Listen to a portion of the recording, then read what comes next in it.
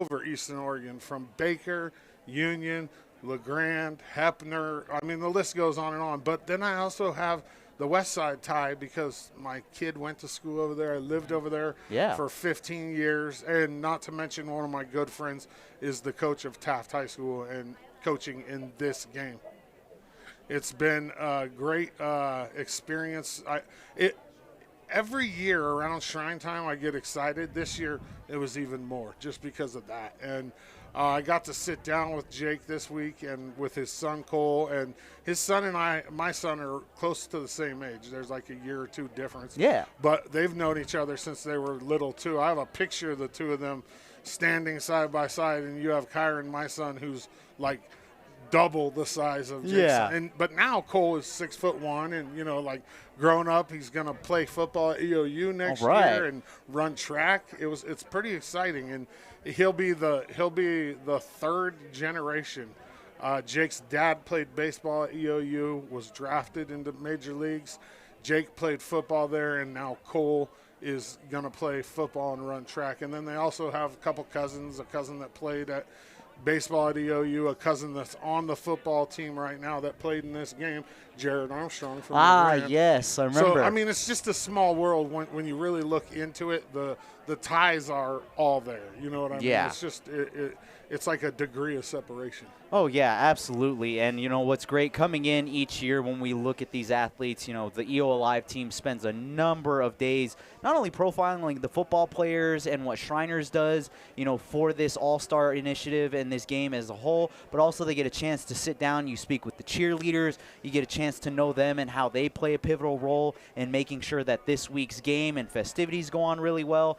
As you mentioned, air quality has been a little tough this year, similar to the 2022 game. We've been fighting a little bit of the air quality, but it's held up just enough that the athletes and their coaches feel comfortable playing out here. So we're excited for those of you that are going to be tuning in and watching tonight's game. There's so many great things going on, so we're excited to bring this action all to you here on EO Live TV. Absolutely. And let's go back to Jake Tolan, the head coach for Taft football. He's also a coach here in this game. He's an EOU alum. He played football at EOU, and he's one of my really good friends, and we got to sit down with him this week. Check it out. My name is Jake Tolan. I am the head coach at Taft High School. I've been coaching football for, probably 20 years almost, here and there, I think I started like an assistant coach at LeGrand High School for, I believe it was Randy Waite. He was the head coach here, and I was an assistant during college, and then I spent a few years at Milt Freewater.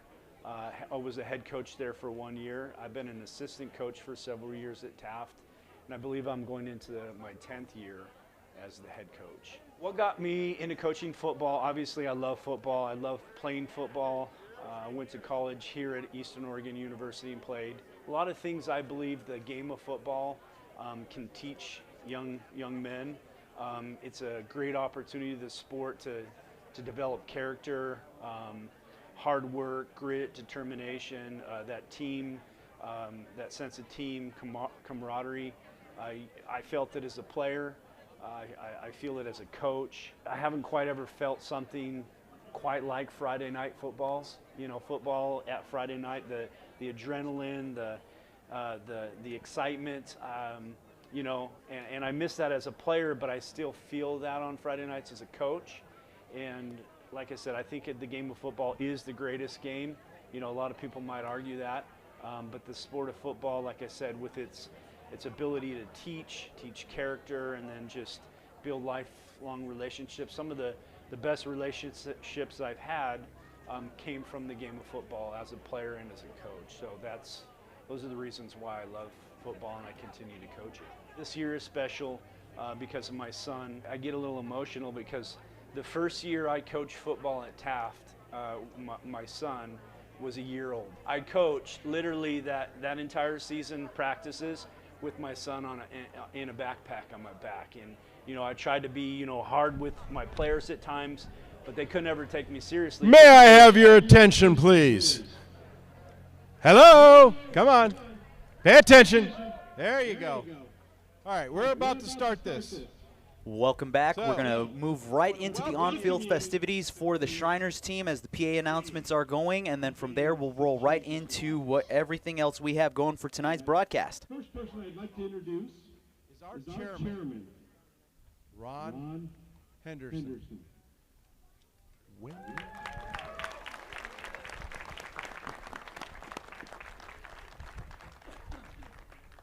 He has a few words of wisdom.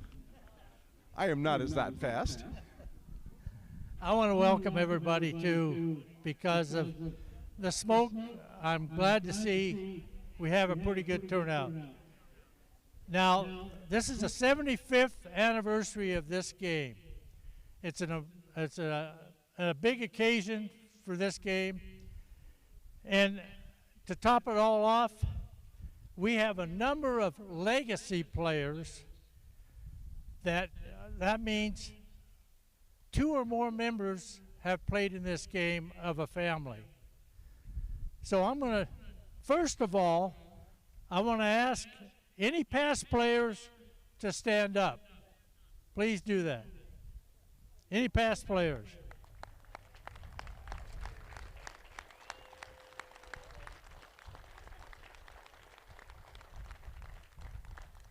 Thank you for your time. And I remember I talked to this guy. He played in 1968. So I'm going to name the players of this game that have had family members play prior to them. And right from here, from Baker City, is Connor Martin, number 5.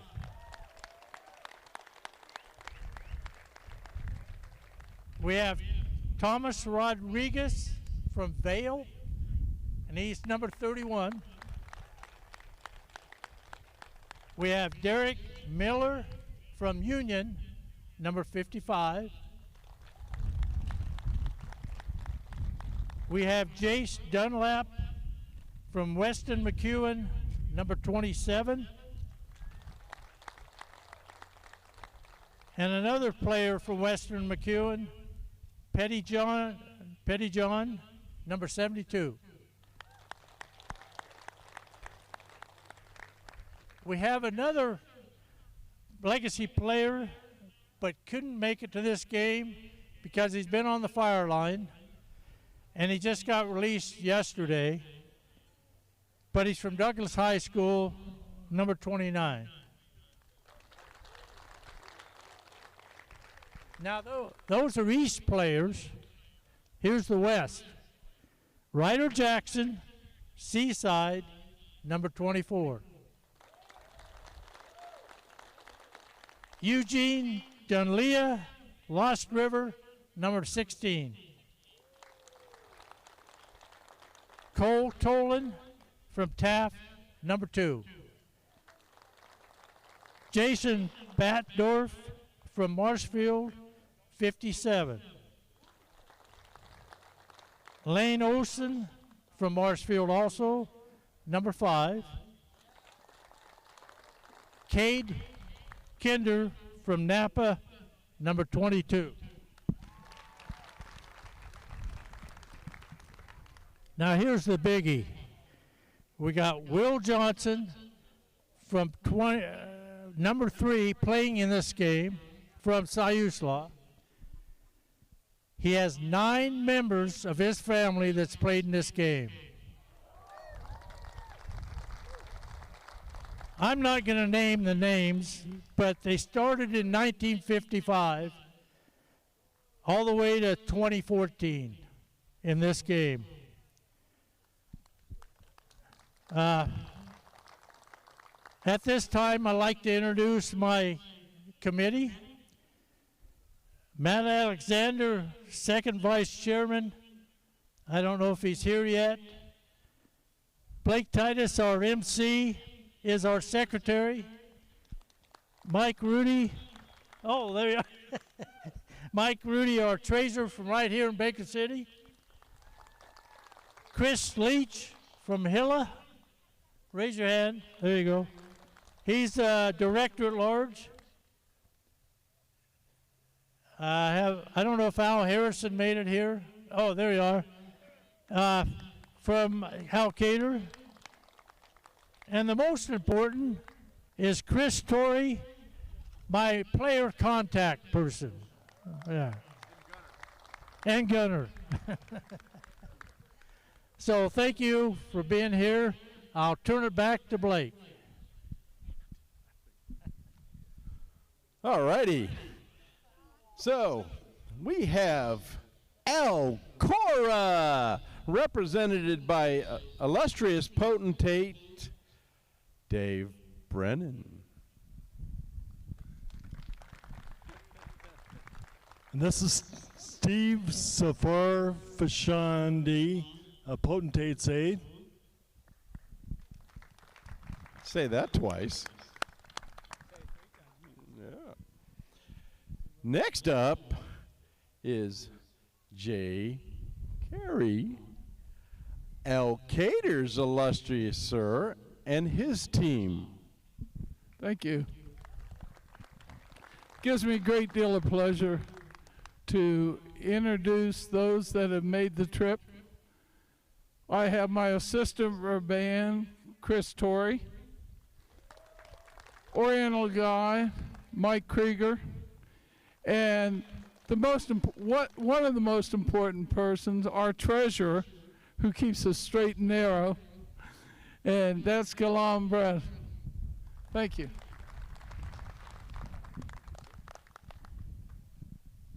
Next up is Hilla's potentate, my potentate, and the one and only illustrious Greg Gilbert. Thank you, illustrious sir. Good game. I have with me this weekend my chief for band, Chris Leach. I have my assister of band, Tracy Morton and Lady Stacy. I have my high priest and prophet, Tobias Kellogg. I have my first lady, Queen of the Nile, Robin Gilbert. I also have, from 2025, past potentate, Blake Titus. Woo. Thank you, illustrious sir. Thank you, Greg. Hey, Blake. Let me see that. Something got missed. I think I need to introduce Gunner. Gunner travels with Al Cater. He's one of the best people on this field. Can't miss Gunner. And he's got an owner. What's his name? I can't remember. Mike, Chris, something like that. Leroy. Now, my ultimate boss on this field is our Grand Master, Richard Varner. And we have another Grand Master, but he'll tell you all about him. Thank you, Blake. First, I better introduce my wife, the First Lady of Masonry. On-field festivities are continuing Varner. here at the 73rd East-West Oregon All-Star Shrine football game. I am William McLaughlin, joined by Kyle Dodds, a.k.a. Doddsy. Doddsy, we're just over a half hour until kickoff. We've had a chance to, again, go through everything through this pregame and just talk about the excitement, you know, lead us into what we've got going on before we get to that kickoff. Well, another one of the things that we do during the week, and they did this at the hospital this year, is we sit down and talk with different staff people with the Shriners Hospital. Yeah, and absolutely. We sat down and talked to David Louie. Check it out. So my name is David Louie. Most people around here call me Dave.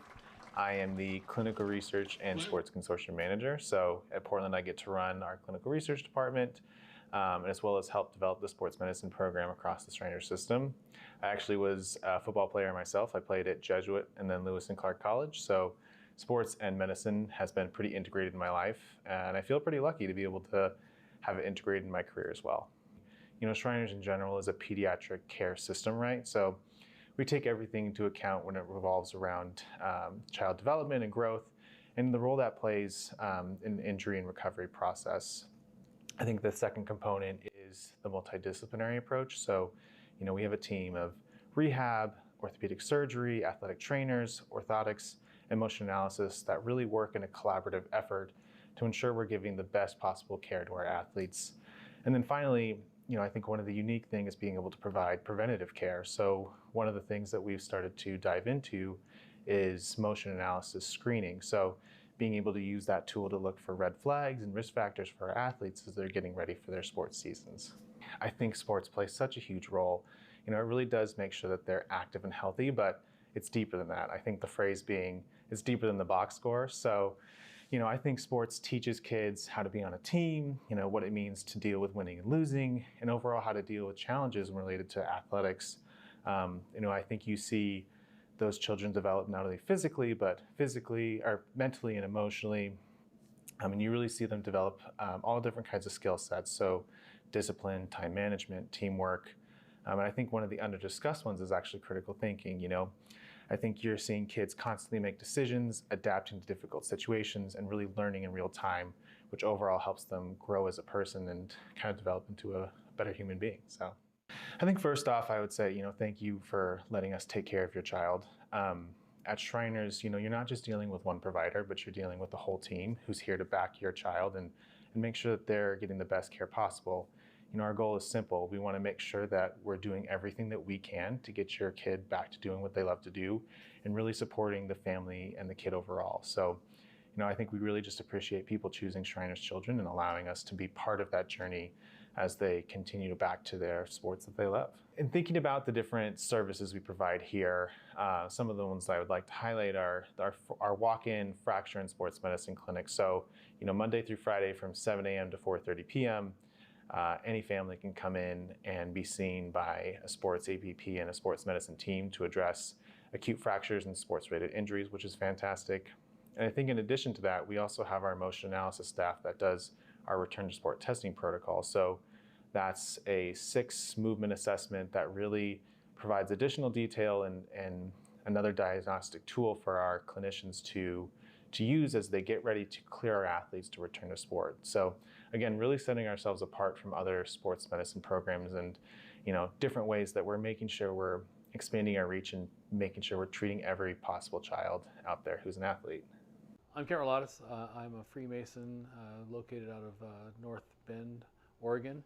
I'm part of the Halo Shrine Temple, and I got involved in Shriners to be part of this game and to be part of what a great thing that happens to young children and being able to have their issues taken care of, and that's something that my goal is to keep on being part of that and keep on the tradition of strong legs run so weak legs can walk. In 1988, I was blessed to come out of Toledo, Oregon, small little school, and was chosen for the Shrine game and got to come on out here and represent the West Side. I had some great coaches when I was out here. Was able to play, had a great time at the game, and from the game I was looked at to attend Linfield College after it. In Alaska, I had coached the game 5 times up in Alaska in the 2000s when I was a head football coach up in Alaska in Wasilla and the area. And then when I came down here, I was able to get involved in the game, help and set up, come out and coach.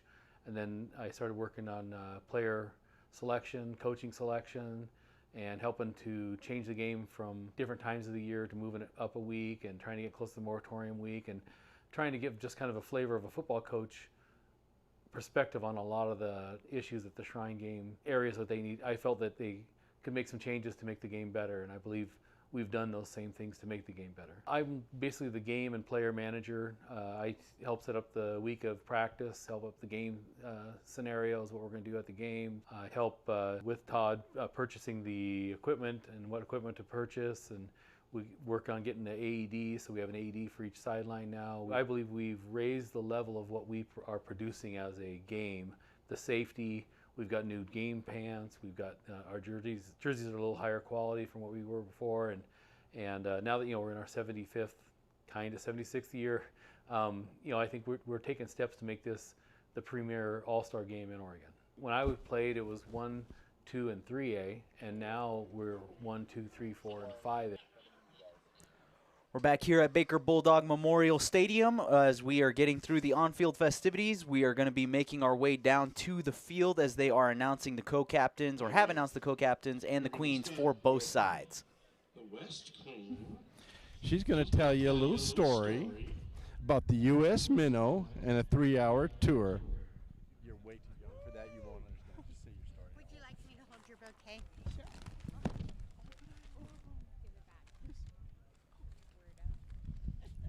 Hi everyone, I'm Lila Davis. I'm from LeGrand and I'm 16 years old. 6 years ago on Christmas morning, I woke up with a lot of shoulder and back pain. A few months prior, my pediatrician thought I might have scoliosis, so she referred me to Shriners Hospital in Portland. I had an appointment scheduled for January or February of 2021, but after waking up that Christmas morning, I thought that I was just in pain because I had slept on the floor of my sister's room on Christmas Eve, but it turned out to be more than that. My parents called to see if Shriners could get me in earlier, and they had an opening on New Year's Eve in Portland. Because of a winter storm moving in, we left the night before so that I wouldn't miss the appointment. Little did I know that I would be officially diagnosed with scoliosis and would spend the next 3 years with Shriners Hospital in Portland, Oregon, to help me fix the degree of my back's curve. For those of you who don't know, scoliosis is a common condition where the spine curves sideways, forming more of a C or S-like shape. This condition can result in back braces and even surgery. When I went to my first appointment at Shriners, I was treated with nothing but love and kindness. Everything was new to me, and I wasn't really sure of the full extent of my diagnosis or of scoliosis. After x-rays and checkups, I was given a back brace that covered my torso and hips. This brace was extremely bulky and uncomfortable, along with being super hot with the extra layers I would have to wear under and above it. I had to wear this brace for 18 hours a day until I was done growing. This was so daunting, and at the age of 10, the finish line seemed so far away. With Shriners' help, they provided me with networks to talk to others going through the same thing, as well as tips and tricks to help ease the pain and discomfort of the brace. After one of my appointments, my mom gave me a Higgy Bears package. This package consisted of a brace, just like mine, but for my stuffed animals. With this, there were pamphlets of places for me to reach out to for support, and a handwritten note by the founder of Higgy Bears, who also had scoliosis. Being able to find these support groups through Shriners was so amazing and helpful. My doctor encouraged me to do so much along the way and told me to keep doing the things that I love. But having to wear a back brace was a huge challenge. Along with it being uncomfortable, I also had to find clothes that would cover my brace so it wasn't obvious that I had it. Finishing elementary school and starting middle school, all I wanted to do was play and run with my friends. But my back brace restricted me from this. My close friends were very supportive of this change, but nothing could change the fact that I still had to wear the brace. Before every appointment, I would hope that magically, by some miracle, I wouldn't have to wear my brace anymore. I remember going to one appointment and breaking down crying because I still had to wear my brace, even with the improvements it was showing. One of the nurses later brought me a juice box and talked with me until I felt better. My doctor, Dr. Bernstein, personally called my family a week later to make sure I was doing okay. I am forever grateful for the love and support that Shriners family showed me during my time there. When I went back for another regular appointment, after 2 years of wearing my brace every single day for 18 hours, they told me that I only had to wear it at night. I was ecstatic. This change meant everything to me. I had gotten so comfortable with the brace now that it was just my normal. After a year of wearing my brace at night, Dr. Bernstein officially told me that I no longer needed my brace. With me growing and wearing the back brace 18 hours a day for 3 years, my spine eventually straightened out enough that I was able to avoid surgery and avoid wearing the brace any longer. For a lot of patients with scoliosis, this isn't always the case. Because I was so young when they caught my scoliosis, I was able to avoid surgery, something a lot of scoliosis patients aren't able to avoid. I was recently able to talk to one of my friend's little sisters who was diagnosed with scoliosis. It was hard knowing that she had to wear the brace like me and had an even higher chance at getting surgery. Being able to help this little girl, even if it was just telling her that this will seem like just a little blip in time in the long run, was so important to me. To be able to help others around me who are going through the same thing as I did makes all the difference. Even though there were days where I just wanted to give up and get the surgery, the support that was shown through Shriners helped me become who I am today. I am now a Shriners ambassador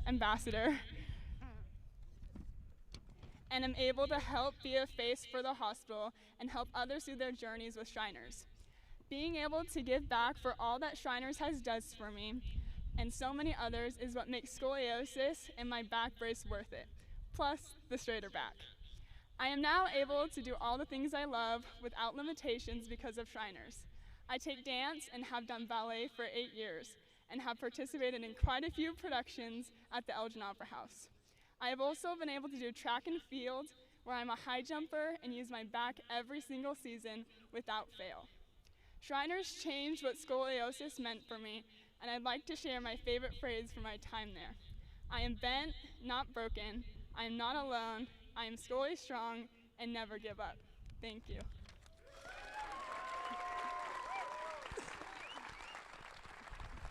Thank you so much.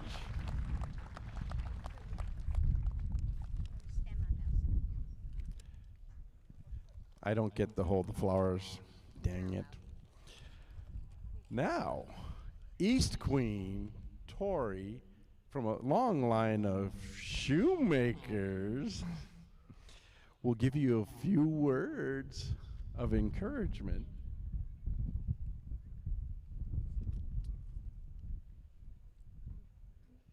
Hello, my name is Torin Shoemaker, and I am 14 years old and from Union, Oregon. I've been homeschooled my entire life and enjoy challenging myself through sports, leadership opportunities, and community involvement. I participate in volleyball, basketball, and track, and I am actively involved in FCA, 4-H, FFA, my church, and my youth group.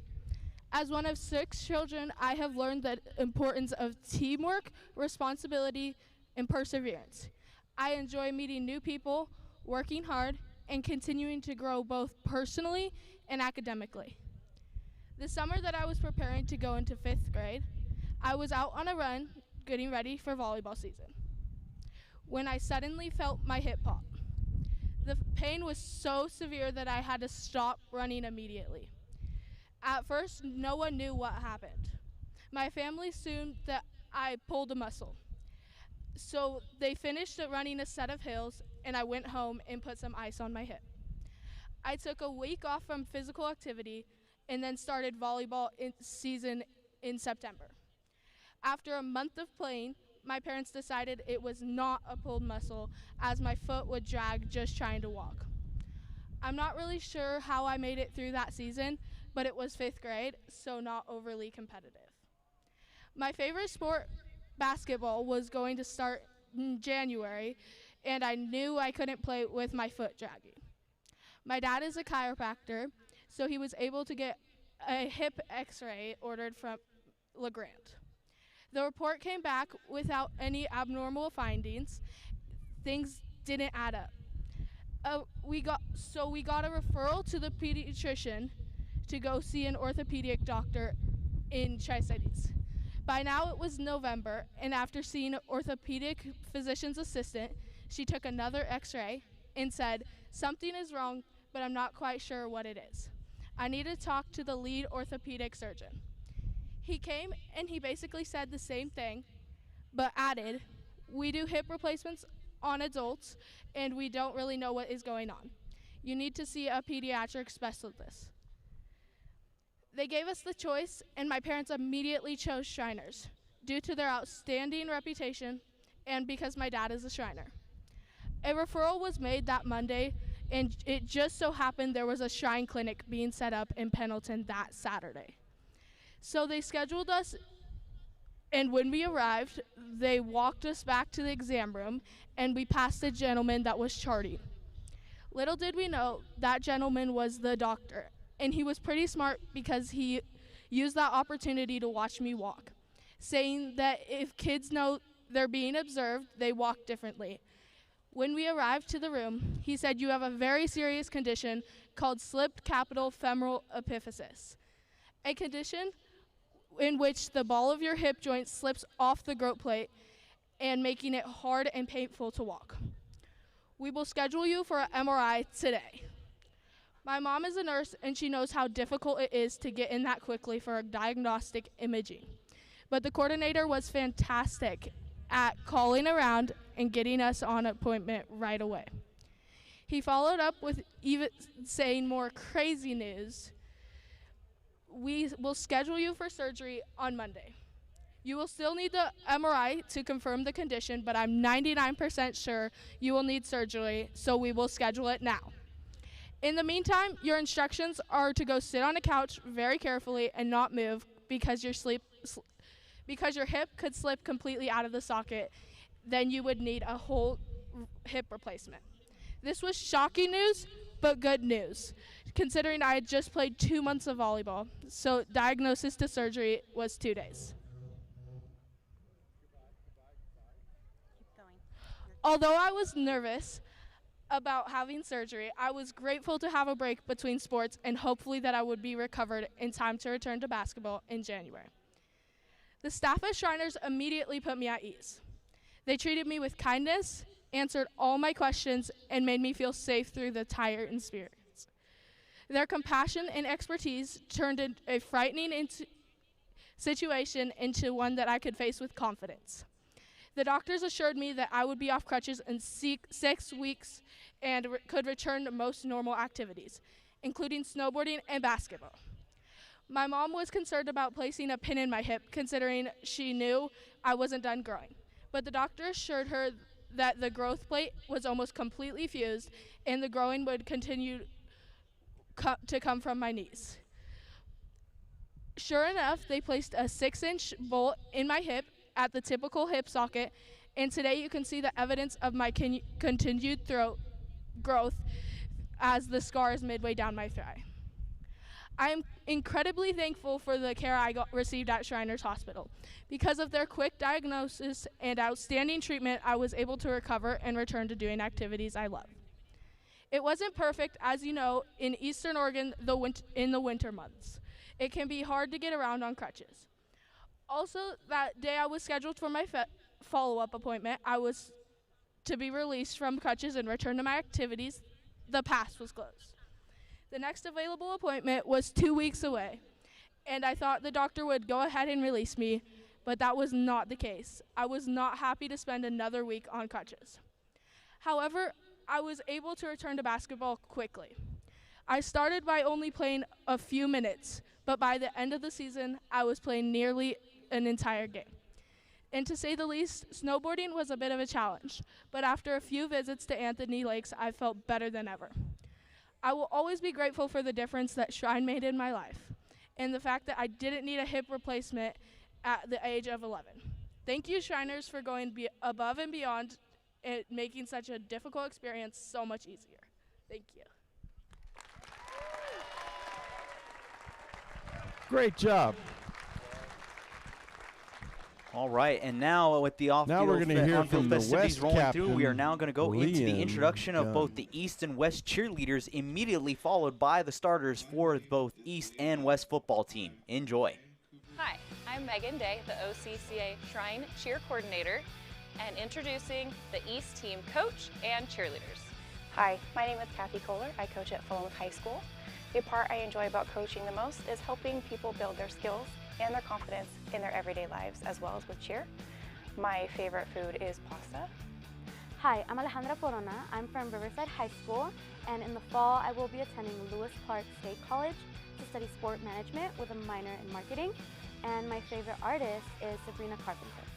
Hi, I'm Lana Curl. I'm representing Sheridan High School, and I plan on taking a gap year and then attending Western Oregon University and studying education. And my favorite food is street tacos. My name is Debbie Derry. I am representing Mazama High School. My plans for next year are to go to Oregon Tech and study nursing, and my favorite artist is Taylor Swift. Hello, my name is Paula Di Mauro. I am representing Riverside Junior Senior High School, and I plan to attend Blue Mountain Community College to finish my associates and then transfer to Oregon Institute of Technology to pursue a degree in medical imaging, and my favorite food is anything pasta. Hi, I'm Cassidy Huffman, and I'm representing Waldport High School here. In the fall, I plan to attend the University of Oregon and study mathematics. And my favorite food is chicken wings. Hello, my name is Robert Manili, and I am representing Sharon High School. Next year, I plan on going to a trade school for electrician, and my favorite artist is Morgan Wallen. Hi, my name is Kylie Middleton. I'm representing Cottage Grove High School. I plan on attending Bushnell University in the fall as an accounting major, and my favorite food is spaghetti. Hi, my name is Anna Morgan. I am representing Douglas High School. In the fall, I will be attending Linfield University, where I will be on the cheer team and majoring in digital art. And my favorite artist is Tate McRae. Hi, my name is Abby Talbert, and I'm representing Elmira High School. In the fall, I plan on attending University of Hawaii to study nursing. And my favorite artist is Noah Kahn. And now, here's your West team, coach and cheerleaders. I'm Kathy Carley. I'm the head coach for Sandy Ann Christian High School. My favorite thing about coaching would be the ministry that it is, pouring into young athletes, helping them grow in character and disciplines. My hero is my mother-in-law. She's the most gentle, kind, giving, and hospitable person I've ever met. Hi, my name is Daniela Barrios. I am representing Amity High School. I will be attending George Fox University in the fall, majoring in social work. And my favorite food is my mom's ceviche. Hi, my name is Carly Brown, and I'm representing Staten High School. In the fall, I will be attending Linfield University and participating in the cheer team. I will also be pursuing a degree in nursing, and my favorite food is French toast. Hi, I'm Ella Carpenter, and I'm representing Amity High School.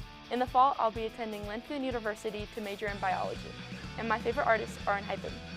Hi, my name is Faith Fortune, and I'm representing Staten High School. In the fall, I'll be attending Chemeketa Community College and pursuing a degree in nursing, and my favorite food is pasta. Hi, my name is Julie Garcia. I am representing Staten High School. In the fall, I will be attending Western Oregon University to pursue a degree in kinesiology, and my favorite food is pasta. Hi, I'm Isabel Gonzalez. I'm representing Cosconet High School. In the fall, I will be going to Elite School of Beauty for hair, and my biggest hero is my little brother Cortez. Go West!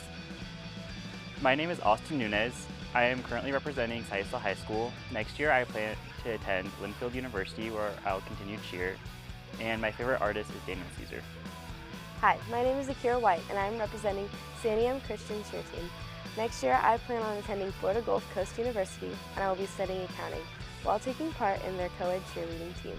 And my favorite food is sushi.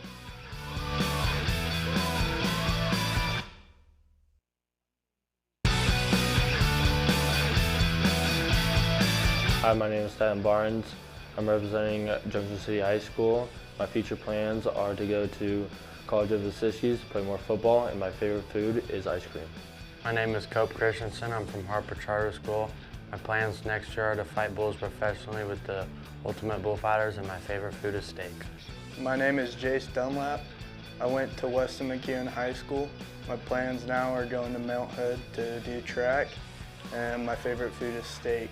Hello, my name is David Finch. I go to Lowell Junior Senior High School, and my plans for next year will be attending Southwestern Oregon Community College to get my associate's degree in criminal justice. My hero is our Lord and Savior, Jesus Christ. Hi, my name is Chase Franklin. I'm from Adrian High School. My future plans are to extend my football career at Eastern Oregon University. My hero's got to be my parents. My name is Caleb George. I represent Hebner High School. I plan on joining the electrical apprenticeship, and my favorite food is whatever my mom makes. Hi, my name is Will Johnson. I'm from Sayusla High School. I plan to attend Willamette University and do track and field. My hero is my dad, and my favorite food is lasagna. My name is Riley Krantz, middle linebacker from LeGrand High School. My plans are to attend EOU to continue playing football. My hero is my dad. My name is Connor Lloyd. I went to Junction City High School. I'm going to College of Siskiyou next year, and my dad is my hero. I'm Daniel Maldonado from Baker City High School. My plans are to go to Northwest Lineman College in August in California, and my favorite food is street tacos.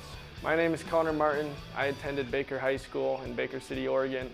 I will be going to Treasure Valley Community College this fall, where I will be studying ag business and fire science. And I would say my hero is our Lord and Savior, Jesus Christ. My name is Landon McMahon. I'm from Hebner High School, and I plan to go to Linfield University to wrestle and to study psychology. And my favorite band is 311. Hi, my name is Colton Miller. I went to Burns High School. I plan to play golf at Southwestern Oregon Community College. My favorite food is steak. My name is Derek Miller. I'm from Union High School. In the fall, I plan on attending EOU to study sports medicine, and my favorite food is mac and cheese. Hi, I'm Tyler Munlin. I go to Adrian High School. Next year I'm going to Wyoming, Wyotech to do automotive and high performance, and my favorite food is sushi.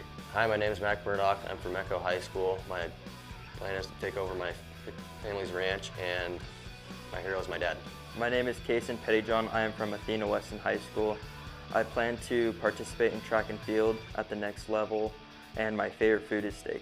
My name is Thomas Rodriguez from Vail High School. My plans after this is to go to TVCC to get a natural resource degree. My hero is my dad. My name is Caleb Scaglione. I went to Cascade Christian High School. I'm going to play football at Southern Oregon University for college, and my role model and my hero is my dad. My name is Hayden Taylor. I come from North Valley High School. My plans are to go play football at Simpson University. My hero is my Lord and Savior, Jesus Christ. My name is Owen Walker. I'm from Caldera High School. My future plans are to go to Southern Oregon University to play football, and my favorite food is steak. My name is Reese Willis. I went to Douglas High School. My plans for next year are either going into the workforce or the military, and my heroes are both my parents. My name is Jack Wright. I'm from Burns High School, and I plan to attend Arizona Western College to play baseball, and my favorite food is steak. My name is Blake Barger. I attend Estacada High School. Next year, my plans are to go to Montana Tech and become a lineman, and my hero is my best friend, Sophie. My name is Jameson Batdorf. I'm from Marshfield High School. My plans for next year are to attend trade school for welding, and my favorite food is steak. My name is Aiden Blackshire. I went to Claxton High School. After high school, I want to start my electrical apprenticeship, and my favorite artist is Little Uzi Vert. My name is Griffin Boomer. I'm from Tillamook High School. I plan on playing basketball at Mount Hood Community College next year, and my hero is my dad. My name is Brody Buzzard. I'm from Marist Catholic. I'm going to be continuing my football career at Western Oregon University and studying Earth and Environmental Science, and I want to say that my hero is my brother Mason. Hi, my name is Tanner Cagwin. I'm representing Napa High School. My future plan is to go into the trade, and my hero is my grandpa. Hi, my name is Russell Carver. I'm representing Clatskanie High School. My plans for after high school are joining trade school for carpentry, and my favorite artist is Juice WRLD. Hi, I'm Kyle Diaz. I am representing Lost River High School. My future plans are to attend KCC and get my diesel technology degree and continue farming with my family, and my favorite food is mac and cheese. Hello, my name is Eugene Callan Dunley. I'm from Lost River High School. I plan on going to Calumet Community College and doing diesel technology, and my favorite food is Texas Roadhouse buttery rolls. Hi, my name is Hunter Etzel. I'm representing Staten High School. I plan on working after this, and my hero is my dad. My name is Riley Gilbreth. I go to Taft High School. After high school, I plan to enter the workforce, and my favorite food is biscuits and gravy. My name is Cameron Higgins. I represent Gold Beach High School. My plans after high school is to go to Southern Oregon Community College to pursue my track career, and my hero is my mom. I'm Ryder Jackson. I'm from Seaside High School. After this, I plan to go to college at Seattle Pacific University to run track and field, and my favorite artist is Uno Miles. Hi, I'm Jason Kelly. I'm from Yamhill Carlton High School. After high school, I'll be going to Linfield and playing football there, and my favorite artist is Bruno Mars. My name is Cade Kinder. I'm from Napa High School. I plan on becoming an electrician and joining the electrical apprenticeship. My favorite food is steak. My name is Jared Barton. I went to Banks High School, and I'm going to Western Oregon to play football, and my hero is my mom. My name is Asher Maxwell. I went to Dayton High School, and I plan on finishing out my contracting apprenticeship at PCI Boise, and my favorite food is steak. I'm Lane Olson. I am from Marshfield High School, and my future plans are to serve an LDS mission in Ecuador for the next 2 years, and my favorite food is Mexican food. My name is Brody Panook. I'm representing Kennedy High School. I'll be going to Oregon State University, and my favorite food is steak. Hello, I'm Julian Perez. I'm representing Lost River High School.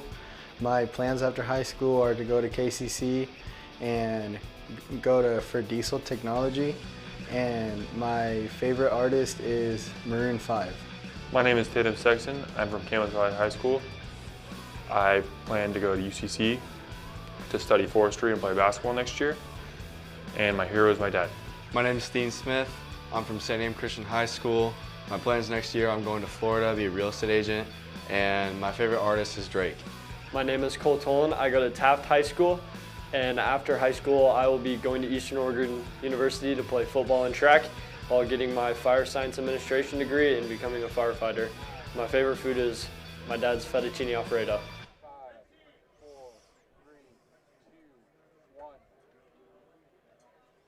Welcome back here to Baker Bulldog Memorial Stadium for the 73rd game of the Oregon East-West Shrine All-Star Football Game. My name is Will McLaughlin, joined alongside here by Kyle Dodds, a.k.a. Doddsy, for tonight's game. Doddsy, we've seen the player introductions. The East team is on the field right now getting warmed up. We got a chance to see the co-captains and the queens for the respective sides.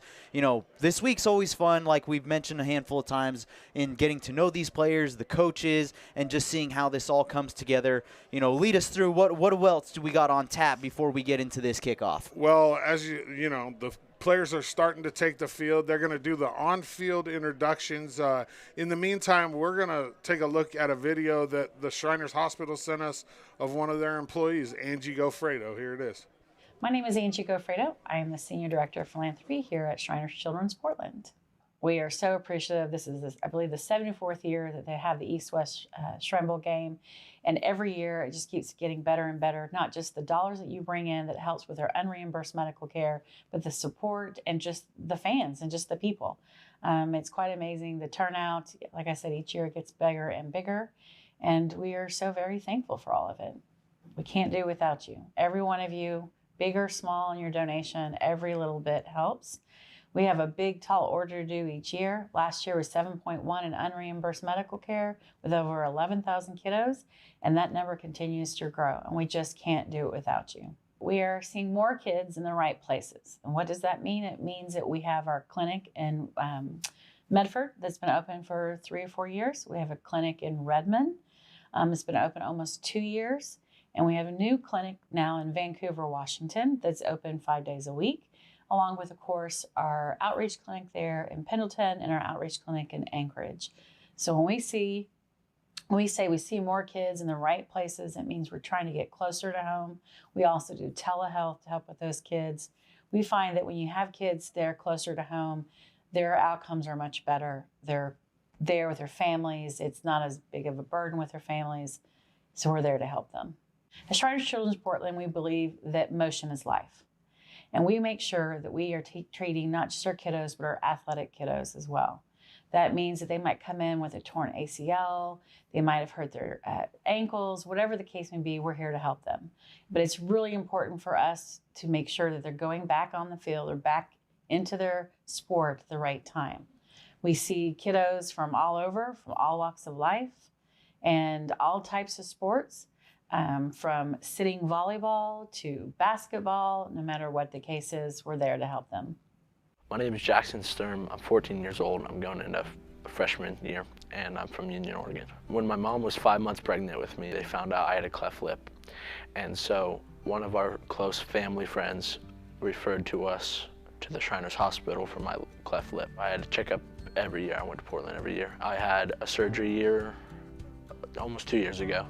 And what they did then was repaired the muscle in my lip, so they cut it back open, repaired it, pulled it down, sewed it back together, and tried to make it better. When I was 6 months old, they sewed it together, and those are the only 2 surgeries. But ever since then, I've been going to the Shriners Hospital every year. If I didn't have Shriners, it wouldn't look as good as now it has.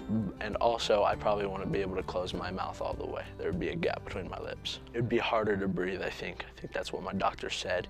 And also, they were afraid that I was gonna have a cleft palate, but I was very lucky and I didn't have a cleft palate, so I only had the cleft lip. My doctor was always the biggest part of my journey at Shriners Hospital. He was very funny and very comfortable when I was doing my surgeries. I was nervous a little bit, but he would always make jokes. Every year I came, he was always talking about how much taller I was getting than him. It was a very great time going to Shriners.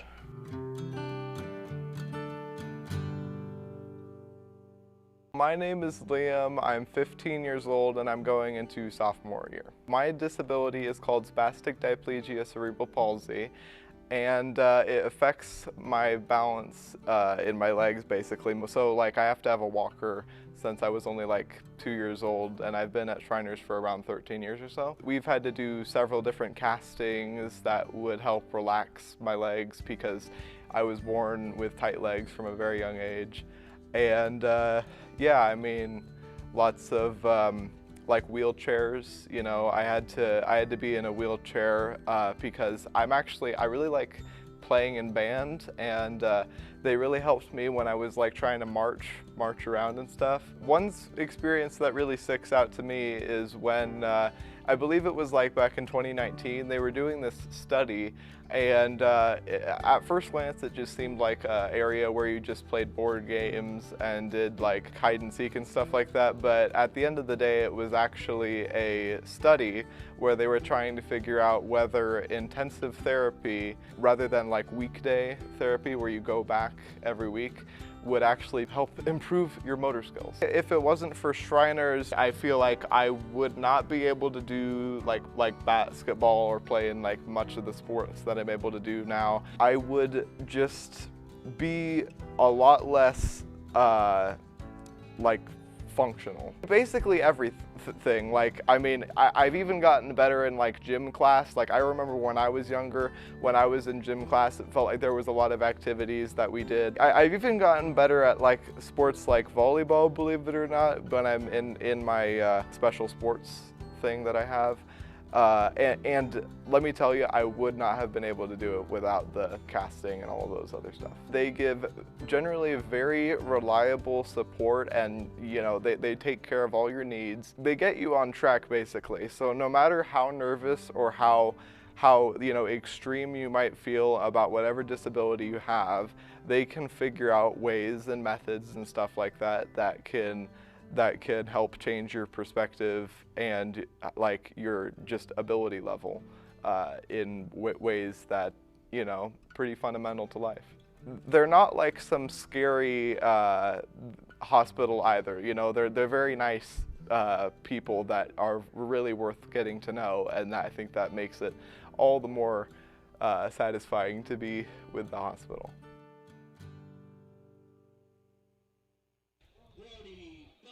I'm Kent Rolatis. I'm a Freemason located out of North Bend, Oregon.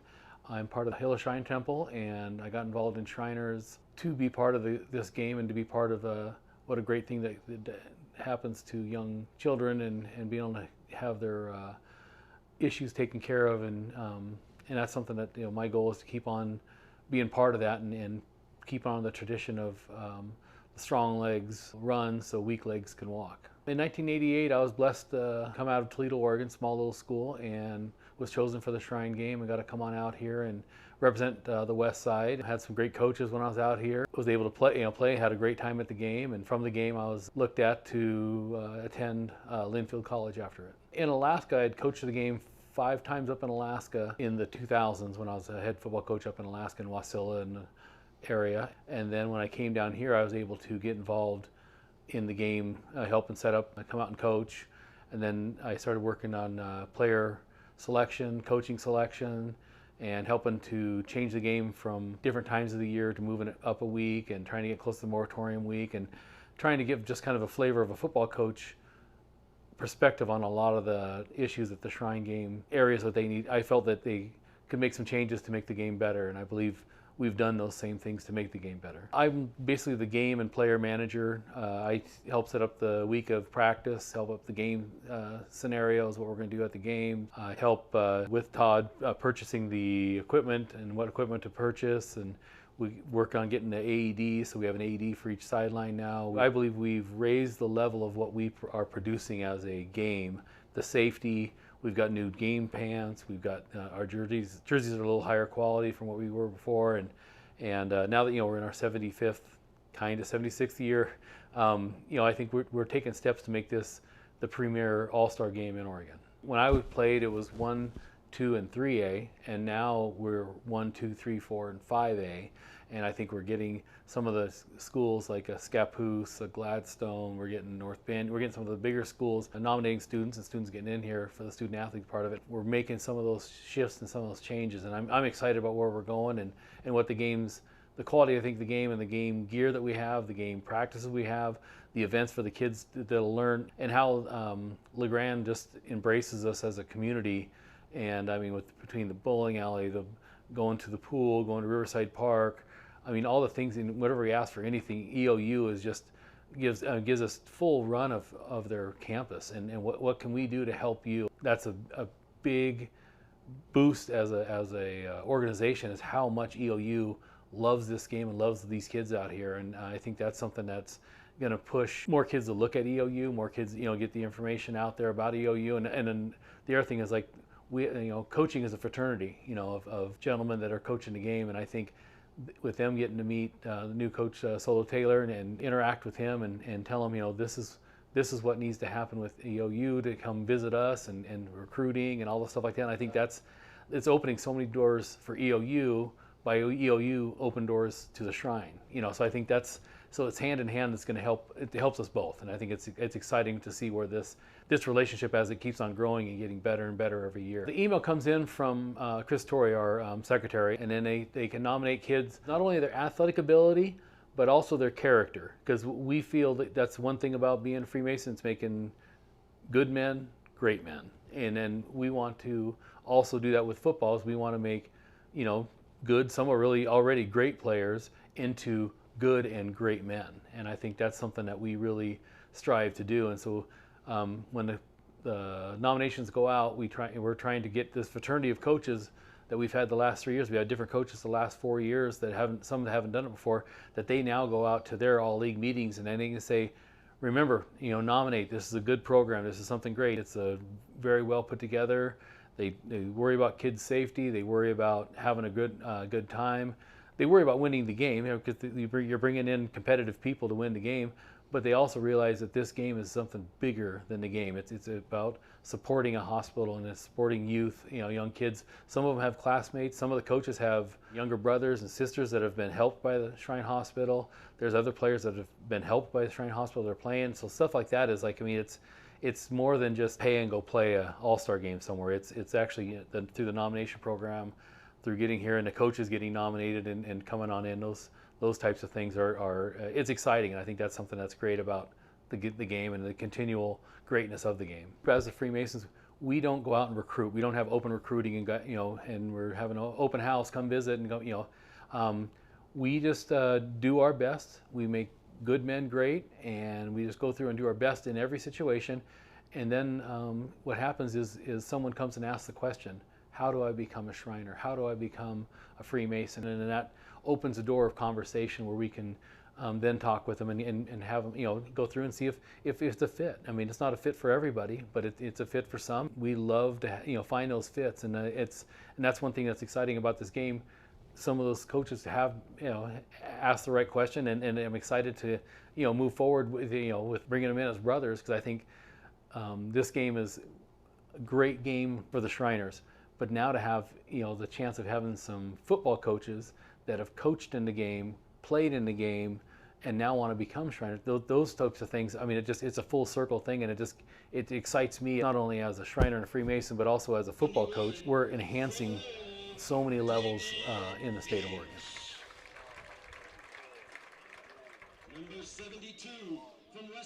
Yeah, so we rolled the videos of the East and West co-captains because we didn't stay on the field with them. And then that right there was Kent Riolatos, and he's the player manager, and he basically runs this game for the Shriners. He played in the game. He's coached in Oregon. He coached the game in Alaska. and he's a Shriner from down Southern Oregon, and he just does a great job. And, yeah, we're back here in the booth getting ready, Willie. Yeah, it's going to be a fun one. You know, you and I, as we were going through all the festivities and watching the pregame, you know, action and everything, one thing that sticks out is definitely that the teams are smaller this year in the sense of their numbers. You know, with everything going on leading into the summer, it's always a challenge. So we're excited to see how things play out. We're going to turn it down to the field now for the national anthem.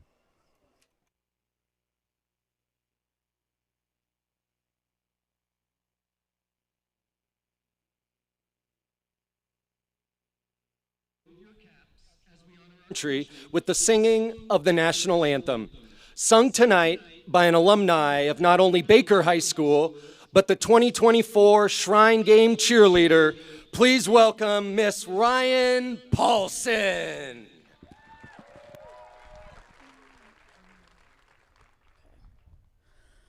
Oh, say, can you see by the dawn's early light what so proudly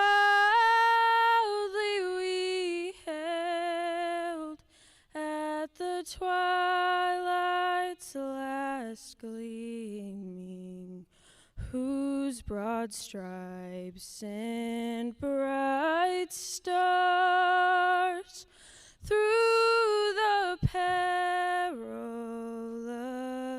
fight o'er the ramparts we watched were so gallantly streaming, and the rocket's red glare, the bombs bursting in air, gave proof through the night that our flag was still there.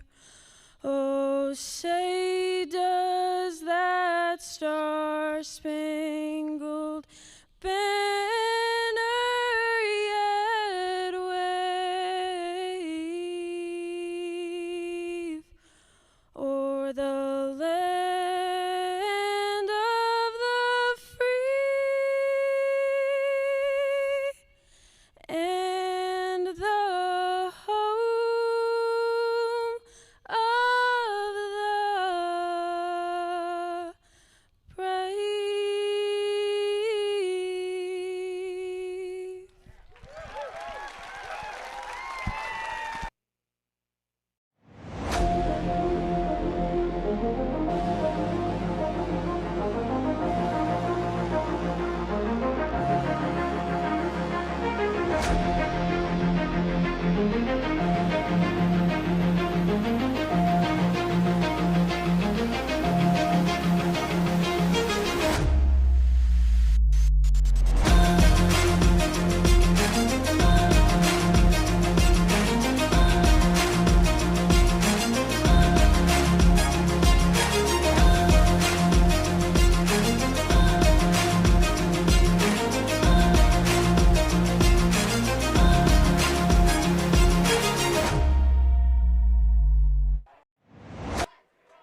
Welcome back here to Baker Bulldog Memorial Stadium and EO Live TV's production of the 2026 East-West Oregon All-Star Football Game through the Shriners Hospital in Portland. The great game that has happened for 73 years. This game has happened. It is the 75th edition, and for the EO Live team here and those of us in the booth and part of the broadcast team, this will be our 6th year in a row covering it.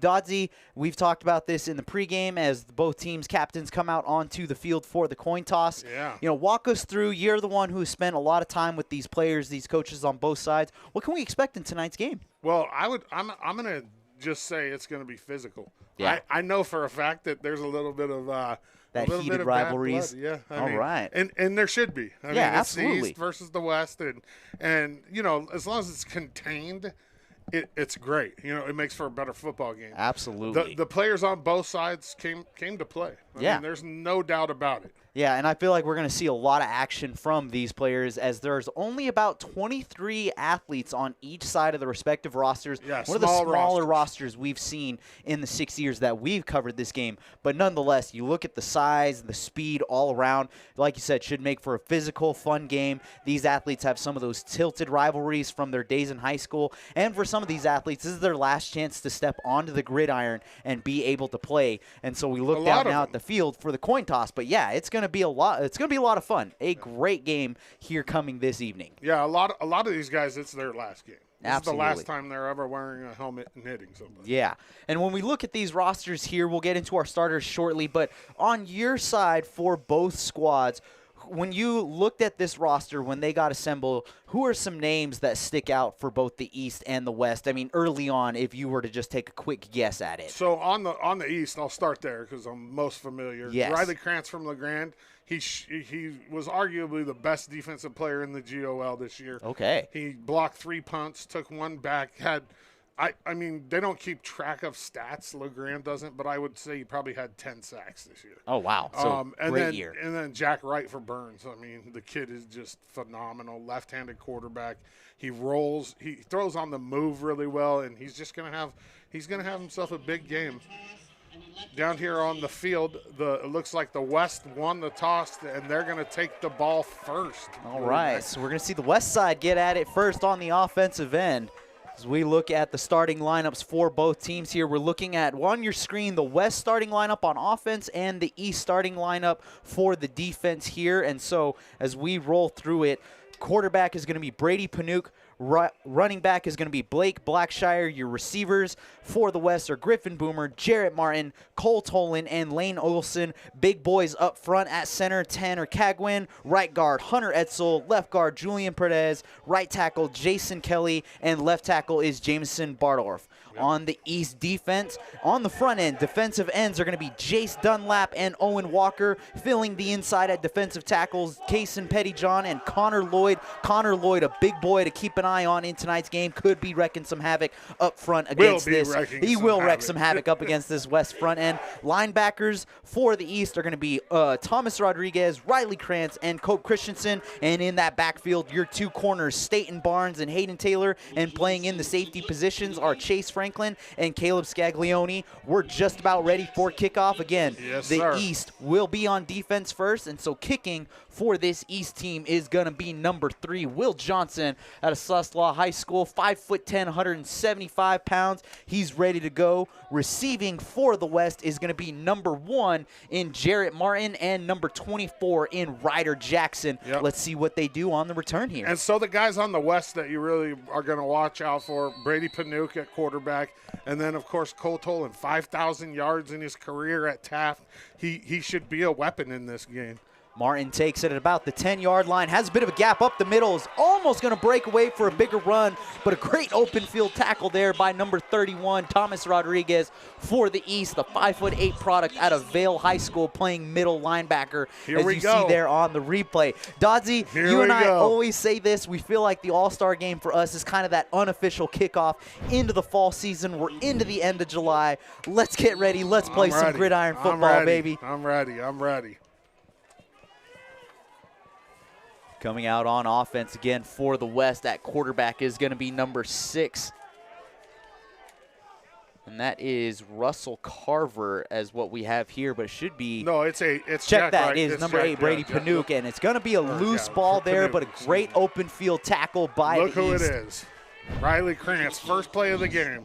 Showing some excitement there, too, Krantz is, as the run is really about maybe a yard, if anything at all. So it's going to bring up 1st and 10. It might have been a loss for a yard there for this West offense. So bit of a sluggish start. What do we need to see out of the West to kind of get things rolling here? I mean, they're going to have to put the ball in the air. This front for the East and the linebacker core is tough. Yeah. And, I mean, the ball's going to go in the air right here.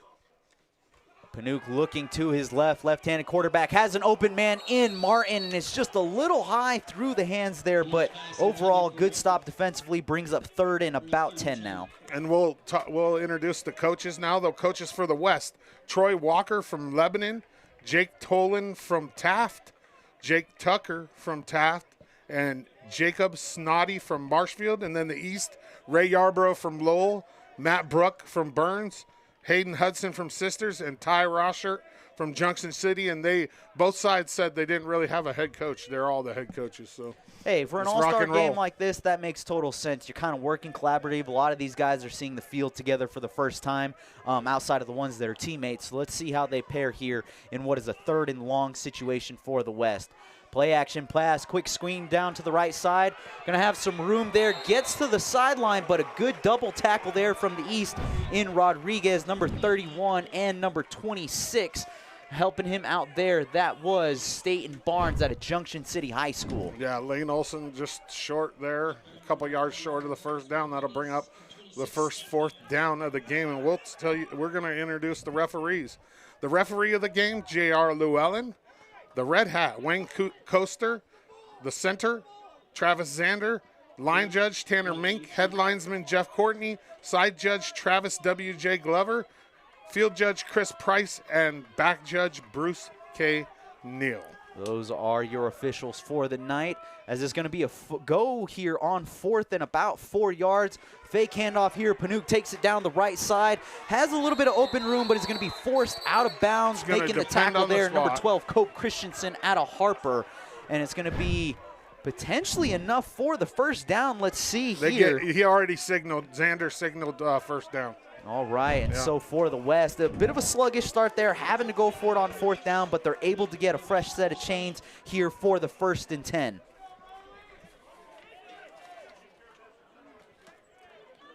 We're going to talk about the sponsor of the game, the Oregon Freemasons, the title sponsor for 175 years. Oregon Freemasonry has connected men of character who are dedicated to live a life of integrity, service, and brotherly love. Learn more at OregonFreemasonry.com. Loose ball there. Panook's going to take it up, but is immediately hit by number 27 from the East. Jace Dunlap out of Weston McEwen just came hauling into the picture as Panook not really able to handle the shotgun pass there, and so that's going to be marked down as a sack. Really tough for the West there after getting that 4th down conversion. Is going to bring up 2nd and let's say a country mile to go here, about 2nd and 18. 9:48 left here to go in this first quarter as the West backed up and in a tough spot. The East just took the big boys out of the middle for a little breather, so we have a little bit of less size in the middle for the East right now. Let's see what the West can do to take advantage of that. 3 receivers at the top of your screen. Panook looks down the right sideline. He's got the throw made, and it's just in front of his receiver. Intended man there looked like that was number 26 for correction. That was the defensive back. That was number 1, Jarrett Martin, that was the receiver. Yeah, well in front of him, and for the East, almost a chance at a free interception there was Barnes out of Junction City, but just not able to pull it in. And now for the West, I mean, talk about deja vu here. Quick through this series and already in a tough 3rd down situation. 3rd and 18 coming now for the West All-Stars. Panook back to pass, looks for a quick screen, is going to be popped up and not able to bring it into the hands there. Intended receiver number 81 and Griffin Boomer out of Tillamook, and now it's going to be 4th and 18 and likely going to see the punt unit coming here. Let's see what the white hat gives us. Yeah, no punts in this game, so it'll just be a 35 changeover. And I wonder the last time this game both starting quarterbacks were left-handed. You know, in all the time that we've covered this game, I don't think we've seen that on either side. So, fun fact for those of you watching back at home, it is a game with 2 left-handed starting quarterbacks. And if you are tuning in for the first time ever in the Oregon East-West Shrine All-Star football game, again, they do not punt in these games. It's an automatic 35 yards the other way. We'll poke a little fun at it just because we can, but great punt by the West puts the ball now going to be at the East 29-yard line as they get their first drive going here. We'll get through this initial series and then look at the starters. But for the East, going to try to get on the board first after a tough series from the West. Right with the play action pass, immediately on the slant, finds an open man for a gain of well over 15 yards. That's his high school teammate, Colton Miller, on the catch. The Burns connection to start the game. And you and I talked about that in the pregame, that connection's likely going to be one we see constantly. So Miller bringing it in immediately brings up a new fresh set of downs for the East, wasting little time here. Ball on their own 41, already kind of knocking at that door at midfield with some great starts here offensively. Let's see how the West counters on the defensive end. Jack Wright will go to Arizona to play baseball next year, the starting quarterback here for the East. Hand off to the running back, has a huge gap up the middle and is going to push his way forward, looking for a gain of about roughly 7 yards. Right behind the big fella right there for the East. Connor Lloyd up front with the big block, frees up the running back, and I have a feeling we're going to see that a lot tonight, off tackle. Yeah, Lloyd at number 74, the defensive lineman at Junction City. He's 6'4", 320 pounds, and getting that 7-yard run there was North Valley High product number 2, Hayden Taylor, before the West was able to bring him down. 2nd and 2 coming here. Handoff once again to Taylor, takes it through the right side, has a little bit of breathing room, is going to get the first set of downs here, the first down, making the tackle for the West there. Initially making contact is the outside linebacker, Russell Carver, but again, not before the first down for the East. They're now in West territory and really not showing any signs early on of slowing down offensively. No, I mean, the East has a lot of weapons, and the West is going to have to cut those weapons down, or they're going to be in trouble. 7:48 and counting here in the first quarter of tonight's game. Wright with 3 receivers on the bottom side of your screen here, rolls to his left. The lefty looks immediately down the right side of the field, has some breathing room. Ball is broken up, but an easy holding call coming here against the West defense. We got a fresh set of downs by default of penalty coming for the East offense. Yeah, unfortunately there for the West, you can't hold on to the receiver. Yeah, and that one looks like it's going to go against number 22 for the West. See what the White Hat calls here.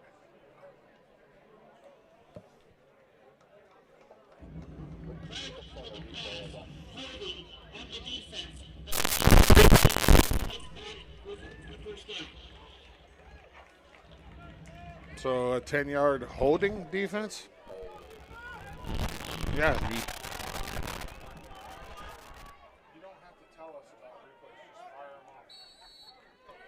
So Wright coming back into it now. 2 receivers on each side, going into that straight shotgun shotgun set, just a spread offense here for this East offense. 4-man front on the West, going with the traditional 4-3. Wright immediately looks to the top side of the field. Spin move by the receiver. Another flag down. Really no gain here after a lot of footwork, as you're going to see on the replay. But we'll see how this West team counters on the defensive side. Yeah. They are a little undersized here compared to the East in that height. And so far, we've seen a little bit of a speed difference coming from the East. The West running a traditional 4-3 front on the defensive side. Right now, I think for them, it's going to be really about dictating the pace of this East offense and slowing them down through the air as much as possible. I think this penalty is going to go against the East. We'll see here with the White Hat. So we'll just go right back to where we were before the first penalty. Yeah, pretty much. It's going to play even out easily here. Those of you watching at home, too, we do have a number change for the West. He was wearing number 9 on our jerseys here, but it is going to be number 22 in Cade Kinder out of Napa, the defensive back who had that penalty hold against him earlier. Just for those of you watching at home, as Wright hands it off once again to Taylor, has room on the right side, breaks through a couple of tackles before he's brought down. Going to be a gain of about 4 to 5 yards, sets up second and a little bit more manageable here for the East. Yeah, that jersey, they gave him a jersey at the beginning of the week and it didn't fit, and they told me that they were going to put him in 9, so that was the issue there, but we got to figure it out. He's in 22. We are all set here as we got a couple of rotations coming on both sides. We look back at the East offense. They're going to have 3 receivers on the near side of the field. Wright surveying, drops back to pass, rolls to his left immediately, finds a man on the out route. Making the catch there is number 6 and is pushed out of bounds. That coming from Caleb Scaglione, a.k.a. Skaggs, out of Cascade Christian High School. Great catch by him there on the out route and being forced out of bounds. A pair of West defenders pushing him, making that initial contact, looking like that was number 16, Eugene Dunley, out of Lost River High School. He's able to push him out, sets up 3rd and long here. It's going to be about 3rd and 18 with just over 6 minutes and some change left here to go in the first quarter. Yeah, let's see what the East has in their bag of tricks here to try to get this first down. They need, what, about 16 yards, William? Yeah, 16 to 18 yards here. They're already in the West territory, but nowhere near close to field goal range. Let's see what Wright pulls out here on the 3rd and long situation. Clean pocket, he rolls to his left, looks down the far side of the field. He's got an open man in number 8, and the ball is dropped. In correction, that was number 6. Caleb Scaglione missing the chance at a touchdown there. He had Martin beat from the step. Dusted. Just a great inside out move on the post, and just nice ball there by Wright, and Skaggs just not able to bring it in. Martin celebrating there, but I feel like Mother Nature gave him a break on that one. For sure. There's no doubt about it. No doubt. But, hey, you know what? I would have celebrated that, too. Absolutely, yeah. I did that.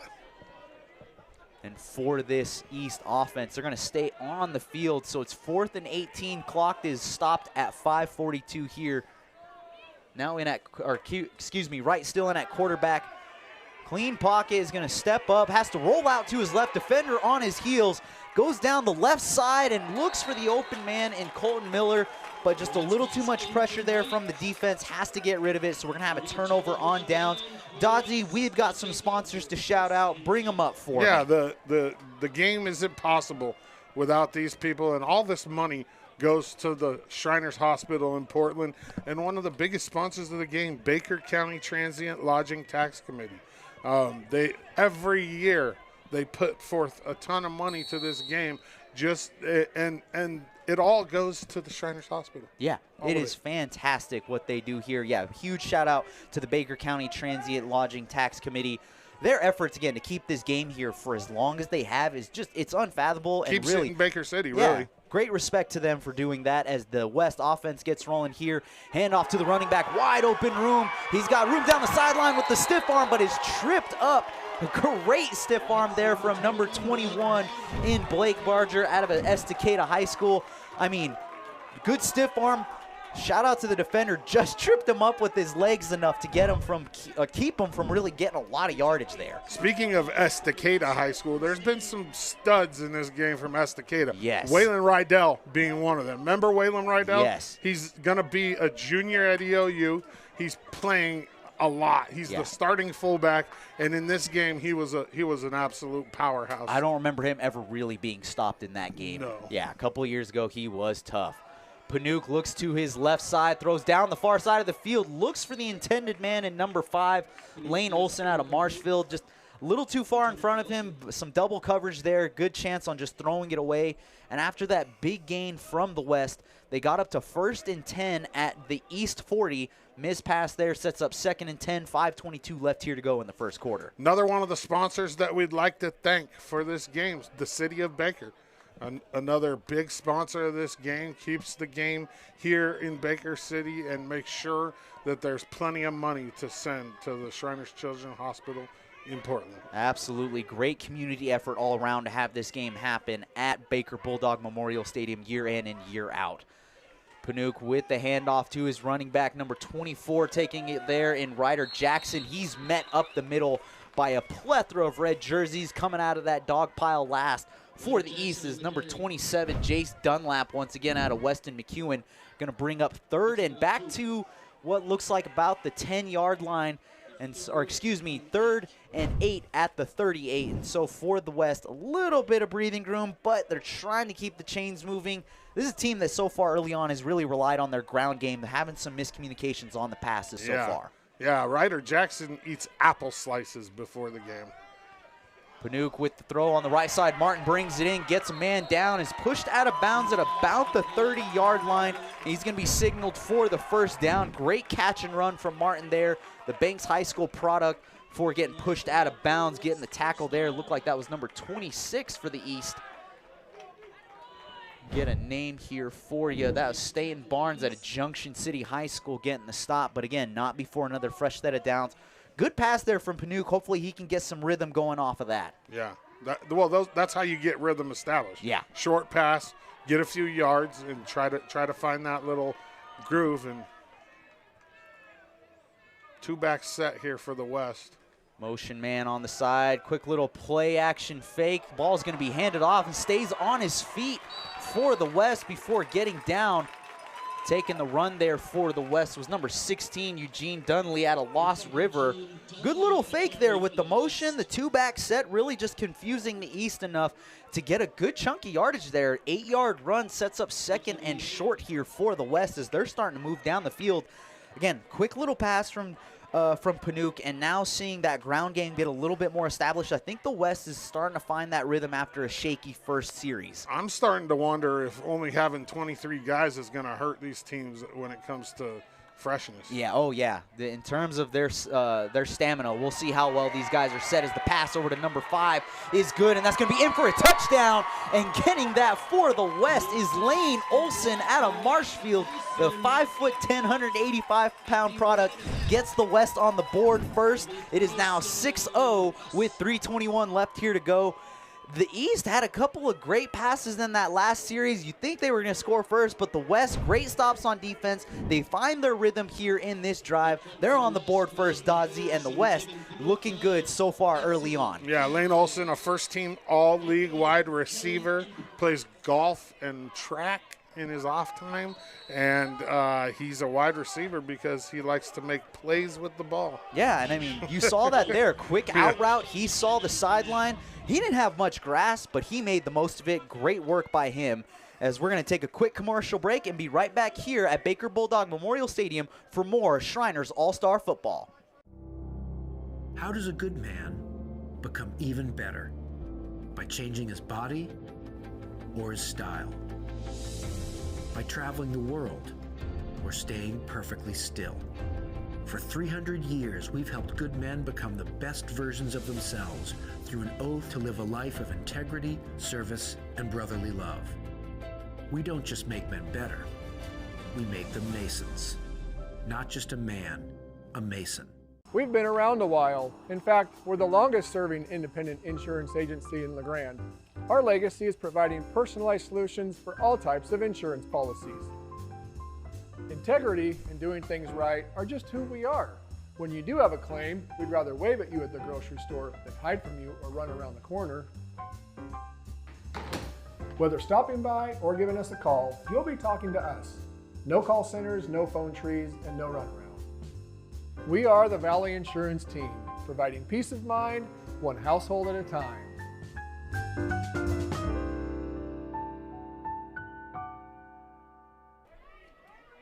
Back here at Baker Bulldog Memorial Stadium for the East-West Shrine All-Star Football game. The West getting on the board first thanks to the touchdown. In the Wildcat here. Yeah. 1 for 2. Quick run by Martin. He's going to try to get over a defender, but is tripped up there by Dunlap for the East. And so it's going to stay at 6-0 on the scoreboard. We're waiting on the board team here to actually adjust the score. Oh, correction. They didn't give him the touchdown. What happened? Wow. I completely missed that. Oh, man. I thought he had that touchdown. Oh, wow. So it's going to be 2nd and goal after the trip up. I guess they must have looked at each other and thought he stepped out of bounds, but they took a timeout? Yeah. I could have sworn they were going to line him up for it. Well, yeah, for us, those of you watching right at home, we were excited about a touchdown that apparently never happened. So now we're at 2nd and goal. Handoff goes back to Martin on the Wildcat. He's got some room on the left side, and he's going to trot in for the touchdown there. Unfortunately, it doesn't go to Olson, but Jarrett Martin out of Banks High School, the 6', 195-pound receiver, he is going to get the West on the board here first, and so brings it to 6-0. Dodzy, we'll have to look at that replay at halftime, but I could have sworn Olson, he teetered that line really well there, but apparently he is not going to get the touchdown, but Martin is able to walk it in, and the East is down 6-0. Look at this. I love it when the big guy kicks. This is the highlight of the day for me right here. Julian Perez is going to kick the extra point here for the West. Cole Tolan on the hold. And he made it. Perez nails it through the upright. The 6-foot, 290-pound offensive lineman gets the extra point. It is now a 7-0 lead for the West. 2:33 left here to go in this first quarter. We'll take a quick commercial break and be right back after this.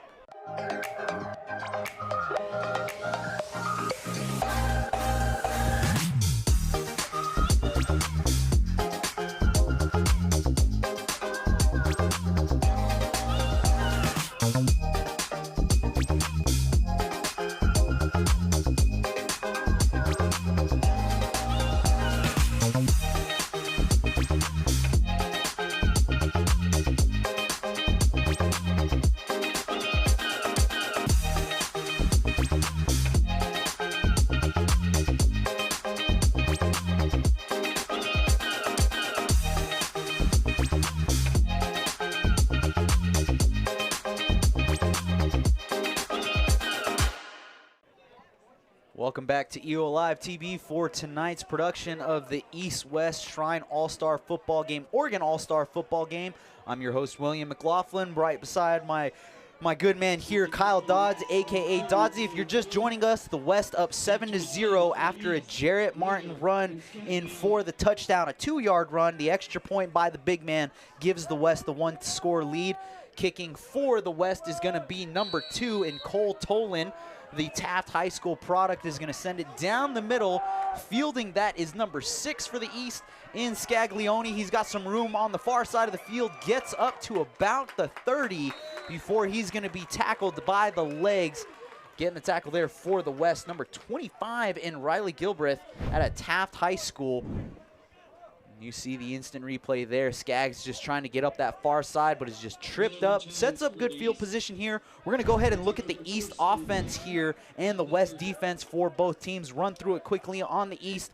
The big men up front, Tyler Munlin, Landon McMahon, David Finch, Kaysen Pettyjohn, and Connor Lloyd. Running back is Hayden Taylor. Receivers are Derek Miller, Will Johnson, Caleb Scaglione, Colton Miller. Quarterback there is Jack Wright. And we'll look at the defense after this initial play. Wright with the play action, hands it off to his running back, and it's going to be a flag down on the play. A crackback block. You saw it clear as day. If we got a replay on that, go ahead and pop that replay up. You got an illegal crackback on the East. Never want to see that in games like this. I mean, it's hard to avoid at times, but those plays, you can't do them in those instances. You didn't quite see it on the replay, but one of the East players cracked back and took out the defensive end. They called it holding, but it was a crackback. Yeah. And we'll look back now at the West defensive starters for this game. At defensive ends, Tatum Sexton and Aiden Blackshire. Defensive tackles are Jameson Bardorf and Julian Perez. Your linebackers are Brody Buzzard, Russ Carver, Kellen Dunley, and then in the secondary for the West, Kyle Diaz and Caden Kinder at cornerbacks, and your safeties are Asher Maxwell and Ryder Jackson. That makes up the starters in that first drive that we saw and the predominant players that you're going to see through tonight's game. But there is going to be a lot of rotation, as we said, Dazzy. Only 23 players on each side of the field here. Yeah, they're all going to get a lot of action tonight. Wright looks to his left, steps up, quick pass there over to number 6. In Scaglione, who's going to bring that in, gets to about the 22-yard line. After that penalty is set up first and 20, and so now looking at 2nd and 18. Skaggs there juggling the ball before being met by a pair of players in the secondary by the West. What do we got to see from the East here to bounce back and try to possibly tie this game? I mean, I think they need to take another shot downfield. Yeah. And, I also think that they haven't done a good job of establishing the run. So it's like kind of one of those, catch-22s. You really need to use those big boys up front for the East, but you also are already 7 points down, and in this game, 7 points is a big margin. Yeah, we've seen more defensive battles over the years in these games. We've always expected to think that there's going to be a bit more of a shootout, but defenses on both sides usually through the last couple of years have stepped it up really, and so far for the West, their defense looking good in that secondary. Wright forced to move out of the pocket toward the right side, looks down the field, and it's going to be tipped up. Great pass break up there from the West in number 81, Griffin Boomer. Fantastic defensive series here so far from the West All-Stars. Yeah, that was a great play there by Boomer. When you were talking about the starters for the West, the Marist Catholic product, Brody Buzzard, is a 4-time state champion in wrestling, but he doesn't wrestle for Marist. They don't have wrestling. He wrestles for Harrisburg. Oh, okay. Awesome, awesome. And for the West, I mean, after that really sluggish first series, and the flip side of the East having a pretty good first series minus not scoring, it's kind of been a flip of the script here with the West establishing a really good ground game, working with that Wildcat, and defensively here getting some really good stops, making it a tough 3rd and 18 situation now for the East offense. Yeah, the East might have some trouble with that Wildcat. Oh, right, he's got a guy. Down the middle of the field, has an open man making the catch there. Number 26, Staten Barnes at a Junction City High School. Hopefully that breathes some life into Wright and this offense. I'm going to just correct you this one time. Okay. Staten. Yeah. Thank Only you. Because he would say that to me. Like, I think I called him Staten, and he's like, it's Staten. Staten Barnes. Staten Barnes. That sounds like a cowboy name right there, doesn't it? Like come riding in on a horse. My name's Staten. That's a Yellowstone character right there. But you know what that was? That was the man bringing in the catch for the first down and giving the East some breathing room and a fresh set of downs. 1st and 10 here for the East on their own 48. Wright with the handoff to his back. And he's going to be met by a trio of West tacklers. Getting the handoff there for the East was number 26 in Barnes once again. Not really to get much there. Again, met by a trio of West defenders as you see on the replay. Good open field tackling from the West. Yeah, another one of our sponsors for the game. And he's one of my really good friends. He's a huge part of this game. He's a Shriner, and he donates money as well. Mike Rudy, CPA and family. He does so much for this game, too. It wouldn't be possible without Mike Rudy, for reals. And we appreciate him and his family and everything that they do and give to Shriners Children's Hospital. Absolutely. And with that, we're going to take a quick commercial break and be right back here with more football on EO Live TV. At Shriners Children's, we're home to the world's leading pediatric orthopedic care. Because so many life-changing advancements start here. We provide access to the best doctors and never allow your ability to pay for services to compromise the care your child needs. We're the first place to turn for the most common or complex orthopedic conditions, home to possibility, and empowering kids to achieve the extraordinary. Shriners Children's, the most amazing care anywhere. Welcome to Creating Memories for Disabled Children at beautiful Wallowa Lake, Oregon.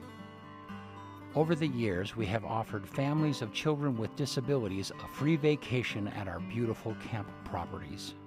At Creating Memories, these families are able to relax in the knowledge that their child is loved and that their efforts are seen. We are Creating Memories for Disabled Children, and our mission is to do just that.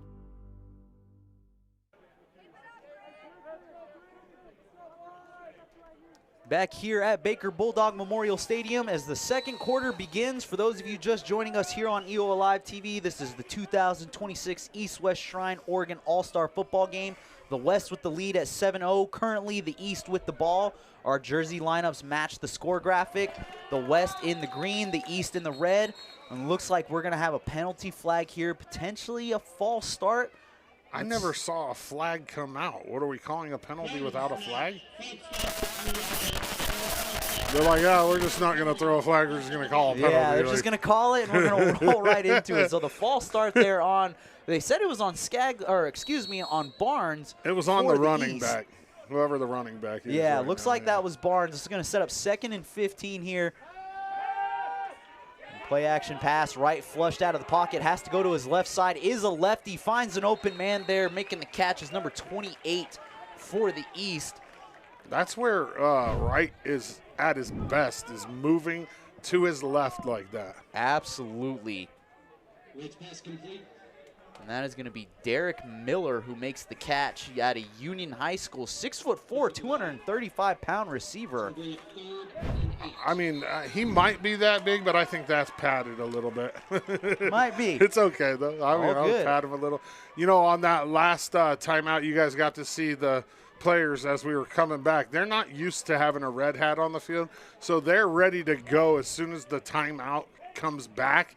But they're waiting on us and the people in the booth to give the okay after the commercial, and so they're not kind of used to that. So you'll see them come out and get all excited, and then the refs have to tell them, hey, we're waiting on the red hat. You know? Take a breather. Take a breather. And then we have a unsportsmanlike conduct penalty here against the West. I'm not sure what happened.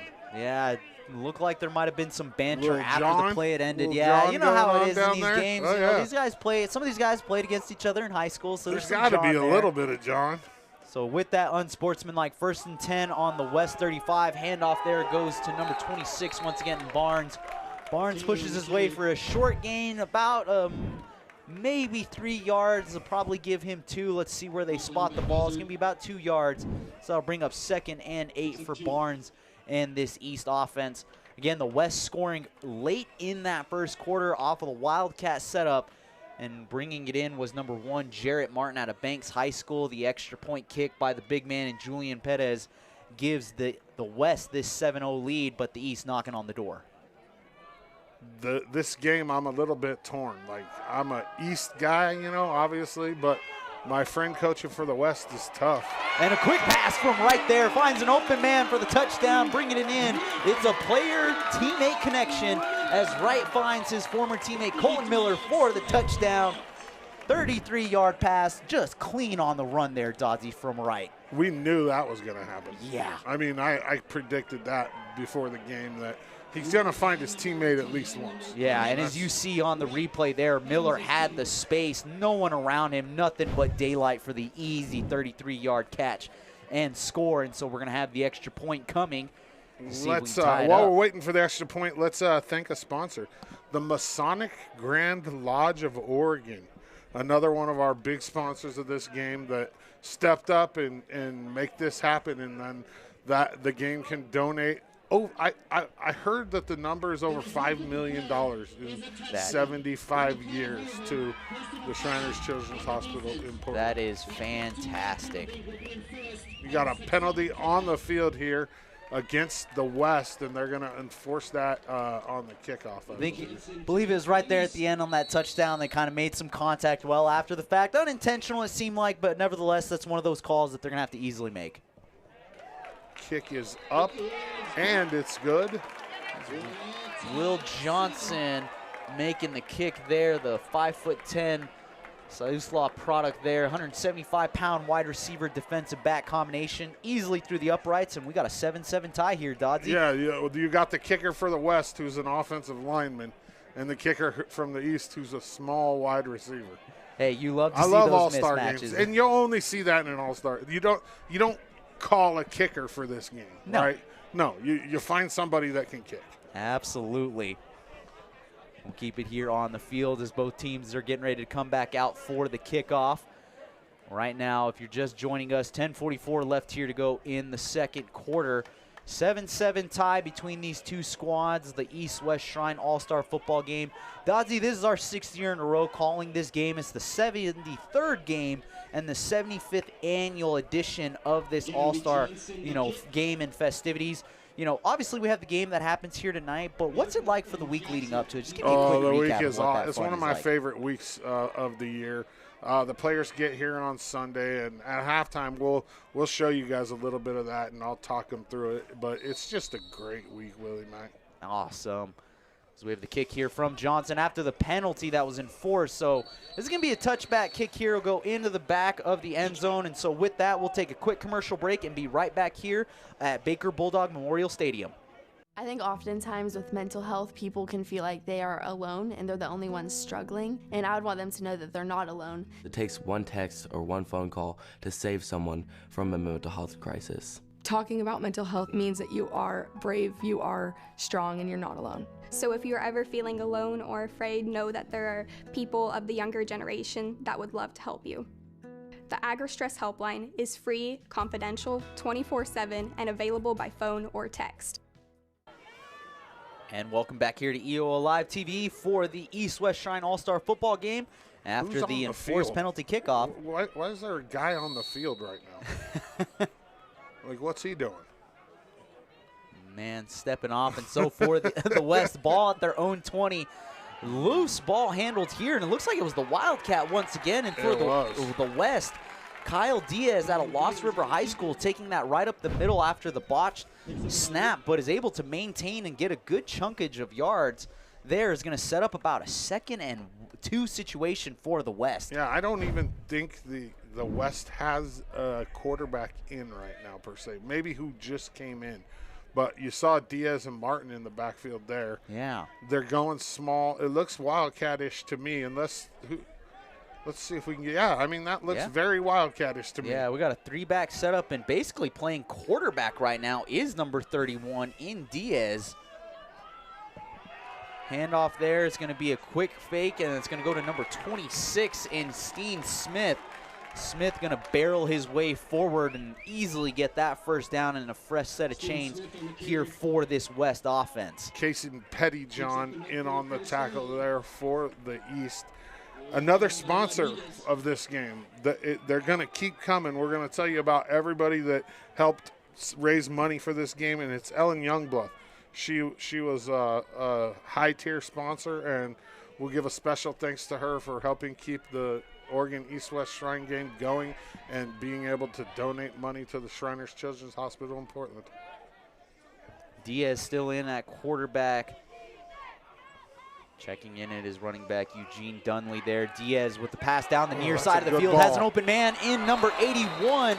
And that was Griffin Boomer, but good defense, matching him step for step after the initial loss there.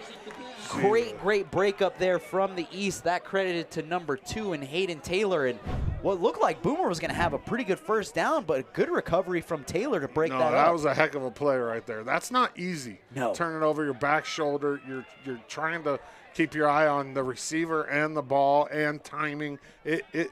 Not to say I've ever done it.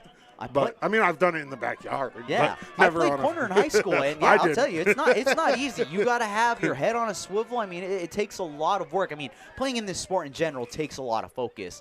But great play there by Taylor, and an open field and making the run for a good break for the first down. That's going to be number 24, Ryder Jackson. Chance for some more yardage there, but making a good open field tackle here on the instant replay. For the East, that's number 7, Chase Franklin at Adrian High School. Good open field tackle there. I mean, if he gets by him, he's probably got room for a potential big first down, maybe even a touchdown. Oh, definitely. And the East just brought back in the big boys up front here. We'll see. I'm assuming they're both playing offense as well, so they're just kind of rotating them in on defense when they can. Oh, yeah, just trying to give them as much breathing room as possible as Diaz has some pressure right up the front, has to get rid of it quickly down the near side, and it's going to be brought in by Martin. He's pushed out of bounds by Krantz and Miller, but Martin with a really good adjustment there on the near side of the field brings in the catch after Diaz is flushed out of the pocket. You see here on the replay, good athletic move by him, just makes that play, gets in front of him. He's past midfield, and for the West, another fresh set of downs. You see that pressure coming up front, Dodsey, from these big boys by the East, but good adjustments by the West offensively. Yeah, there was also a great block in the backfield on the rollout there. I missed the number, but he picked up a great block, and that saved them the opportunity for Martin to get the ball and get some yards. Yeah, good play from both sides. Diaz with the handoff there. And some room getting pushed out of bounds. A good run there by Smith, but there is a penalty flag on the play. That might get somebody kicked out of the game. Right, the helmet to helmet there. We'll see what happens here. We got Coach on the field. Check on that was number 20. Or number 12 for the East, Cope Christensen, that got hit. We'll see what happens here. Yeah, hopefully he's okay. It's definitely going to be unsportsmanlike conduct. I don't know. Blindside. Number 1, 15-yard penalty from the spot of the foul. Still first down. So that penalty going against Jarrett Martin, unfortunately. Not a great play after making that making that sideline catch for the West. And so hopefully for the East, number 12 in Cope Christensen, he's okay. For the West, that penalty is going to push them back into their own territory. So it's going to be 1st and 22, ball on their own 42, just under 8.5 here to go in the first half. Here we go. 8:21 left, and man, we're already almost done with the first half. Yeah, it is moving quickly. Diaz motions a man to his left side. Quick throw to the outside. Possibly a great catch there by Casper, but nonetheless, it's incomplete. That's going to bring up 2nd and 22 now for the West offense. Another one of our sponsors, and he used to be the chair of this game. He ran this game for the first 4 years. Zach Steele, Farmers Insurance out of Dallas, a game sponsor for this game, and ran the game and did a great job. He's missed, and I know he's a busy dude. I knew him long before we got involved with this game, living over there. And absolutely. He's got a great insurance company over there, and he gave some of that money to this game, and that's absolutely awesome. Diaz mishandles the snap, but is able to get it to his receiver.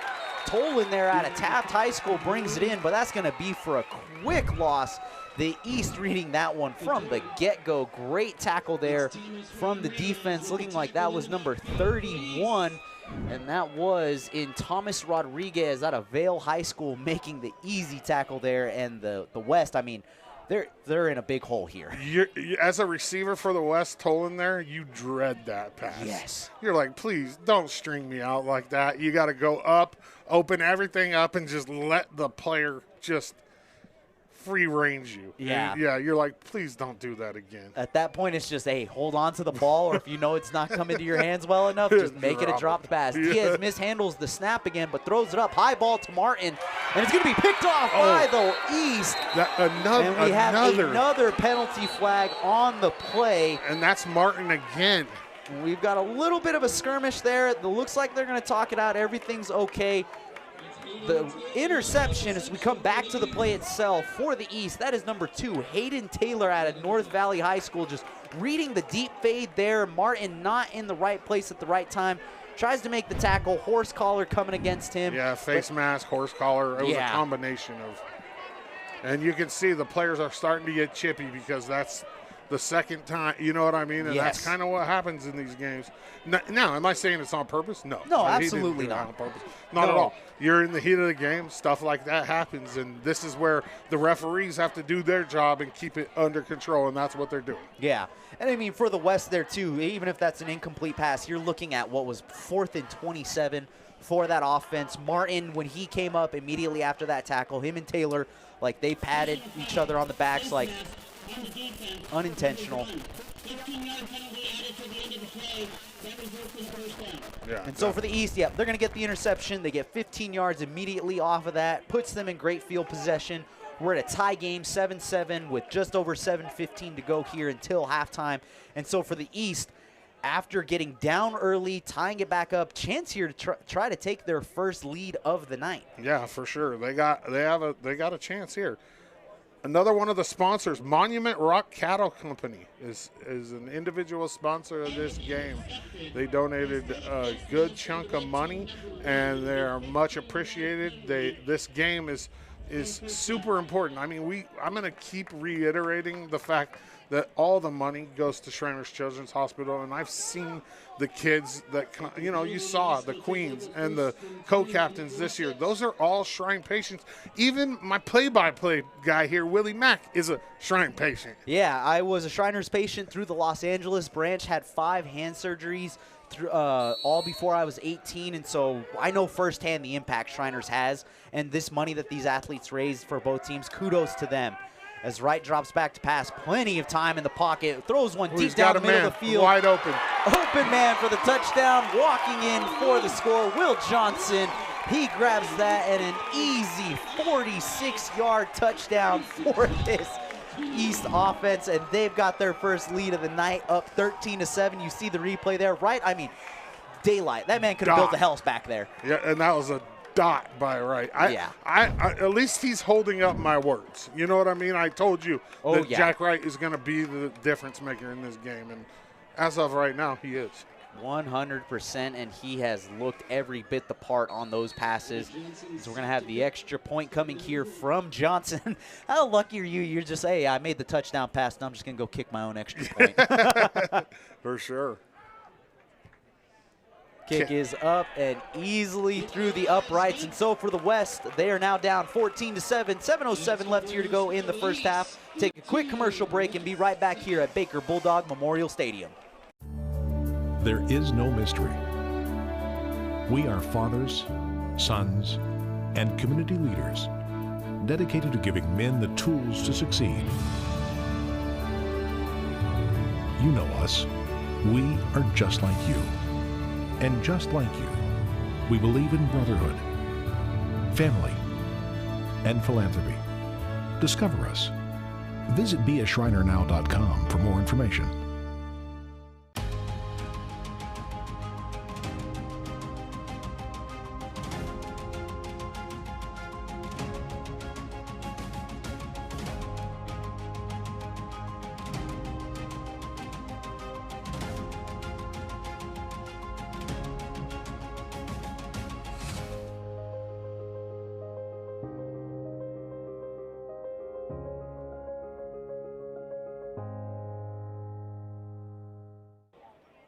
Back here at Baker Bulldog Memorial Stadium, 7 minutes and some change to go until halftime. East-West Shrine All-Star football game as Will Johnson sends it down the middle for the East, fielding it number 24 for the West in Ryder Jackson. Jackson has a little bit of daylight, but is immediately tackled by number 15 and Riley Krantz, the LeGrand product. He's made a couple of good tackles there in the open field today. That's what he's good at. I mean, he's really good at angles and, you know, taking the proper route to get to the ball carrier, and he did that all year for the Tigers. Absolutely. And for those of you just joining us here on the broadcast, this is the East-West Shrine Oregon All-Star Football Game presented by Shriners Hospital for Children in Portland. The East wearing the red jerseys there on your screen, the West in the green. And to set the stage, the East scoring on their last drive as we came out of that commercial break. They're up for the first time 14-7. The West now looking to capitalize and maybe tie it up before we go into the halftime break. Wildcat offense once again. Handoff there goes to Blake Barger. Nothing there for him. Big ol' nothing ball on the run and sets up 2nd and 10. And so we haven't seen Panook here back at quarterback for the West ever since that second series, as the West has really kind of opted into that Wildcat offense here. Let's see how well that can hold up for them before we get into this break. I think the West has figured out that they have a little bit more speed than the East, and they're going to try to use that. A big thank you to the Oregon Freemasons. They're the title sponsor. For 175 years, Oregon Freemasonry has connected men of character who are dedicated to live a life of integrity, service, and brotherly love. Learn more at OregonFreemasonry.com. Diaz forced out of the pocket, goes left side of the near side of the field, looks down the field, quick pass there. Looking for an open man, and bringing that in was number 5 and Connor Martin out of check that. That was Lane Olson out of Marshfield. And Olson's catch there more than enough for the first down. Diaz has made some pretty decent plays here on his feet and finding in the open man. I didn't know he was a quarterback. No. To be honest with you, he's listed as a running back and a middle linebacker. It's one of those things like, what position do you play in football? Yeah. I'm from a small school. I play everywhere. Yeah, it's like, I play like that Taysom Hill thing. What do you need? Like, what do you mean? What position is yeah. Wildcat offense here. Diaz still in the backfield at quarterback. Hands it off to Smith. Smith met immediately by Krantz and then gets some help there. And so far for this East team, that front 7, their backers and their defensive line, has really stifled this West team from getting the ground game going up the middle.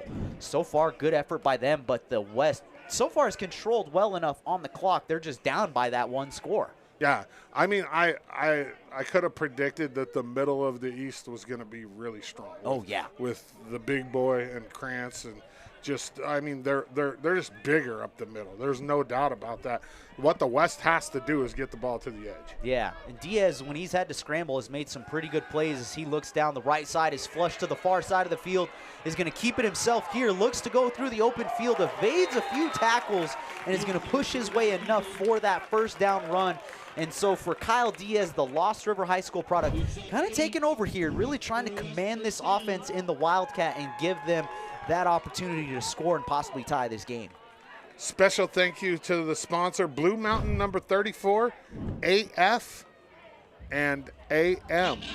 They're another one of our individual sponsors, and we thank them for what they do to keep this football game going. And also the title sponsor, Baker County Transient Lodging Tax Committee. They've been a big part of this game for a long time, and they're basically what keeps this game in Baker City. I'm sure throughout the years other teams have wanted, or other towns have wanted to get this game moved, and they're a big reason why this game doesn't move. It stays here in Baker. The people of Baker support it. The businesses downtown, they all support this game. They put the players up in the windows. They do all kinds of stuff, and LeGrand supports it as well. There's always all kinds of things going on in LeGrand. EOU's a big supporter of this game, and it's a great thing. Our man Chris Thu, head athletic trainer for the EOU Mountaineers, actually helping provide water and training for tonight's game. So big shout out to Mr. Chris Thu. We used to work together in our time at the university. Great to see him out here. And yeah, absolutely. Shout out to the community of Baker and the committees and everybody that just puts in that effort year in and year out to keep this game here and really bring a lot of that revenue and that spotlight to this local community.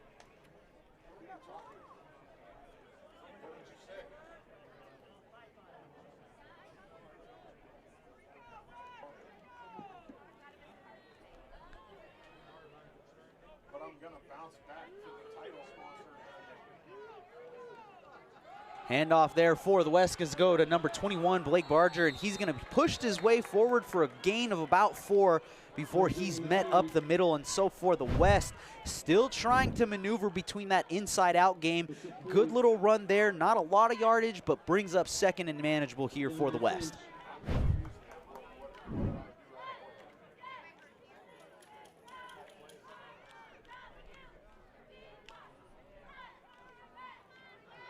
.419 and counting here, 2nd and 7 after the 3-yard rush.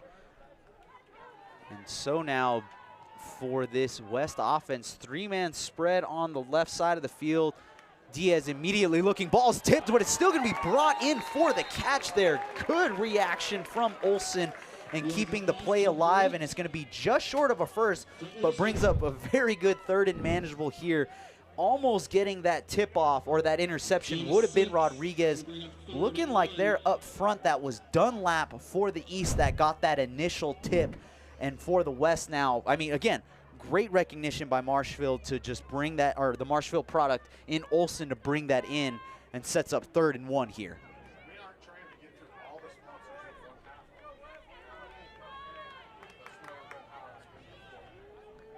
Diaz back to pass, looks for the quick screen down to Smith. He's going to cut back in, met by a trio of East defenders. The rest of the team coming here, but not before he gets about a 4-yard gain. Brings up a fresh set of chains here. It's going to be 1st and 10 once again for the West. Knocking on the door as they're playing from behind 14-7 here on the EO Live broadcast of the 2026 Oregon All-Star East-West Shrine game. A couple of players rotating in and out at this moment. And those of you watching at home, just another quick recap of this game. The East has scored in both the second quarter, their touchdowns came. The West also adding first. They were up 7-0. The East tied it and then went ahead on a deep bomb from right. And now the West trying to move down the field as the handoff there goes to his running back in number 21 in Barger. He gets that's going to be Jackson on that handoff for the run. Pushes his way for a small gain, going to be about 3 yards here. 2nd and 7 coming on the East 30. We're going to thank another one of our sponsors, Jet Blackburn Real Estate. Another one of the $1,000 Club sponsors for this game. And A big thank you to Jet Blackburn Real Estate.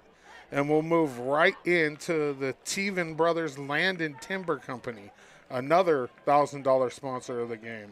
And a big thank you to them. Without the sponsors, this game doesn't happen. Absolutely right there. Diaz in at quarterback still, three-man set on the top of your screen.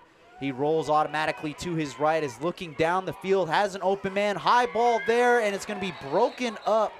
But a flag coming in late there. Intended receiver was Cole Tolan. Ooh.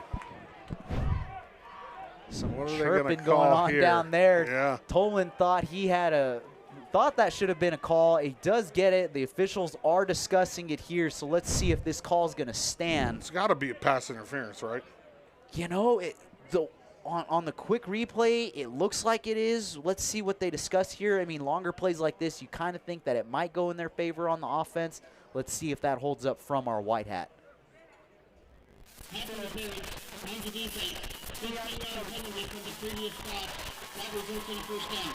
So the ball, kind of like baseball, tie goes to the runner. Yeah, for sure. Another one of our sponsors, $1,000 Club, Mark Bennett. Mark Bennett, thank you for sponsoring the game, and it's very appreciated. Let me speak English here. Oh, yeah. And these $1,000 Club sponsors are what make this thing go. Diaz with the play action fake, looks down the left side of the field, has an open man, and they're going to give it to Martin for the touchdown, and a great throw from Diaz. Martin just going for the high ball there. That's his second touchdown of the night.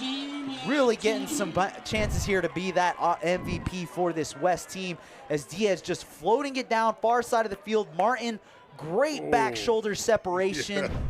Yeah. Fantastic play. He got away with a little bit of a push there, but at the end of the day, in an all-star game like this, you got to give it to him as we get the big man in Perez coming back out for the extra point. I wanted to see that again. I want to see this again. This is exciting. Here we go. Perez just going to he almost kicked it into the if he was aiming for the Shriners trailer, we'd give it to him, but the extra point's no good, so it's going to stay 14-13. The West down by 1. We're going to take a quick commercial break and be right back here at Baker Bulldog Memorial Stadium for more Shriners All-Star Football. Welcome to Creating Memories for Disabled Children at beautiful Wallowa Lake, Oregon. Over the years, we have offered families of children with disabilities a free vacation at our beautiful camp properties. These getaways are a respite for families who often deal with an increased amount of emotional stress, financial hardships, and isolation. At Creating Memories, these families are able to relax in the knowledge that their child is loved and that their efforts are seen. Since 2018, we have completed a cabin renovation every 2 years, continually increasing our capacity to serve. We have fully renovated 3 cabins to become fully accessible lodging for families, including full kitchens and wheelchair-accessible bathrooms. Out of the quick commercial break there, the team's immediately going into kickoff right away, and so didn't really get a chance to see who fielded what, but for the East, as we look back now at our replay, quick there, the kick coming from number 2 and Cole Tolan. As the offense for this East team coming onto the field, Miller was the return man for the East. Gets to about what was his own 33-yard line, and so for the East offense, they'll set up shop with just 1:38 to go until the break. Only up by 1 after the missed extra point from the West, but we'll see how things play out before this halftime break comes. Right up the pocket is going to be flushed over to his right side, looks down, quick pass to his intended receiver. Not good there. It's going to bring up second down. Yeah, and we'll thank another one of the $1,000 Club sponsors, Rex and Nancy Franklin. Rex and Nancy Franklin, a $1,000 Club sponsor for the game. And 1:31 and counting here until the halftime break after the incomplete pass from Kraft, right on that last play. 91 seconds to go until halftime. Ball's on their own 33 for the East. A little bit of confusion here right now for this East offense. Wright trying to command things and get his team set up. He's got 3 receivers on the near side of the field here, and that's going to immediately lead to a timeout on the field. And we'll take it right over to you, Dodzy. Yeah, let's thank another sponsor before we take a break here for the timeout. The Graybill Group Incorporated, another $1,000 sponsor. And we're going to just go through a bunch of the smaller sponsors right now. Go ahead and throw them up on the screen, Gabe, and we'll start thanking people. These are all 1,000 and below sponsors. Cashway Lumber Company, Ian and Lindsay Murdoch, Colwell Ranches, Catherine A. Bailey, Appliances and More, Colvin's Pub and Grill. Another one, Gabe. Let's just keep them going. First Choice Property Management, Inc., Betty Schrock, TTEE, Banner Bank, Mark Graybill, Baker Elks, Dylan and Danielle Pettyjohn, and that's Baker Elks number 338. And let's hit one more, Gabe. North Bend Lodge 140, Lou Brothers Tire Service, Martin & Martin Builders, Holden Oaks Lumber, Lynn County Shrine Club, and Mountain View RV. Yeah, big shout out to all those sponsors for all that they do in helping make this Shrine game possible. As Wright comes back out, 3 receivers on the near side, immediately rolls to his right, looks down the near side, finds a man, open man. Catch made there by number 35 in Mac Murdoch. Met by a trio of East or West defenders, excuse me, and so the clock will continue to run here, minute 15 counting.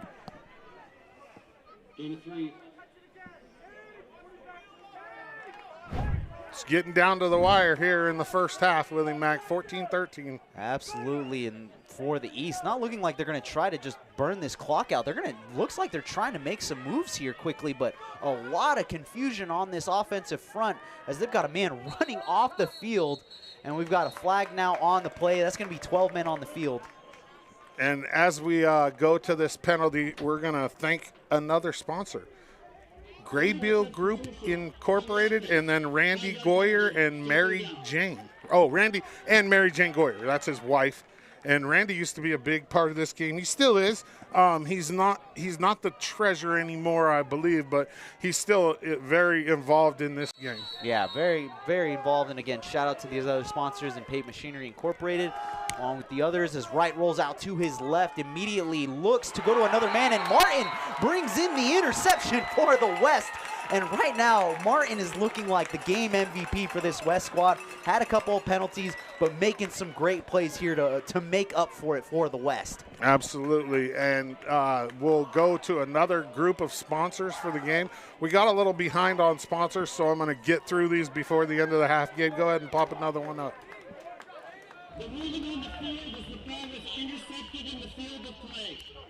Pop Machinery Incorporated and Tualatin Valley Shrine Club. Thank you for sponsoring the game. It's much appreciated. And like I said, all this money goes to the Oregon Shrine Hospital in Portland. Absolutely. In the West, back now on offense. As we look, it looks like Panuke's back in at quarterback here. Okay, so the lefty is going to be immediately met by a pair of East defenders. Getting the sack there, that's going to be number 55 and number 72 for the East. Get you some names here quickly. 72 in Kaysen Pettyjohn, along with the help of number 55. Don't have a name here quickly, but a good tackle or sack nonetheless from the East. As we have a timeout on the field, we'll take a quick commercial break and be right back.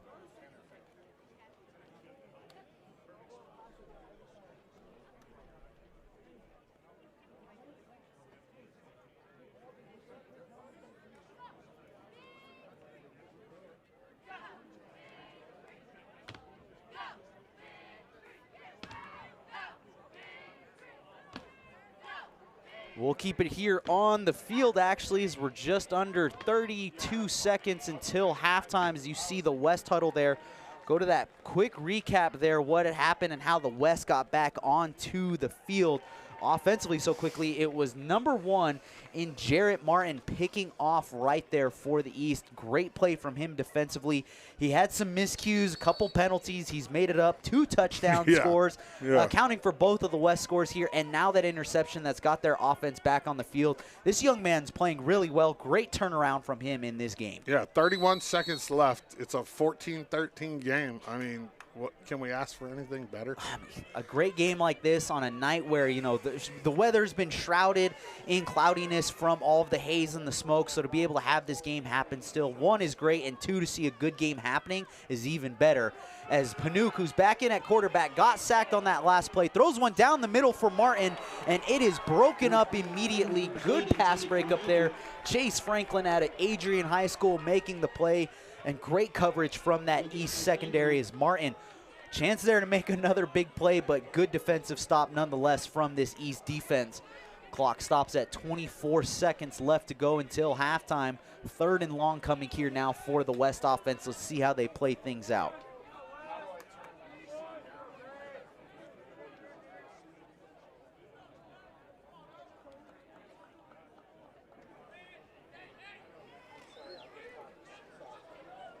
Coming out of the huddle here, Panouk, who, if those of you that have been with us from the start, Panouk was in the first 2 series, sat out a good chunk of time, and is now back in at quarterback after seeing that wildcat for a while. Panouk, quick pass there and a reversal, but it's going to be dropped for the fumble. It's on the Picked ground. up by Miller. He's got room on the sideline, but it's forced out of bounds, and the Statue of Liberty kind of, or not Statue of Liberty, the quick fake there looked like it was going to work for the West, just not timed well. The West coaches told me that they had some tricks up their sleeves. That's not a great time for a trick in my eyes. But, hey, you know, if it works, it works. And if that works, he might take that to the house. So, unfortunately, the pitch was a little bit off, and Miller scooped it up, and it's going to be an easy, yeah, it's going to be first down now here. 16 seconds left to go until halftime. And the East has got a shot. Yeah, I mean, the East could easily add a score here if they wanted before the break.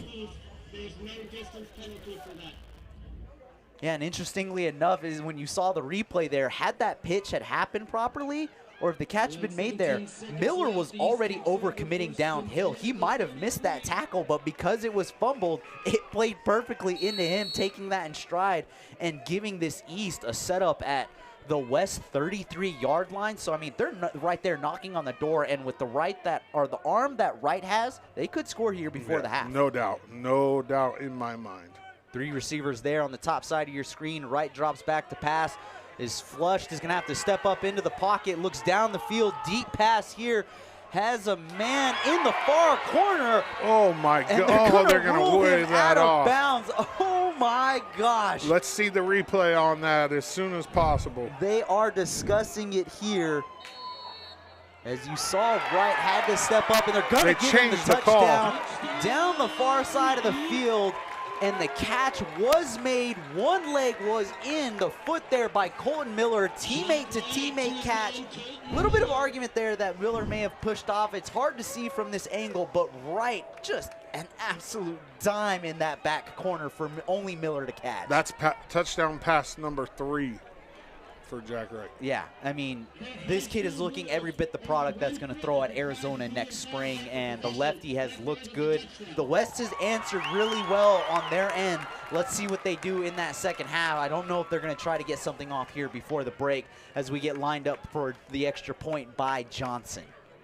The trick play came to bite the West coaches in the butt. Yeah, not a play you probably would have, you know, I mean, who knows? Who are we to question what coaches do right before the half? But it does hurt them as the East puts on another score.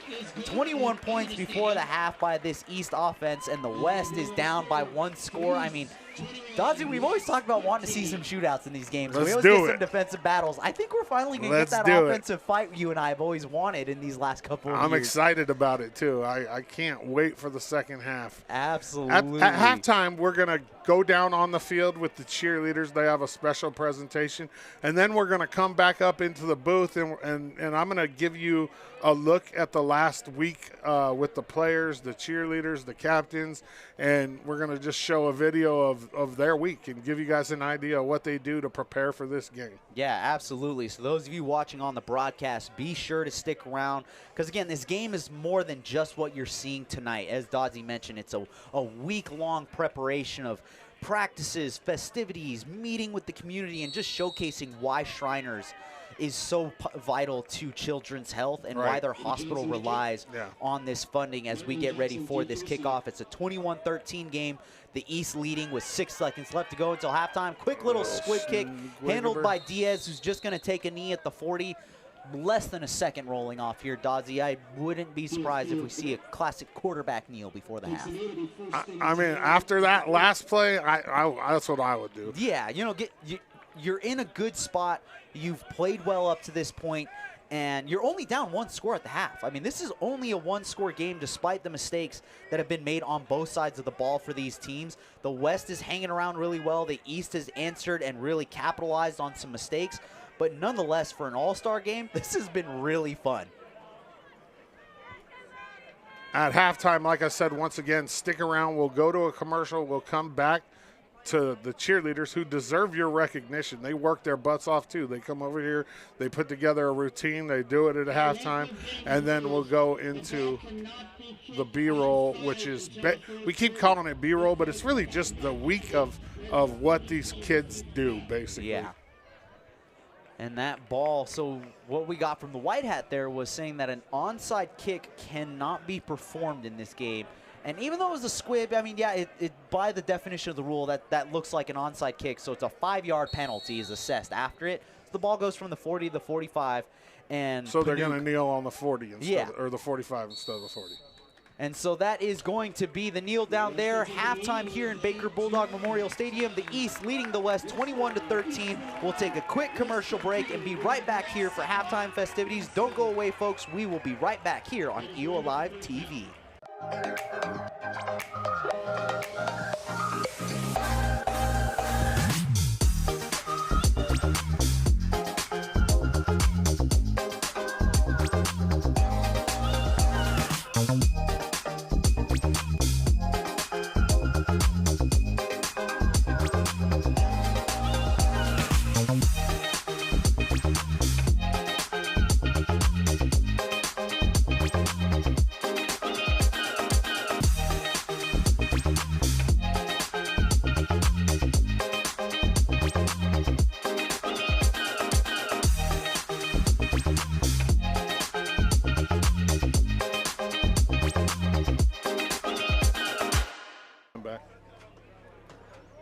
Back here at Baker Bulldog Memorial Stadium as we've got the shot of midfield as the East and West cheerleaders are coming onto the field to do their halftime performance for your all's viewing entertainment. So again, don't go anywhere. Stick around as we're going to have this performance coming up. Then we're going to see all the festivities and the great things going on here this week leading up to tonight's game. We're going to see the shrine, or I mean the steer too. Yes. We're going to stay out there, and Spot is the steer, and it was quite an amazing animal. Enjoy the performance, folks.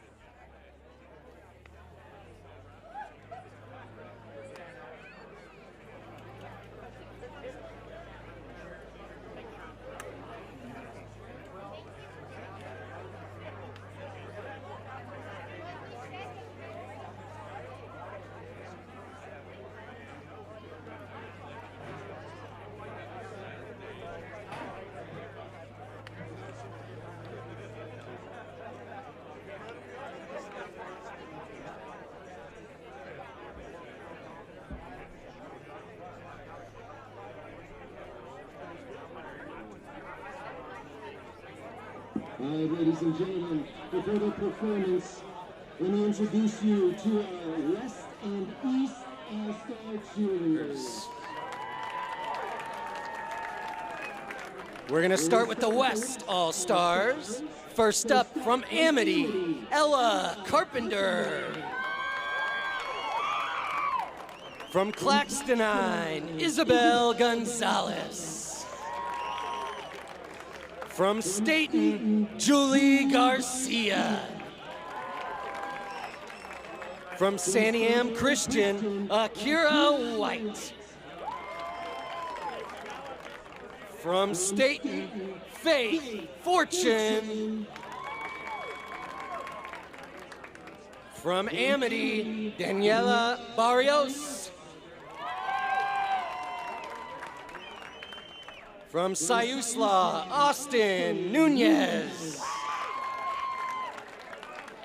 From Staten, Carly Brown. And the West coach from Saniam Christian, Kathy Carly. All right, let's meet the East All-Star cheerleaders. First up, from Douglas, Anna Morgan. From Elmira, Abby Tauber. From Mazama, Devaney Derry. From Riverside, Alejandra Corona. From Sheridan, Lana Curl. From Cottage Grove, Kylie Middleton.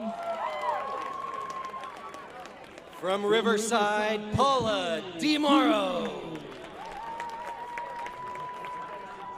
From Sheridan, Robbie Melanie. And from Walport, Cassidy Huffman. And the coach from the East, from Philomath, Kathy Kohler.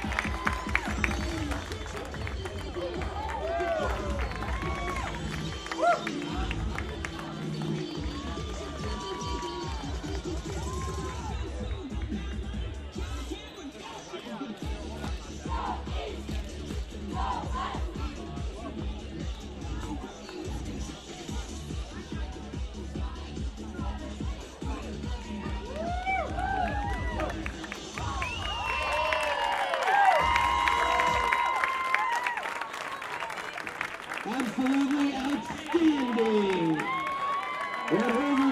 Being on top of their fundraising done in just a few days.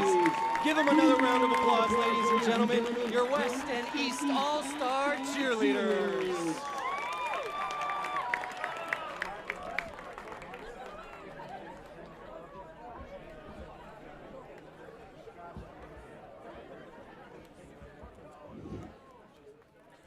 Welcome back here to Baker Bulldog Memorial Stadium. Inside the booth, I am Will McLaughlin alongside Kyle Dodds, a.k.a. Doddsy. Been an exciting first half of football. It's 21-13. The East with that commanding lead, or not so much a commanding lead, but just kind of have been in command on the offensive side and how they've moved down the field. The West has really answered in some spots, but finding themselves behind the buck here. Let's see what they can do. Well, first things first. Let me say, great job to the cheerleaders. They killed it right there. Oh yeah, 100%. They literally put that together in 1 week, and actually less than a week, a half a week, right now I see Mike Rudy out on the field, and I see them getting ready. So we're going to go down to the field, and they're going to sell the steer.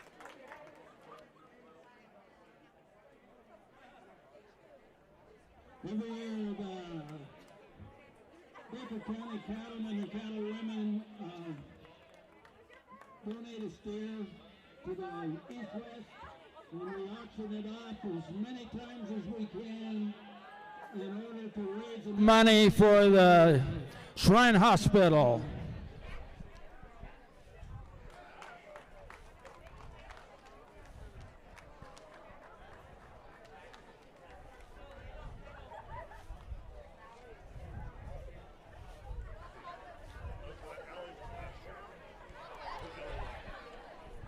This year's steer, we got a big Angus steer by Ellie Wild.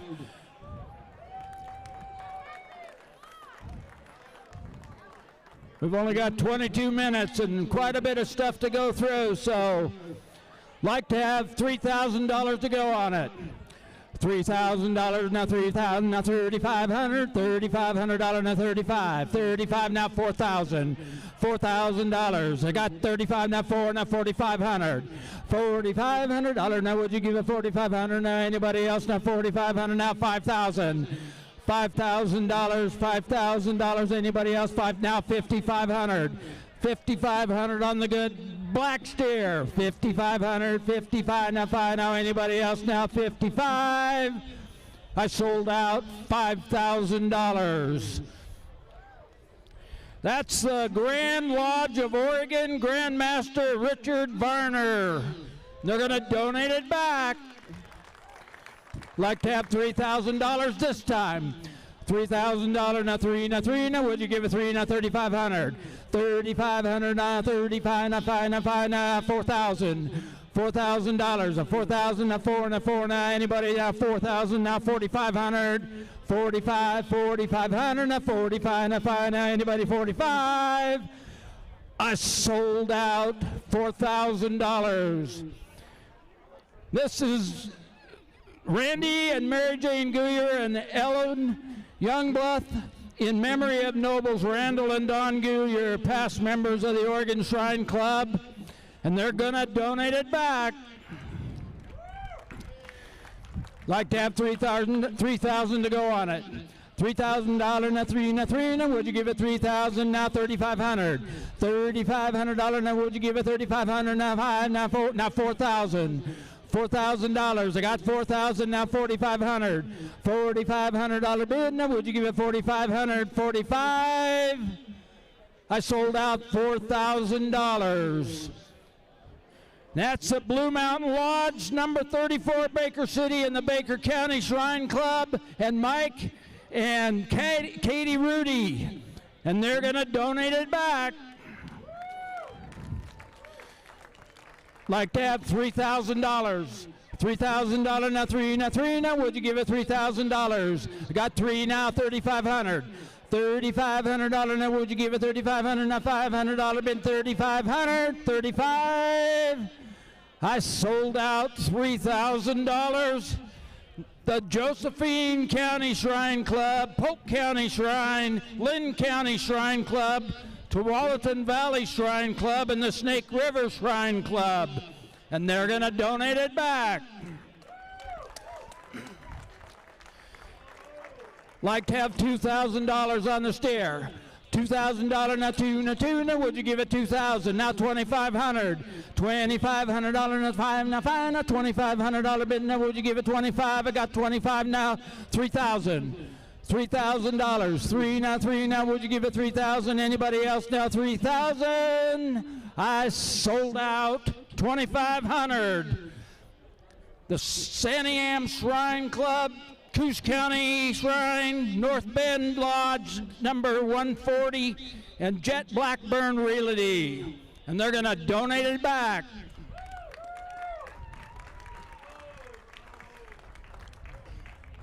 Like to have $2,000 to go. $2,000, now $2, now would you give it $2,000? Now $25. $2,500. $2,500, now would you give it $2,500? Now $500 bid, now $2,500, now $3,000. $3,000. I got 2,500, need 3,000. 3,000, now anybody else now 3,000? I sold out 2,500.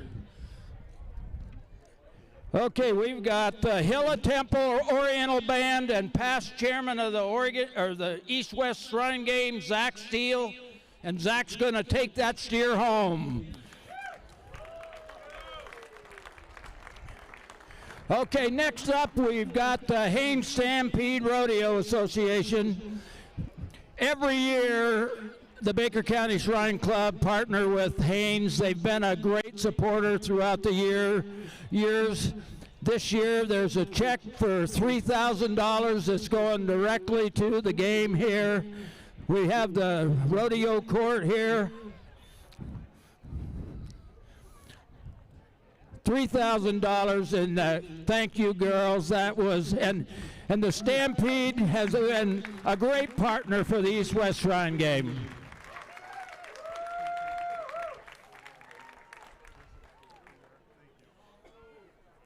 Okay, we've got some footballs to auction. I've got a signed football from every player on the West team has signed this football.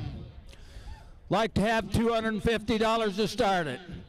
West, $250, now $300. $250, now $300. $300 now, hands up high now. Would you give a $300 now? Anybody else now? $300. You get it again? Got $250, now $300. You get $300, now $350. $350 bid, a $50 bid now, $350 bid now, $350 now, $400. $400, a $400 now. Would you give it $400 now? $4, sure worth the money. $400. I got $350, need $4. $350 now, $400 now. Would you give it $400 now? Hands up high now, $400. $400. I'm going to sell it $400. You out? $400. I sold out $350. Thank you, guys. We'll get your name. Next, we've got a signed football with all the East players' signature. East players. Like to have $250 to go. $250, now $300. $300, a $300 now. Would you give a $300 now? Hands up high now, $300. $300. I got $250 back here. $300. $300. Now $350. $350 bid now. Would you give a $350 bid now? $350. I got $300. Need $350. $350. Now $400. $400. $400 now. Would you give a $400 now? Anybody else now? $400. Got $350 now. $400. $400. I gotta sell it. Anybody else? $400 on the East football. $400 now. $450. $450. You're out over here now. $450. Now $500. $500. $500 now. Would you give it $500 now? I've got $450. Need $5. $500. $500 now. We're here now. There now. Would you give it $500? $500. $500 now. $550. $5.5. $550 bid now. Would you give it $50? Now $600. $600. $600 now. Would you give it $600? $6 now. $650. $6.5. $650 now. $700 now. Would you give it $700 now? $700. Now $750. $750. $750 now. Would you give it $750 now? $800. $800 now. Hands up high now. $800. $800. $800. Got $750 over here. Need $800 up here. You get $800? $800 anywhere. I'm going to sell it. Got $750 now. $800. I sold out. $750 your way. Oh, that's good.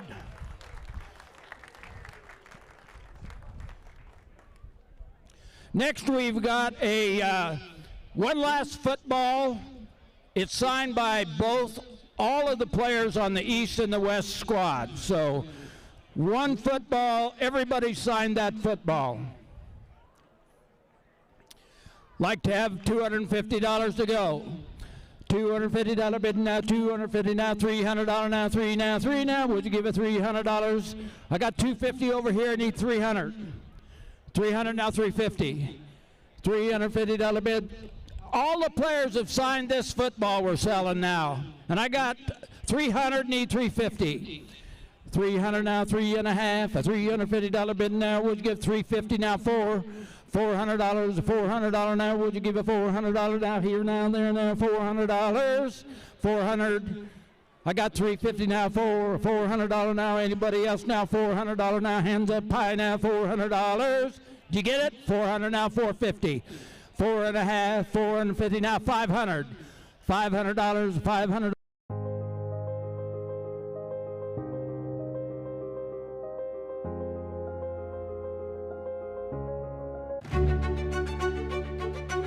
We love the smell of fresh rain in the spring and the colors of the sunset after a storm.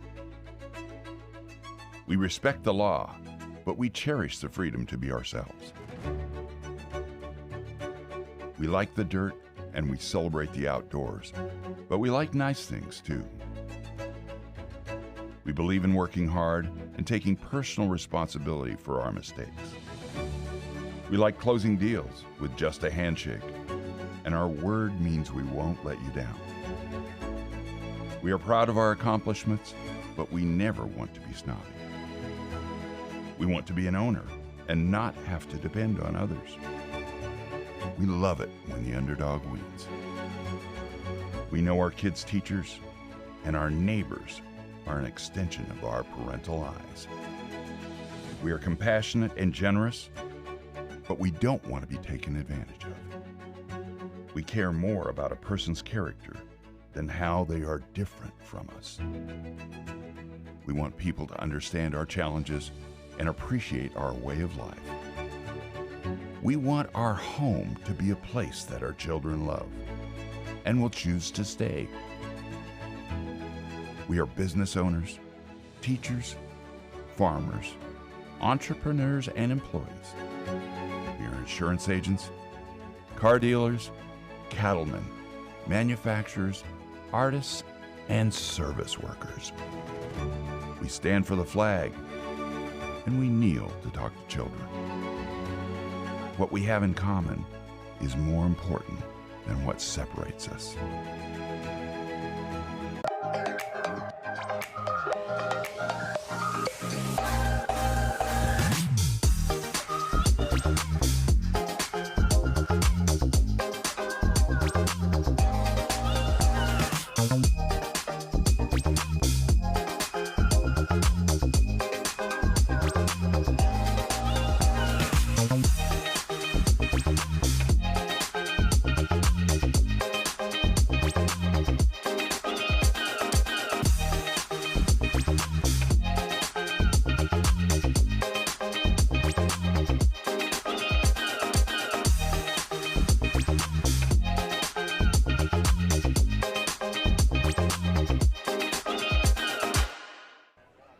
Welcome back to Baker Bulldog Memorial Stadium.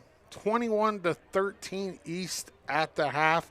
We have about 10 minutes left at halftime, and one of the things we like to do is kind of show you the week with the players and with the cheerleaders and just kind of what goes on. So we're going to take a look at that, and I'm going to talk you guys through it as we go. So the jersey handouts, the players first get there on Sunday, like Sunday almost a week ago, and this year they were talked to by a Shrine patient. It's part of the process. Some years they show video, they show a video. Some years they bring in a patient. This year they got to hear I can't remember her name, and she was a queen last year. That's terrible. But a Shrine patient, and then they hand out the jerseys to all the players, and as you'll see here, this is going to run through pretty much all the players in the game again, and this is right when they get there. This is part of the initiation process, as you want to call it. They get their dorm rooms, and then they get to come and meet their coaches, and they get to meet everybody that's involved with that part of the game. They sign the footballs that you just saw autographed out there on the field. You saw LeGrand's Riley Krantz there, all the players. They signed the helmet, and then the next day at lunch, we go up and we talk to the coaches, and I took EOU head football coach Solo Taylor in, and he talked to the coaches. Solo also took all the players on the tour of all the facilities, which EOU has some great facilities. Yes, they and then do. this is what this is them at lunch. This is EOU providing them with their cafeteria for lunches, and it's just there, as you saw right there, that was Solo and Kent and I talking football. And these guys, I mean, they got pizza on the first day, salad, burgers, they get well fed while they're there for sure, right? Like it's not a bad deal, and it's a good time for the players to kind of mingle, because half of the lunch is with the other team too, because they don't do a lot of mingling during the week. Like it's more East guys are kind of with the East guys. West guys are kind of with the West guys. This is a practice, and they actually got to practice. What field are they on? Look at that, Willie Mack. Oh, yeah, community stadium. They got to practice on the stadium this year, which is not normal. Yeah. I mean, in the camp era, that didn't happen. Yeah. And as you can see, it was a little smoky, and that's one of the things they battled all week, was the smoke and just trying to decide whether or not how long kids were going to be outside. And they did a great job. The coaches kept everything really wrangled and like I said, did a great job of making sure that these guys were safe. The practices were hot, and they kept them pretty short. They're in their shorts here, not full pads, just shoulder pads and helmets, and it ends up being a really cool thing. We go out there for one practice usually, and that just happened to be the East team. You see Baker there, Connor Martin, and then this is something new. This started last year. The pool in LeGrand opens up for an hour for each team, and it's a donation. They let the players come down for an hour to play around in the water, essentially. It was extremely hot and muggy in there, let me tell you. As you can imagine, there's not a lot of circulation. It's really hot outside, but the players love it. I mean, you wouldn't think this is a bunch of 18-year-old dudes, right? Like you see, as you can see, they're having a blast, and it's as simple as a little community pool. There was a little girl, and you'll see it here in a second. She was doing her test to be able to go into the deep end, and all the players right here lined up, and there she is right there in the corner, and they're cheering her on. That's just a random little girl. They also got to go to Brickyard Lanes in LeGrand, which was all donated. They donated an hour and a half to each team of free bowling and shoes, so shout out to them. Then we come over on Thursday this is the choreography day at Baker High School for the cheerleaders, and they're in a hot, unair-conditioned gym right here, just working their tails off. Oh, and yeah, it is absolutely awesome, dude. Yeah, they do a lot of great things. It's cool to watch. They work their butts off, and this was, I mean, I'm not going to say the best. This was the best group of cheerleaders so far. They got through their interviews so fast, and they were just absolutely wonderful. Megan does a great job with that. She's the OCCA chair, and she's in charge of putting these teams together. And these girls come from all over the state, just like the boys, and they come here as all-stars, and they showed up this year, and they showed you at halftime what they can do, and they gave away tickets. They went live with me twice on EO Live. Oh, that's it was cool. And then the boys on Thursday, they get to go around town right in historic Baker City where we're at right now. Beautiful downtown. And they get to check out their the windows. Businesses pick players. And there, as you can see, Riley Krantz right there, and they decorate their windows with the players' pictures. And I mean, the place that they wanted to go to the most was the thrift store and the ice cream shop. Hey, thrift stores are the best stores. Yeah, I mean, they spent, as you can see right here, the ice cream spot is like the highlight of the trip for these guys. Oh, They all, and we also hit the museum here in town, and this is the first time we filmed in there. And okay, wow. It's a museum all about Baker. I'd never been in there before, and it was actually really interesting, really cool. They get to see a little piece of the town the history of the town where the game is, and then they get to come see the football field. A lot of them had never seen it before then. Yeah. That night we go to Geyser Pullman Park, and there's a first time the players get to meet the cheerleaders. Oh, okay. Is on Thursday Great. night. Unless they know them from before, obviously. Yeah, of course. But these guys all helped the catering company, and the catering was top notch once again. The best tri-tip I've ever had in my life. Ooh, you'll see it right folks. here. Look when he cuts that. I mean, it's just, it was mouth-watering. The players have a great dinner. The Shriners all talk to them. You know, they talk a lot about why they're there, and it's just a great experience for the players and the cheerleaders and Shriners to mingle. As you saw during tug of war, the rope broke. Yeah, so and the East had more of the rope, so they ended up winning. And this is probably my second favorite part, is that barbecue. Then this morning, we get up, we go to breakfast in the park. The Cattlewomen's Association does a steak breakfast for $12. We got to meet Spot, the 1,200-pound steer. He's, a phenomenal animal. Ella Wild from Baker. She graduated this year, and she'll be going to EOU to study elementary ed. We got some free jerky from the Cattlewomen's Association, and we just kind of hung out at the park and shot a little bit of B-roll, and then it all culminates. The last thing before the game is the parade. You see the Queens here. You see the Spot again. Spot was the star of that. And all the Shriners, they go out and they just, it's a great thing. It's a great time, and Baker City proudly supports it, and that's why it stays here in this town.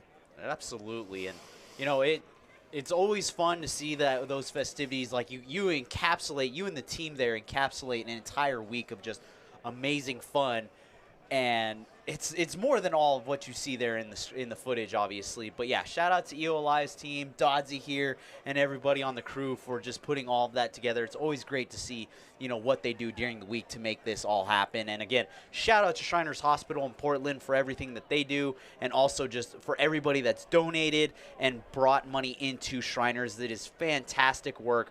We can't say enough about it from EO Alive. And for myself, those of you watching at home, I'm a Shriners patient, former Shriners patient myself. I was out of the Los Angeles branch. I had 5 hand surgeries all before I was 18, so I know firsthand what Shriners does for children. And so the fact that we get to broadcast this game means so much to me, and it's fantastic. So we're just under a minute to go before the second half, Dodzy. We got a 21-13 game. Yeah. It's an exciting one. The East in control right now, but the West knocking on the door. They're right there. The East is going to get the ball, though, here on offense. Let's see how they respond to possibly go up by 2 scores. But this has been fun. Yeah. Absolutely fun. I mean, the Statue of Liberty is the difference in the game. 100%. Yeah. I mean, that has just been that real pivotal moment that gave the East control and also put their lead back up by 1 score. We've seen how well both sides of the ball have been for these teams. Jarrett Martin for the West has had a great game up to this point after some early miscues. On the East, you've got quarterback Jack Wright, who has just been every bit of a star in throwing the ball tonight. I mean, as we see it now, how do you think the second half plays out? I think we're going to see a lot of the same stuff. Yeah. I think we're going to see Jack Wright, Miller on the East, Riley Krantz, and you're going to see a lot of Martin on the West. Yeah. I mean, he had an interception and 2 touchdowns in the first half. Yeah, and with Panook back at quarterback, let's see if he rolls into it again for this second half as we get ready to roll. We're going to take you back down to the field as we're ready for kickoff here in the second half. 21-13 game to set the scene for those of you just tuning in. The West in the green jerseys about to kick off. East in the red and is receiving the East up by 1 score, 21-13 as we're ready here for the second half. Cole Tolan for the West out of Taft High School going to kick this one off. Let's see who takes the reception for the East, as that's a low bouncing kick. It's going to be fielded by number 6 in Scaglione. He's going to bounce back to the far side of the field. Possible block in the back there, but no flag thrown, and Scaglione only going to get to about the 25-yard line here as you see the instant replay as the East, again, up by 1 score, looking to build onto the lead. The Oregon Freemasons are the title sponsors of this game. For 175 years, Oregon Freemasonry has connected men of character who are dedicated to live a life of integrity, service, and brotherly love. Learn more at OregonFreemasonry.com.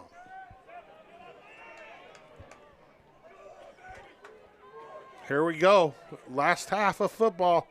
Yeah, should be a fun one. And then the unofficial start to the fall season. Dodsey is the handoff there. It's exciting. That's going to be given to number 3 and Will Johnson, and he is immediately met in that backfield area.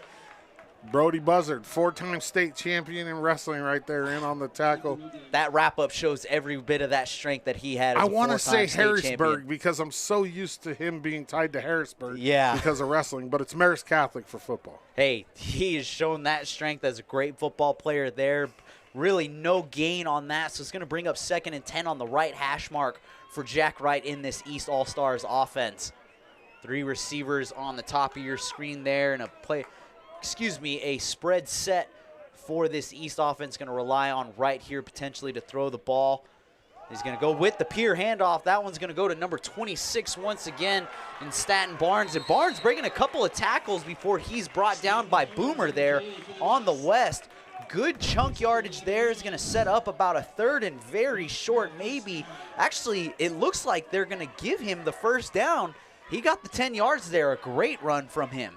Big thank you to Baker County Transient Lodging Tax Committee, another one of our title sponsors for this game, and a big reason why the game stays right here in Baker City. Special thank you to them. Yeah, they do a fantastic job, as do all the sponsors who help make this happen. Thank you to all of them for making tonight's game once again possible. As Wright motions a man to his left, going to be play action. Looks to get it to a man on the quick screen. Has some room there. Is number 14 and Reese Willis, the Douglas High School product. He pushes his way forward. Going to be looking about a gain of maybe 8 yards, possibly 7.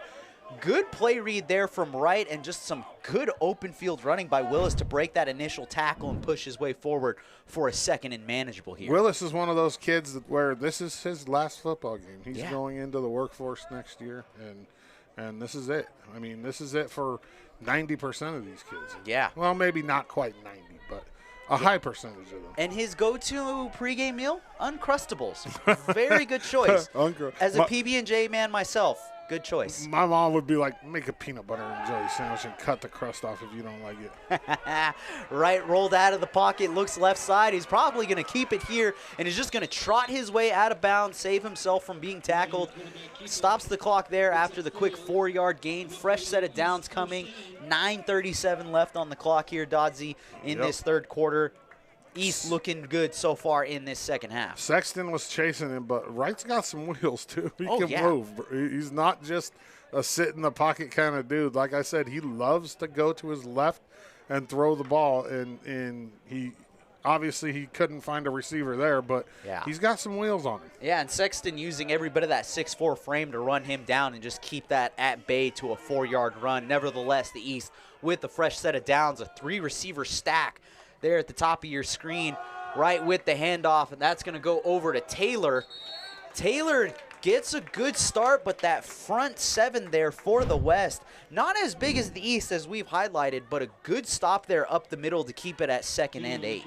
Our next sponsor we'd like to thank is the City of, we got a little, my bad, that was my fault. The City of Baker, $10,000 sponsor for this game, going to Shriners Hospital in Portland, Children's Hospital in Portland. Absolutely. Fantastic sponsorship from them. There's a good amount of sponsors this year to get through. It's nice. It's nice to have a lot of That's a good problem to have from a broadcasting standpoint, in my opinion, as Taylor takes the handoff again. Good bounce back to the left side. Evades a couple of tackles, a flag coming in the backfield. Let's see what the official rules here. It looks like it's going to be a holding penalty, so good run by Taylor, negated by that, and so we're going to have a tough setup here coming for this East squad. Yeah, it's got to be a hold right where that flag came out. They're coming from that backfield area for sure. offense, number 72, 10-yard penalty, still second down. Kason Pettyjohn out of Weston McEwen getting called for that one.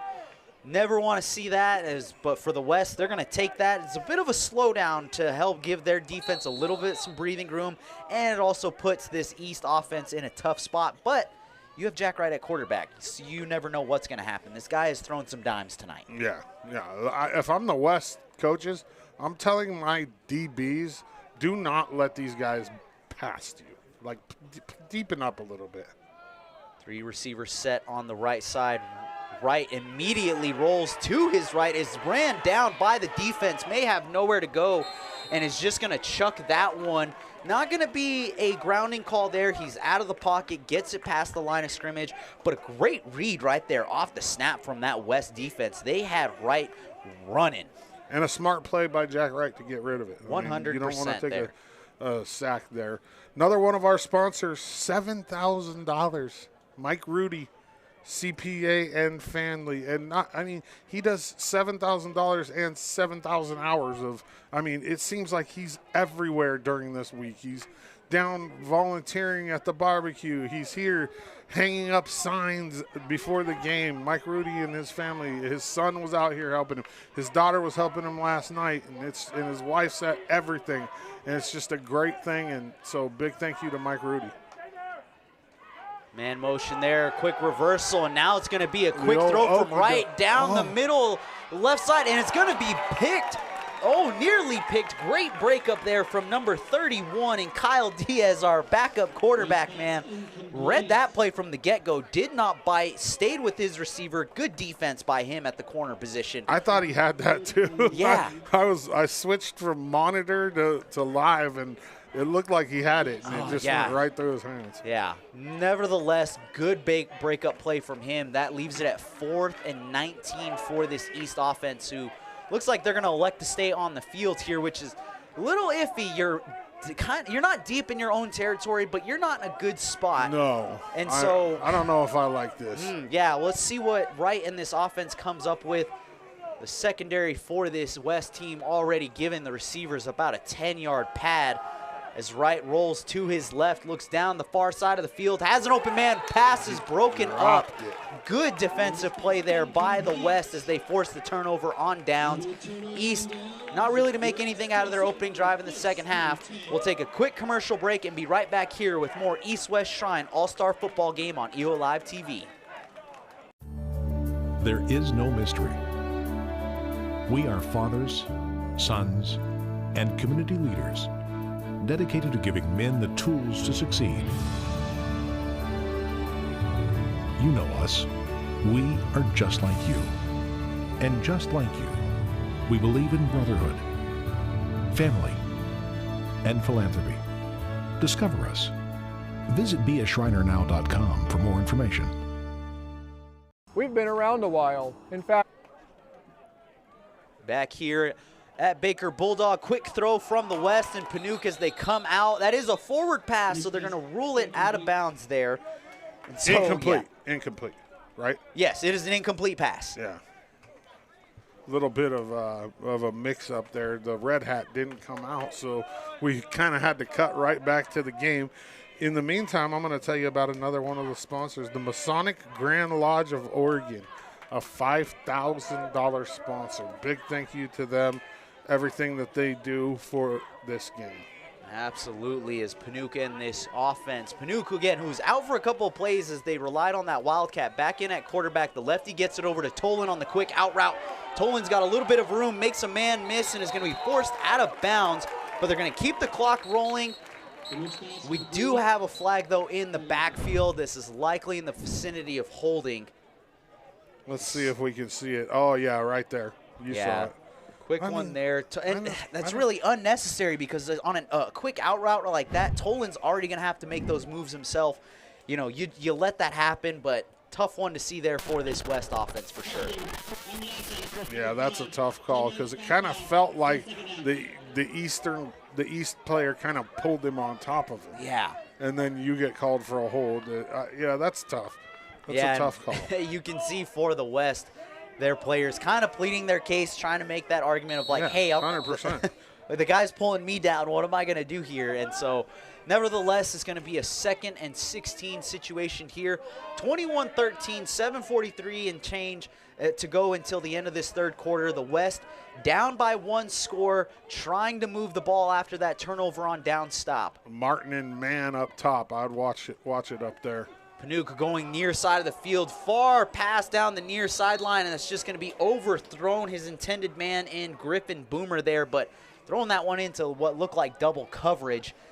And as you said, yeah, Martin on that flip side, potentially one-on-one. Let's see if they try to go back to that. He just ran his route again to show Panuke like what he's doing. That's funny. And at this point, too, I mean, Martin's been your go-to man. Both scores he's accounted for. If you see one-on-one, yeah, I mean, at that point, he was definitely one-on-one. Yeah, my mindset is Calvin Johnson, like, oh, Martin's down there somewhere. Like, he's made some plays. On the flip side, if I'm the East, I'm putting my safety over the top of him or close, and they didn't. They didn't adjust. I think they're talking about it right now. When Martin goes wide like that, that safety needs to widen out. Yeah. I mean, it just has to happen. Yeah, and Stanton Barnes listed at 6'2", Martin listed at 6'0", and so very even-keeled matchup here, but Martin has shown some really great speed as Panuke now looks, he's going to be flushed out of the pocket, tries to throw it down the middle, but is pressured immediately on that throw. Caleb George in on the hit for the East in the backfield. Great play from him in disrupting that pass, and so for the West, it brings up a 4th down, and let's see what our white hat rules here. Another flag, huh? Oh, we got a punt. And so we've got a punt. It's going to sail and get to about the 20-yard line, and with that, we'll take a quick commercial break and be right back here shortly at Baker Bulldog Memorial Stadium.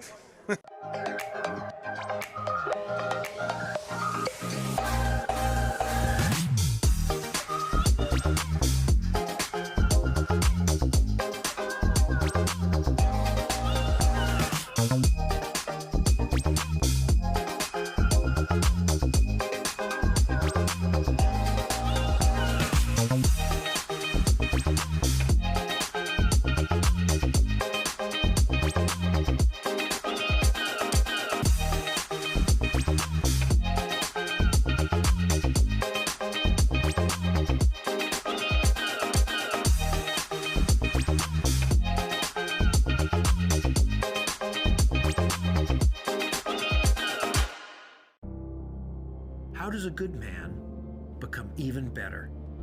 By changing his body or his style? By traveling the world or staying perfectly still? For 300 years, we've helped good men become the best versions of themselves through an oath to live a life of integrity, service, and brotherly love. We don't just make men better, we make them Masons. Not just a man, a Mason. Back here at Baker Bulldog Memorial Stadium for the 2026 Oregon East-West Shrine All-Star Football Game. Those of you tuning in, it's a 21-13 score right now. After the punt that landed on the 20, clean punt, the East is back on offense here with Wright in that shotgun formation. Is going to be flushed out of the pocket immediately. Looks to get rid of it. A bit of a scary throw there to Scaglione as he was covered, but just trying to make something out of nothing there or throwing it away. But nonetheless, 2nd and 10 coming now. Big shout out to another one of our sponsors, Ellen Youngblood, a $3,000 sponsor in tonight's game. Thank you, Ellen. All of the Shriners, all the players thank the sponsors immensely. It means a lot. It keeps this game going, and you guys are the glue that holds it together, really. Absolutely. As we come out now, it's a 2nd and 10 situation. The East with a 1-score lead, 21-13 from that first half. The East trying to add on to the lead here, but the West playing very well on defense.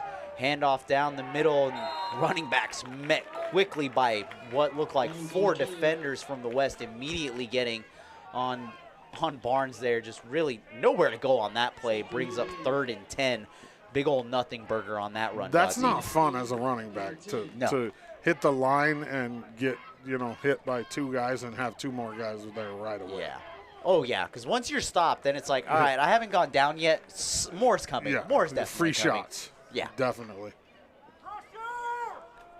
So for the East, after what was a pretty solid first half offensively, struggling here in the start of this second half. They went 3 and out on that first series out of the break, and now here facing a 3rd and 10 as Wright rolls to the left, looking down the field, tries to go to an open man in Will Johnson, but just out of his reach is going to bring up 4th down. And Dodzy, for this offense, I mean, really sticking to the air, not establishing much of a ground game in this first half, and it's kind of shown already as they've not really been able to produce offensively. Yeah, not like the first half where you saw a couple guys get loose past the defenders. And, I mean, am I saying it's not going to happen again? No, there's a possibility that it does.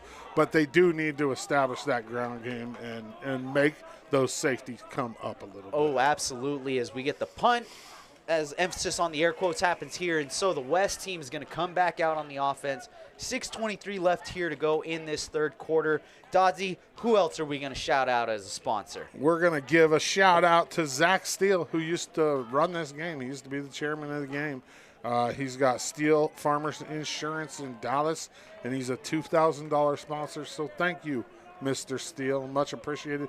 And thank you for all your years of service to this game. Yeah, and getting to know him in the time that he was in charge, it was fantastic to get to talk to him. He actually got me involved one year to speak to the players through your help with EO Alive, and so that was a lot of fun. So, yeah, definitely a good shout-out to him. As the West now coming onto the field, ball's going to be spotted at their own 45-yard line. As we go back to the Wildcat, Diaz with the quick throw over to Olsen. Olsen's going to be clipped at the legs, and it's going to be really no gain there. Those lateral plays, you see a lot of movement on the field, side to side, but really getting nothing out of that, Olsen does. Brings up 2nd and 10 here for this West offense. We'll see here. I mean, I look at for the West to get, Martin involved again.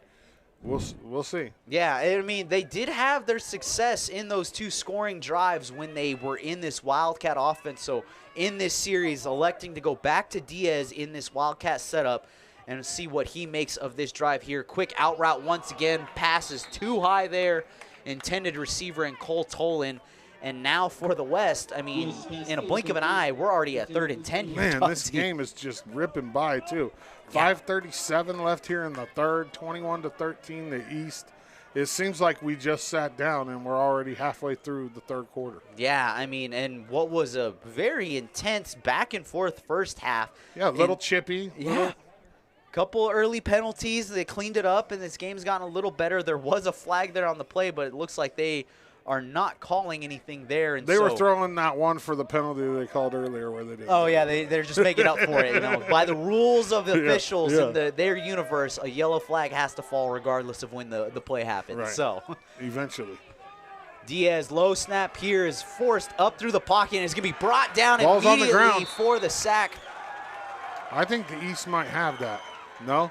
No, it looks like Diaz recovered it. All the action happening there. Let's look back at the replay. Diaz, again, forced out of the pocket and immediately brought up the middle, and that looked like that was number 27 for the East, and Chase Dunlap out of Weston McEwen getting the initial contact there for the sack. And so Cope Christensen in on the tackle as well. I mean, there was a couple other guys, but Cope was the one that came up, like the most fired up. So I feel like he might have been in on it as well. Yeah, give them both a half sack of the credit there. And so it's going to be another punt again. And so the East coming right back onto the offensive side of the ball. And just, I mean, this has gone back and forth quickly. 3 punts in a row. Bang, bang, bang. Yeah. Well, fa. Remember we call it a fa punt. Yeah. The fa. They should. At this point, I feel like they should just have a punter, just get one person back. Hey, you want to be an all-star kicker and just like have fun? At that point, what I would do is I would just find a kid who has a boot and just be like, yeah, just kick for both teams. Yeah, just kick it down the field, man. Let's just let her rip. I don't think they're allowed to kick. I don't think they can make the choice to kick. Yeah. And right there under center as they went into more of a power formation, the handoff going to number 31 for the East. That one going to Thomas Rodriguez out of Vale High School. And so a little bit more of a traditional format for this offense. And right as they still lead by 1 score and are just trying to move some clock time, it seems like now with this ground game, and get that a bit more established. It's exactly what we said they needed to do. Yep. They need to pull the safeties up. I mean, it's that simple. And looks like we have for the East, Chase Dunlap in at fullback blocking there, and Rodriguez going again is going to be tripped up, and possibly a short gain there, maybe nothing out of it. They might credit him a yard, so that's going to bring up 3rd and 4 to go here now for the East. Clock continues to run. We're coming up on just 4 minutes left to go here in the third. Flying. Yeah, again, blink of an eye, I feel like we just started this quarter. Yeah, another one of our sponsors, Monument Rock Cattle Company. Monument Rock Cattle Company is a sponsor, a $2,000 sponsor of this game. So a special thank you to them. And we have a big man checking in as an eligible receiver for. So the tight end on the far side. Looking like that is number 55. Yep. Kind of hard to make out the number there for the East. Oh, he's open too. Right, looking down the He's field. open. He's going for the big man. Oh, and he just. I guess his intended man there was Miller, but he had his he tight had the end. big fella, number 55. Oh, man, that would have been a good one to see for sure. And so for the East, it's going to bring up 4th and 5 here now. Let's see if they elect to stay on the field. I would imagine that they're probably going to punt here, right? Or fall punt. Let's see what they opt to do. Little No, they're live swapping look out in some on bodies. the sideline there, or the west sideline. Great side shot from our production crew here in tonight's game. Absolutely. And with that, the East is going to elect to go for it on 4th and 5. We've seen that a few times from both sides of the ball. Interesting. I don't like it here, not in this field Yeah, position. and you're in the lead. Right with the quick throw, left side finds an open man in Miller, and he has easily got that on the 5-yard out route.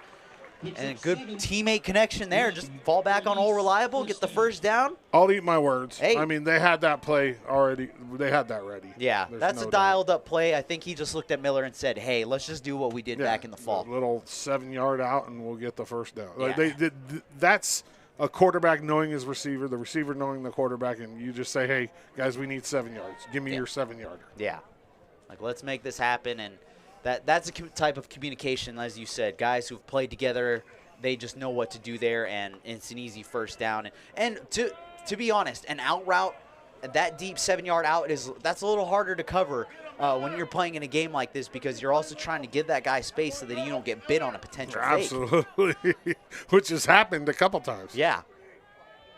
And Martin has really just played that off man, and we're going to have That's going to possibly go against the West. Yeah, that's going to be an encroachment there. Good, just a fake snap call there. While we're waiting on this, we're going to talk about another one of the sponsors, Blue Mountain number 34 AF, and AM is a $2,000 sponsor. Special thank you to them.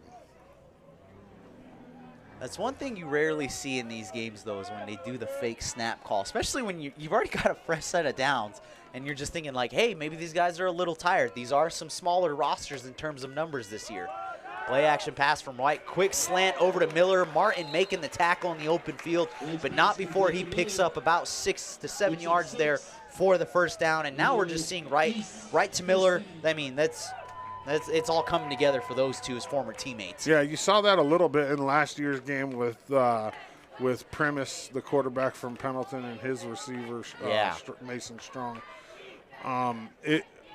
I don't know. I don't want to see too much of it because you know what I mean. Like, this is an all-star game, but at the same time, when you're trying to hold the ball, you got to lead, and you need a first down. Use what you got. Yeah. Pierce spread set here, 2 receivers set each side. Right looks right, goes back to his left, gets it over to Johnson.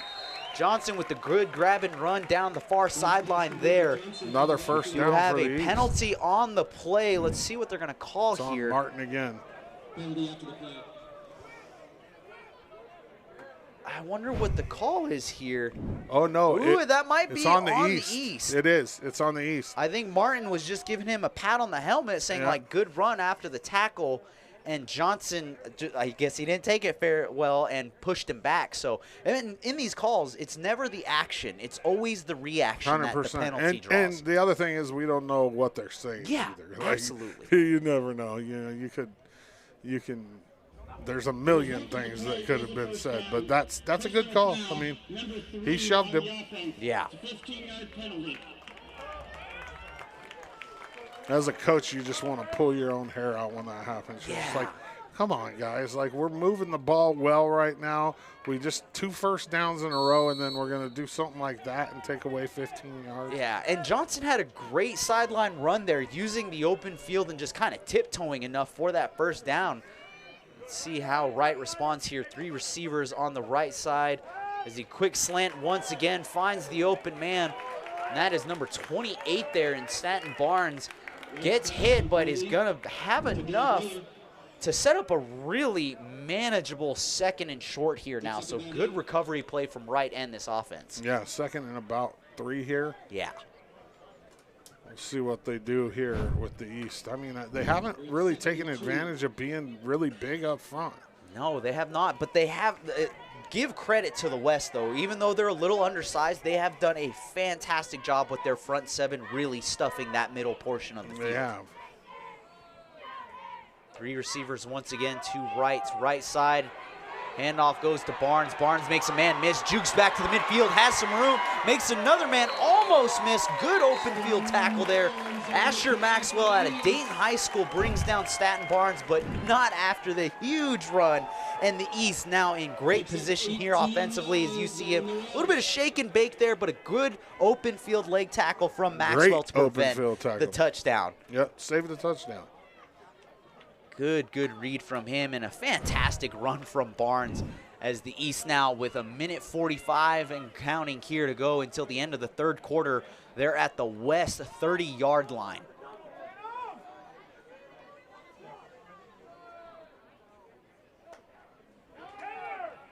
Handoff once again to Barnes. He's going to be brought down immediately by number 4 in Brody Buzzard, the Marist Catholic High School product. Going to be maybe a gain of a yard. Clock continues to run as we reach near the 1-minute mark of this 3rd quarter. Time to thank a sponsor. Jet Blackburn Real Estate is a $1,000 sponsor of the game, and we just want to say thank you to Jet Blackburn Real Estate. Without the sponsors, this game doesn't happen, and it makes it so a big chunk of money can get sent to Portland Shriners Children's Hospital. Wright comes out in the set, 52 seconds and counting until the end of this 3rd quarter. Spread set, he goes to the left side, has an open man once again in number 28. That was Derek Miller. That's the Union product. Kid, yep, yeah. the Union County boy. It's always nice to see Union County boys in the game, and you know, a small school like Union, they got a senior that's a good player and gets to play in this game. Yeah, played that hitch route perfectly too. Just really dug the corner deep into the backfield and then just planted. Good catch and run from him, and gives the East a fresh set of downs with a chance to score here. Under 30 seconds to go. Let's see how the East plays this out before the end of the 3rd quarter. Right up the middle of the pocket, is going to flush to his right, goes to the far right end of the end zone, has an open man, and the catch is going to be, that is good for the touchdown. Bringing that in, number 6, Caleb Scaglione out of Cascade Christian, and just like that, before the end of the 3rd, the East is up by 2 scores, Dodsey. Wow.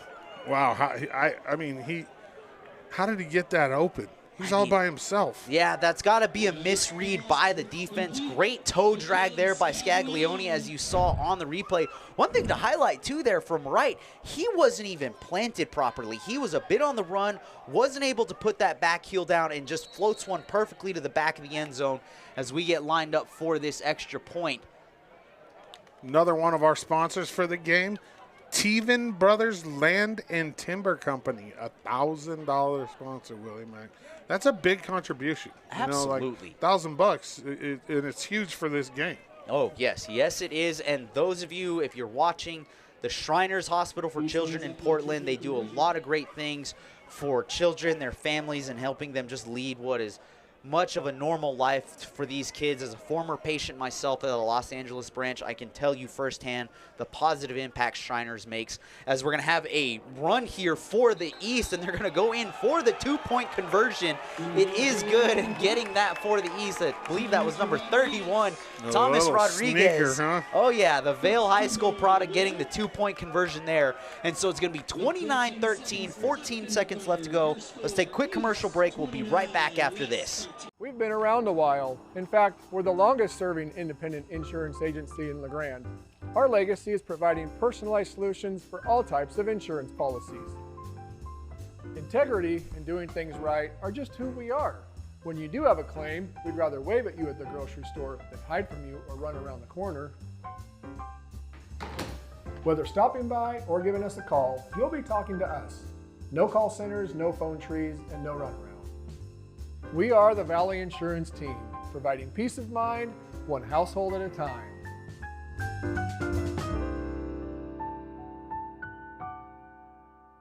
At Shriners Children's, we're home to the world's leading pediatric orthopedic care. Because so many life-changing advancements start here. We provide access to the best doctors and never allow your ability to pay for services to compromise the care your child needs. We're the first place to turn for the most common or complex orthopedic conditions, home to possibility, and empowering kids to achieve the extraordinary. Shriners Children's, the most amazing care anywhere. Back here at Baker Bulldog Memorial Stadium, East with a 29-13 lead over the West as Johnson sails this kick down the middle of the field over the head of Martin. That's going to go in for the touchback. And so a quick recap from that last play. The East just really great play and throw from right to go up by 2 scores. Yeah, and the West, it's go time for the West. Yeah. Right now I'm going to take this time to thank our crew. Brent and Tanya Clapp, executive producers and owners. Evan Humphreys is the director. Gabe Yanez is graphics. Blake Schwabauer is IT, stream, and audio. Bennett Welch, pregame video producer and rover camera operator. Aiden Wiley is the camera operator. Lee Rudden is a camera operator. Lee Wright is the rigger, and Lauren Wiley is the crew. I got Willie Mack right here on play-by-play, and I'm Dodsey on the color. Shout out to everybody on our production crew making tonight happen. It's been fantastic. And now for the West as they come out in that Wildcat. Handoff up the middle. Not much of a gain there from number 21 and Blake Barger. He just pushes his way forward for what looks like maybe a gain of about 5 yards. And we get the Riley Krantz dance. Riley Krantz in that dance every time. Every time. And that'll bring us to the end of the third quarter. 29-13, East leading the West at the Oregon All-Star Shrine football game. We're going to take another commercial break and be right back here on EO Live TV.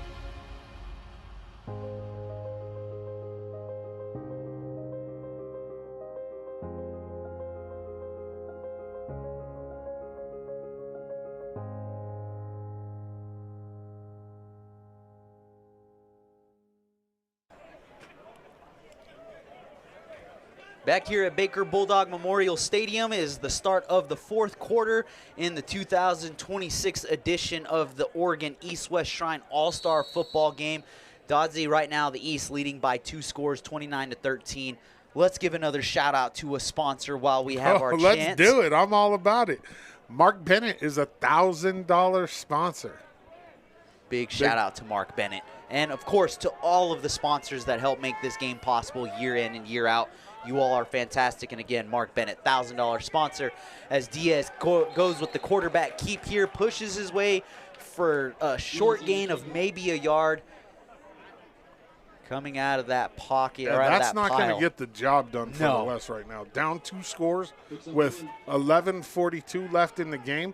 They got to take bigger chunks of yardage at a time than that. Yeah, making that tackle in there in the middle was Case and Pettyjohn for the East. And so 3rd and about 6 yards to go here. And with Diaz still in at quarterback in what has essentially been this wildcat formation, got 3 receivers on the near side of the field there on your screen. See how Diaz operates here. Quick pass to Martin on the near side. He's going to push his way down the sideline. Cuts back inward, is now going back, but has a little bit of room. See what he can make out of this. There is a flag on the play, and so Martin pushed out of bounds and not really much coming out of this. Let's see what the flag is for. Likely in the vicinity of holding. It has to be a holding, right? I mean, anytime you take the ball back across the field like that, the chance of holding like doubles. And it looks like it's probably going to be an illegal block there as one of the defensive players for the East just kind of not so much blindsided, but, I mean, an offensive lineman there for the West just kind of stood there, waited for him, and regardless of how you play that out, it is a penalty flag. Yeah, they're going to talk about it right now, I think. When I was yeah. You saw it on the replay. Yeah.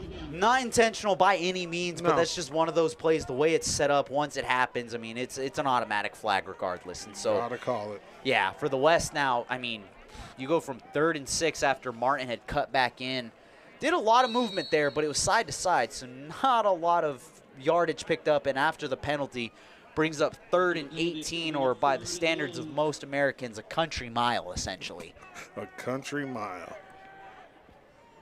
What a beautiful night this has turned out to be. It is fantastic. Despite the haze and the smoke from all the fires happening within the state, the air quality is held up enough for these athletes to play. As Diaz, deep ball down the field, is going to be picked off immediately. Oh. Did he drop it? He did. Oh, I got so quick on trying to get to the name, and Scaglione. Oh, the old broadcaster's jinx. I'll take that one for you, Skaggs. That is my bad, buddy. Just an absolute dime there thrown to him. Should have had that popcorn at halftime. It always gets you. Yeah. I mean, that was a present. Yes. And he failed to reel it in. They're gonna punt here. Yeah. Regardless, though, good defensive stop from the East. They're going to get the ball back. They're already in a commanding lead, 29-13. This time, Dodzy, let's go ahead and give another shout-out to a sponsor here. Absolutely. The Rex and Nancy Franklin is a $1,000 sponsor for the game, and you're going to see the East go to the ground and pound right now. Oh, yeah. I mean, there's no doubt. Once again, big thank you to Rex and Nancy Franklin for their contribution to this game.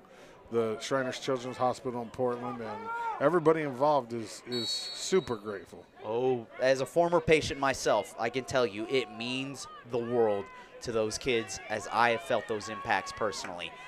As Wright goes with the handoff here, is going to drop it off to Scaglione, and he's just going to wrap around. Not going to get much, possibly a loss of a yard on the play, but a flag coming in immediately. Holding on the offense. We'll see here on the replay, and yeah, just really not much to get out of that play there. As you said, stick to the ground and pound, but a lot of the lateral plays aren't going to help you here. And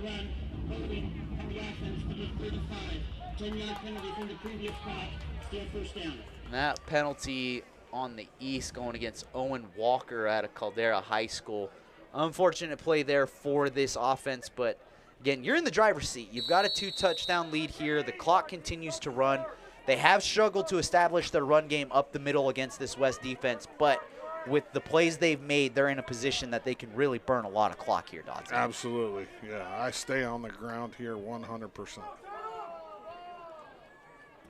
Staten Barnes back in at running back here. Motion man coming down from the right side. Handoff to Barnes. He's going to try to go up the middle. Immediately met by a pair of West defenders. Aiden Blackshire there, along with number 26 in Steen Smith. Both of those gentlemen just coming in quickly, bottling up that A-gap, and really, again, nowhere to go for this East offense. Steen Smith, the Santiam Christian he actually showed up on Wednesday. Really? Yeah, he got misinformation, thought he was supposed to show up when the cheerleader showed up on Wednesday. We shot his intro then, got to meet him, talk to him a little bit, and he's ready to go. Yeah, he's played well in the moments that he's showcased his talents. Right back to pass on the 2nd and 19 here. He's going to be almost brought down. He's trying to stay on his feet. Eventually gets tripped up by a number of players, but ultimately bringing him down once again, number 11, Aiden Blackshire out of Clackahanna High School. Just great tackle there and really keeping Wright from trying to do anything. And credit to the East or the West defense, still not giving up much up the middle. Right. It was. I mean, that's tough. They've been tough up front. Yeah. Shout out to another one of our sponsors, Graybill Group Incorporated, a $1,000 sponsor. Graybill Group Incorporated, thank you again. All of these sponsors, again, Graybill being one of them, just making this game happen. 9:03 and counting until the end of tonight's game. The East trying to burn as much clock time as possible. The West in a chance here at 3rd and 21, trying to get the East team off the field and get their offense back out and close this gap as they're under 10 minutes to go until the end of this game. Wright signaling to man deep downfield, looking for an open receiver, and it's going to be broken up. Intended man there in Will Johnson. Great defensive play by the West, and that looked like that was number 26 in Steen Smith, or I may have that number wrong. We'll see. Check that. That was number 24, Ryder Jackson, going step for step with Johnson there, and a great pass breakup defensively. Yeah, definitely. It's that. I mean, but the little, after celebration, it's like right now that's not the time for that. Yeah. Right now you need to be worried about putting some points on the board because you're down by 2. Yeah, I mean, it's a 29-13 game, 8:42 left here to go in the contest, and what is the 2026 edition of the Oregon East-West Shrine All-Star Football Game.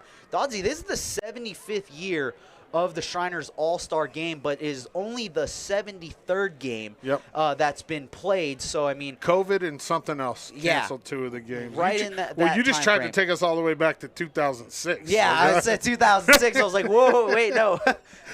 got a little tongue-tied there, like, for sure. 2006, but yeah. I was a young buck. Yeah, I was in 7th. Yeah, you were still in middle school. Handoff here for the West. Ball going to go over to number 21, and that is Blake Barger. He pushes his way forward. He's going to muscle his way through a couple of tackles for a gain of about 6, maybe 7 yards. They're going to give him, well, actually, they're going to give him 8 yards, it looks like, and so. Nice little pickup there on first Yeah, down. 2nd and 2, but, I mean, that keeps the clock running. You're approaching 8 minutes to go in this game. Panook is back in at quarterback, number 8 in Brody Panook out of JFK High School. Let's see if the quarterback here can do something. He's got 3 men on the left side, immediately tries to get it to Cole Tolan, and Tolan just not able to bring that one in. That's a drop pass, and I mean, you don't need that right now. It is technically JFK High School. Most people know it as Kennedy. I don't know why they put JFK on there. That's why. No, I saw John F. Kennedy High School, and I immediately. Everybody just calls it Kennedy. Kennedy High School. Okay, yeah. I mean, the people over there would probably know what you were saying. Oh, yeah. But the people over on the east side probably like, what's that? JFK. I never heard of that. Panook in a shotgun set here is going to hand the ball off once again. Taking it is Riley Gilbreth out of Taft High School. Gilbreth with some breathing room and a lot of energy. The long-haired back showcasing some speed there. That Gilbreth, that kid is stacked. Like, literally. I saw him. I was like, oh, and then he's like, I'm a running back. And I saw him, and I was just like, okay. And then he's ripped. Yeah, he took off there. I mean, he got the ball, and his immediate thought was speed, downhill, go forward. Like, that's what you should do. He had one purpose, and he showcased it there. Brings up 1st and 10 with a fresh set of downs here. Panook with the handoff once again. This one going to Ryder Jackson. Jackson pushing his way forward for a gain of about maybe 4 yards. Let's go to our last $1,000 sponsor, Mary Jane and Randy Goyer, $1,000 sponsor. Big thanks to them. Randy's been involved with the game for, I couldn't even tell you how long. He's a big part of it right here in Baker City. He has Goyer and Associates and is just a huge supporter of this game. Panook drops back to pass, looks down the middle, has an open man, and is just too far in front of him. bit of a miscommunication there as Griffin Boomer misses out on a chance for an easy first down catch and probably a lot more yardage after the catch. Panuke wants that one back. Yeah. I mean, there's no doubt about it. In this game, 7:19 left in the fourth, down by 2 touchdowns, you want that one back. Yeah, and I think for Boomer, that miscommunication there, he sat immediately waiting and not realizing that he probably still had that space in front of him.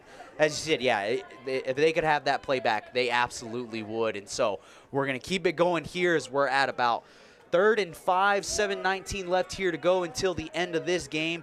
Panuke drops back, or is going to actually hand it off, gets it over to his running back. That is number 21, and Blake Barger. And Barger just pushing his way forward.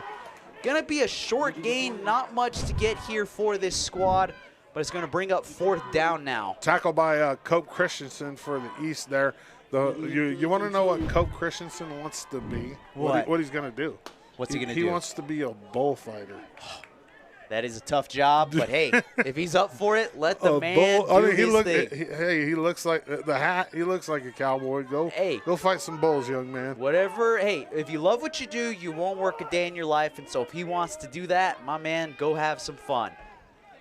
3 receivers set on the top side of the field for Panuke. Ball is snapped past him. He's trying to run it down, but it's going to be picked up by Panuke. It looked like the man there, and Chase Dunlap tried to get more of the hit to separate him when he probably had the step on him, Panuke there, to just get the ball. Yeah, well, it's their ball regardless. Oh, yeah. Yeah, it was 4th down, so they take over right there. There we go. That makes all the difference. So now we're going to throw up some more sponsors on the screen. A special thank you to all of these sponsors. These are all the sponsors up to from $500 to $1,000.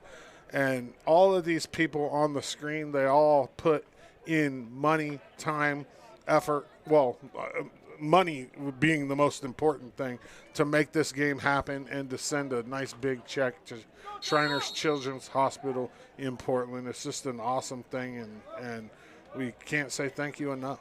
Yeah, and I mean, yeah, like you said, they do put in an effort for their communities and what they do to help make this game happen. So, yeah, huge shout-out to all of those sponsors as Wright and the East offense take over. Ball thrown right over to number 26 in Staten Barnes, and he is. Wright's going over there to apologize to him right now. He definitely, you as a quarterback, you go and tell him sorry because he put him on death row right there. Yeah, that's a tough one. Great play by Barnes to hold that in the West, just dropping him quickly on that, and so strung him out. Yeah, that's never fun. But as you said, Wright went over right away and was just like, my bad, my bad, dude.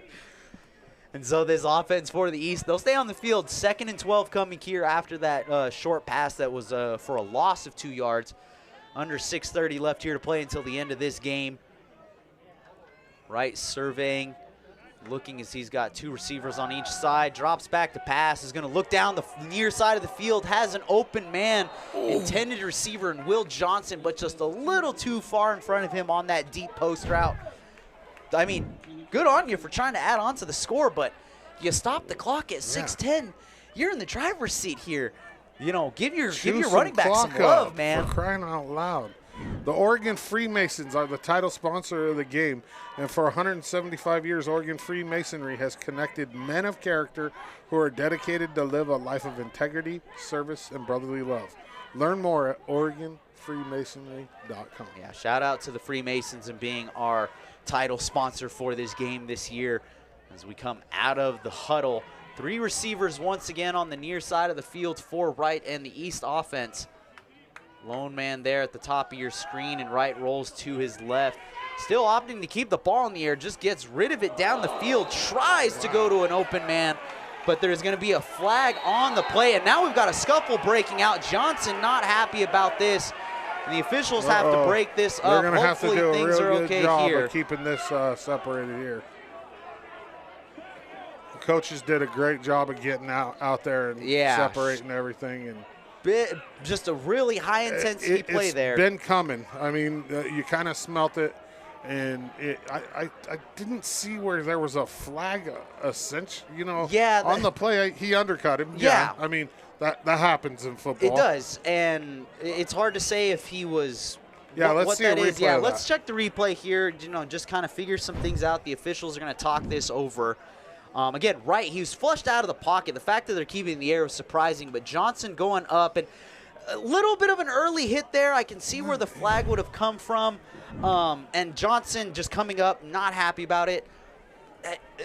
I get Johnson's frustration. Martin's making a football play there. He's just trying to keep the ball from possibly being catched. That looks uncatchable too. Hopefully the officials can figure this all out. They're going to talk it over. I saw a punch thrown though.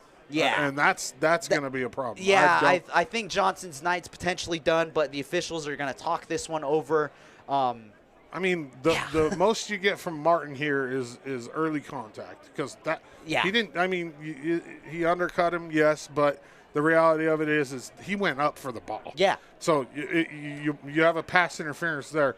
Then the extracurricular stuff, we saw a punch, so you're going to see something definitely coming out of this penalty. Absolutely. Yeah. So I mean, and again, big shout out to the referees and both coaches there, just kind of breaking up that scuffle and keeping a lot of that extracurricular activity at bay. Still some discussion here. Let's see what the white hat says. Personal foul for the defenseless player on the defense, number 1. A defenseless player? He went up for the ball. Unsportsmanlike conduct, number 5 on the West team and number 3 on the Red team. Due to their actions, both of those players have disqualified themselves from the contest.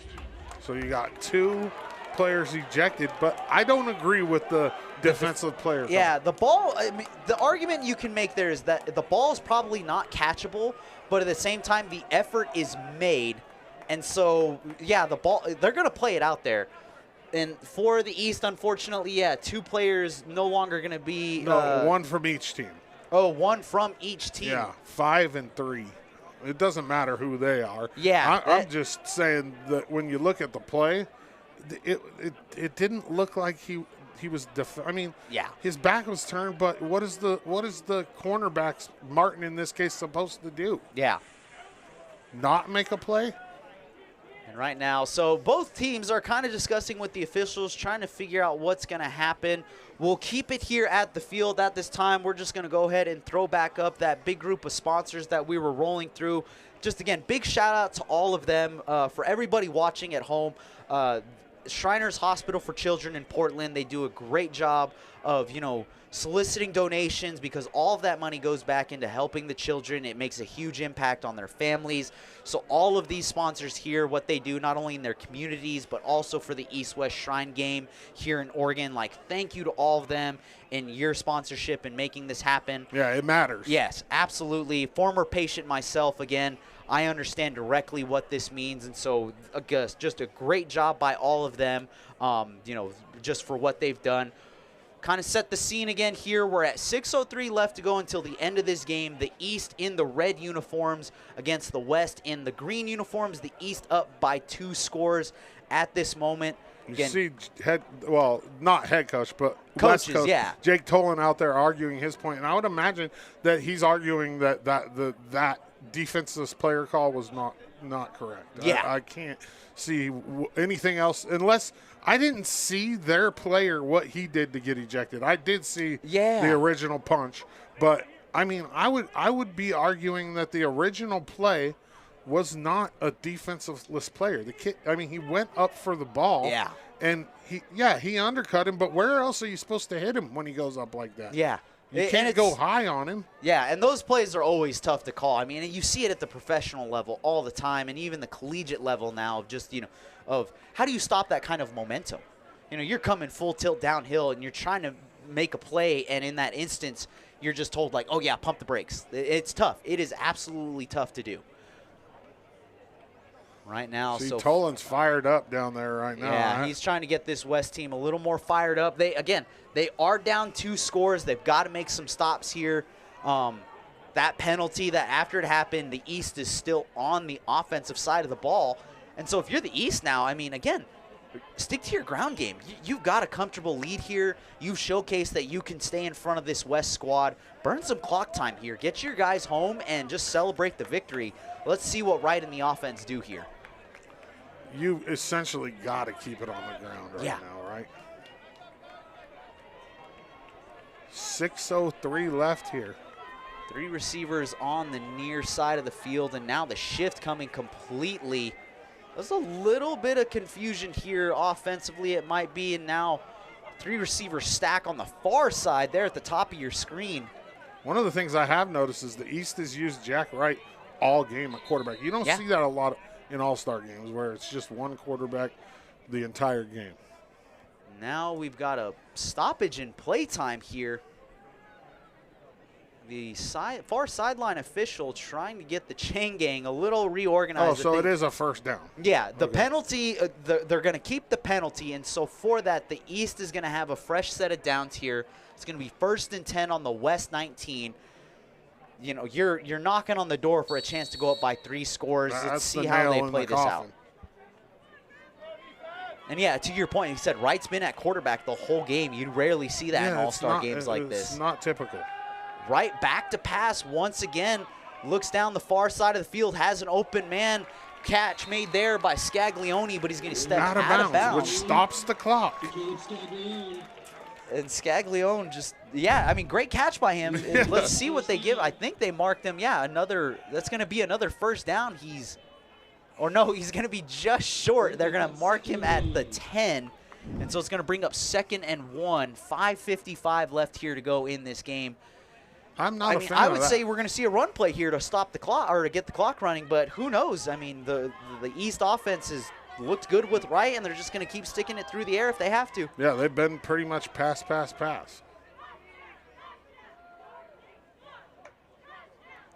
Handoff here up the middle. That one going to Barnes. Barnes pushing his way forward. He's going to get enough for the first down before being met by just a plethora of green jerseys.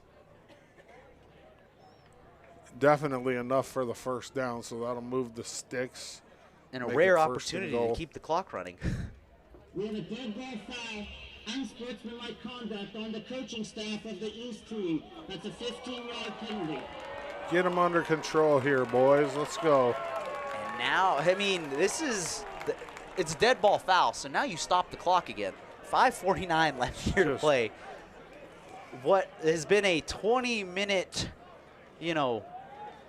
midday dramatic television series outside of some football. I didn't see what happened. We've seen about 30 seconds of football in what has been a great daytime show for the retired. I feel like we're watching a great episode of the Young and Restless or something here. But dead ball foul is going to bring up 2nd and 16 now for this East offense. And again, at this point, you're probably going to see Wright throw the ball.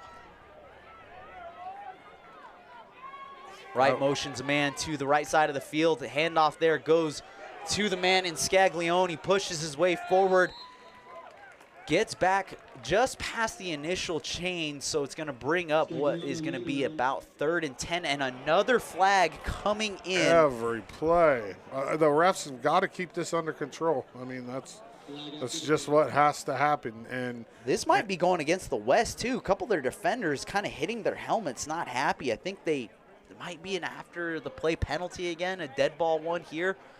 But 5:34 is where the clock stops at now. Well, like I said, the refs have to keep it under control. Yeah. It's already gotten chippy. It's to the point where punches have been thrown, and they have to call everything right now. Yeah. Because you got to nix everything and anything. That's why you saw the flag on the East coaches. That's why you see this flag, because it's them putting up their boundary. Yeah. Dead ball foul, unsportsmanlike conduct, number 1 of the defense.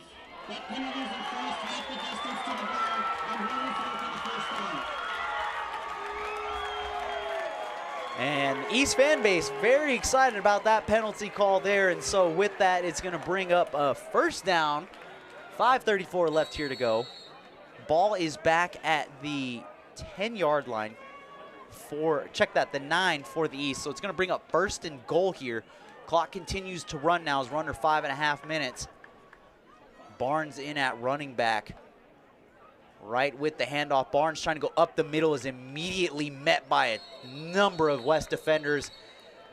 Maybe a gain of a yard. It might be a nothing burger here, Dodsey, but I mean, so far, you're okay seeing that because the clock continues to run. The clock's running. Right now, I'm going to take the time to thank Baker County Transient Lodging Tax Committee. Again, they are the title sponsor for the game, and they're a big reason why this game remains in Baker City, a great place for it to be. The whole town does a great job. They come together for the parade and everything that happens downtown, the breakfast, the barbecue. It's just awesome. Yeah. And I think we should really thank the Shriners too. They all show up. They all volunteer, from the potentate to all of the people that are involved with the shrine. Yes. Actual Shriner wise, they do a great job with this game. Oh, absolutely. And quick snap count there. Offensive lineman went for the East, the defensive lineman went for the West, and it looks like they're going to call the false start here. It's got to be right against the East from the look on right. We are on a flag rally right now. Yeah. I'm really starting to see if we're going to get that cool magician trick where all the handkerchiefs are going to come out, but it's just going to be nothing but yellow flags. We have a timeout on the field here. We're going to take a quick commercial break here on EO Live TV and be right back with the 2026 Oregon East-West Shrine All-Star Football Game. Welcome to Creating Memories for Disabled Children at beautiful Wallowa Lake, Oregon. Over the years, we have offered families of children with disabilities a free vacation at our beautiful camp properties. At Creating Memories, these families are able to relax in the knowledge that their child is loved and that their efforts are seen. We are creating memories for disabled children, and our mission is to do just that. Welcome back here to Baker Bulldog Memorial Stadium. As you see the west sideline there in the huddle with their team, set the stage for you as we're just under 4 minutes and 15 seconds left to go until the end of this game. In the East huddle there, the East squad in the red uniforms leading the West by a score of 29-13. And what has really been the Jack Wright show, the Burns High School product, has just done a fantastic job at quarterback. Game has gotten a little chippy here toward the end, and so the officials trying to really hone this in and remind these athletes, hey, this is an all-star game. Let's have some fun with it, and we're going to get things rolling here once again as it's 2nd and goal. As Wright goes for the slant, and the catch is going to be made. Oh, it's going to be dropped. Intended receiver there. There. Chase Franklin out of Adrian High School almost bringing in that one-handed catch. Cole Tolan in on the breakup there for the West. That's good defense. That's a tough catch. Yeah, kept with him, made it harder. He had to really stretch out for that. I mean, if Franklin brings that in, that's a Sports Center top 10 play if he had grabbed that. For sure. For 100% sure. And with that incomplete pass, though, that brings up 3rd and 15. The clock is stopped yet again. I'm confused. Aren't we all? I mean, if I'm the East coaches, all I want is time to run off of that clock right now. Yeah. Right in a 3rd and long situation here. Drops back to pass, which comes as a shock to nobody. Catch is intercepted there by the West. Pulling that in, I believe, was number 16, Eugene Dunley out of Lost River High School. Great read from the snap by Eugene Dunley there, as you see on the instant replay. Just saw where Wright was going from the get-go, had the step, makes the interception. The West has got a little bit of life here, but they're going to have a lot of work to do with 4 minutes I'll be the to first go. one to say it. That's what they get. Yeah. I mean, you throw the ball a lot. Like, why are we throwing the ball in the red zone up by 2 touchdowns with 4 minutes to go? Because it's an all-star game and they want to have fun with it. But nonetheless, hey, credit to Dunley, though. He read that, pulled in the interception, and for the West, who knows? That might be a spark. It may be too little too late. We'll see. They've got it's a 2-score game still. And they've got 89 yards to go here just to get it within 1 score. Panook going to the outside, trying to get it to number 2 there in Cole Tolan, but just a little low on that, and that's going to bring up 2nd and 10 and stop the clock at 3:57. Cole Tolan's a really good triple jumper, too. Oh. I think he's a triple jumper. I know he jumps, and he got 2nd in 3A. I want to say that it's long jump or triple jump, one or the other. Oh, wow. I mean, hey, kid can jump. Yeah, that's all that matters, his little man. Jump trick right there to get up, the little pop-up. He was being fancy. I mean, at that point, your metabolism, your back, none of your muscles at that age have, right. They've not turned their backs on you. So, showcase that skill. I agree, 100%. Panook drops back to pass, looks down, has a man open on the slant, and Griffin Boomer. And I feel like that's been a really tough story for those two, is just the miscues they've had on some really easy open passes. Yeah. Yeah, and the West really has to, right now, they got to put the gas down. Yeah. It's got to be on the floor right now. Yeah, and I mean, with these miscues and some of these passes, it's just not giving them that momentum that they're trying to build. If you're the East, I mean, yeah, you're in the driver's seat. You're comfortable here. You can live with some of these longer or these passes that get in, or stay in front of you. But it's even better when you're seeing them get dropped or just miscommunications because, A, lose it down, you're saving some clock time, and your offense likely is going to come back onto the field and throw the ball. Panook rolls to his left, is going to look down deep middle field, tries to go to an open man in number 2 in Cole Tolan, but that one's going to be broken up. Or correction, number 10, that was Asher Maxwell on that, and then almost getting the interception was number 2 in Hayden Taylor for the East. That brings up 4th and 10, Willie Mack. 4th and 10, deep in your own territory. You have to go for it, right? Yeah, I mean, if you don't get it, but if you do, you have to go for it. You can't punt. Yeah, and even if you do punt, it's again it's a foie punt, as we put an emphasis on the air quotes. So you're only going to get 35 yards. No, you got this deep in your own territory. You're not even going to get past midfield at that point. So, yeah, you're going to have to take the gamble here. 3 receivers on the far side of the field for Panook. Some room in the pocket. Looks down the middle of the field. Has an open man, 2 open guys in Maxwell and Boomer, and just neither one of them really showcasing the effort to bring the ball in, and that's going to be a turnover on downs. And so, for the East, you're hoping that they're just going to run the clock out here with some quick run plays with 3:40 left to go. But, I mean, who knows at this point? Who knows anything? Yeah. It's definitely been a strange quarter. Yeah. I know, of the 6 straight years that EOLI has done this game, this one's probably been the most interesting. Not the closest game we've covered. No.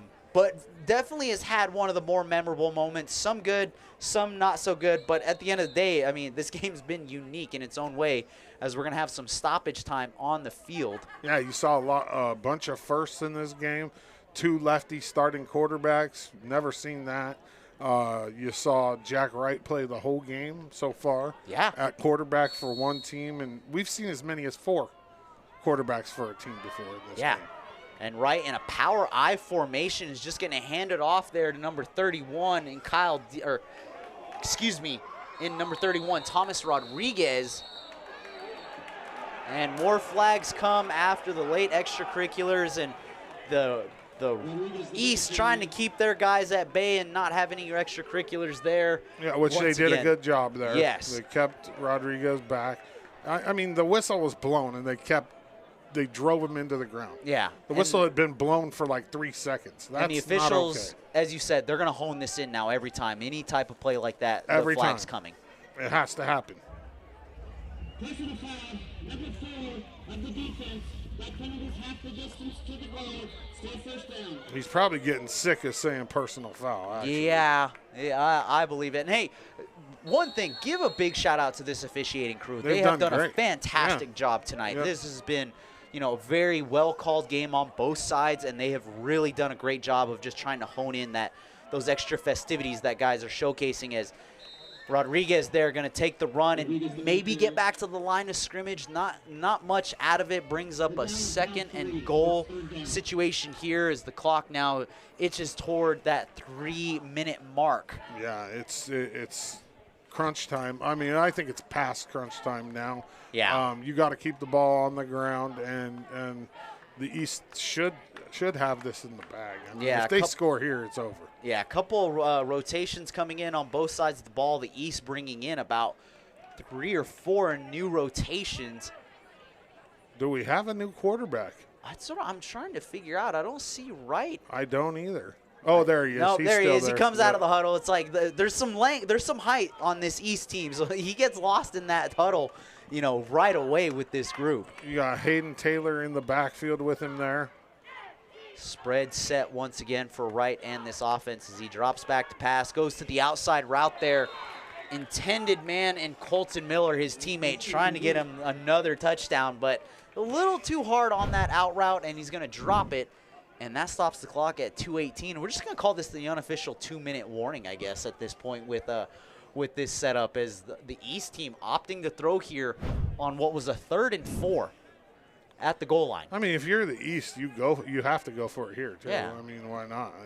What are you going to punt it 3 yards to the Hear me out. Hear me out. You bring Perez from the west and let him kick the field goal just so that I can see another big man That would be kick. my highlight of the fourth quarter. At that point, who knows? It's an all-star game. We can do. I'm not gonna say we can do what we want, but it'd be cool to see. Do you think they're gonna run here? Yeah. No. Guess not. Wright rolls out to his left. He's gonna have an open man potentially. Nothing there. Intended receiver once again in Miller, and so turnover on downs. Play action pass out of the I formation. I mean, they got. They got a bag of plays apparently. Yeah. You know, in all my time that I've played against I formations in high school and seen it at any level, I've rarely seen a play action pass come out of that. But this all-star team for the East, they, like I said, they've been pulling. I feel like their trick plays are more traditional plays that are you're not expecting to see, and then it becomes that, and it's like, hey, good on you. 2:12 left here in the fourth quarter of the 2026 Oregon East-West Shrine All-Star Football Game, brought to you by Oregon Freemasons. For the East, this game, pretty much in the bag. Again, 2 minutes left here to go, but for the West, it's going to take it's going to take a lot. Something of a miracle. Yeah. And I'm not saying I don't believe in them, but we'll see what happens. As Diaz is back in at quarterback, handoff there over to Cole Tolan, who wraps around, cuts back in toward the middle, going to push his way to about the 10-yard line. Gain of maybe 5 there. Clock will continue to run as we're under 2 minutes left here to play in this game.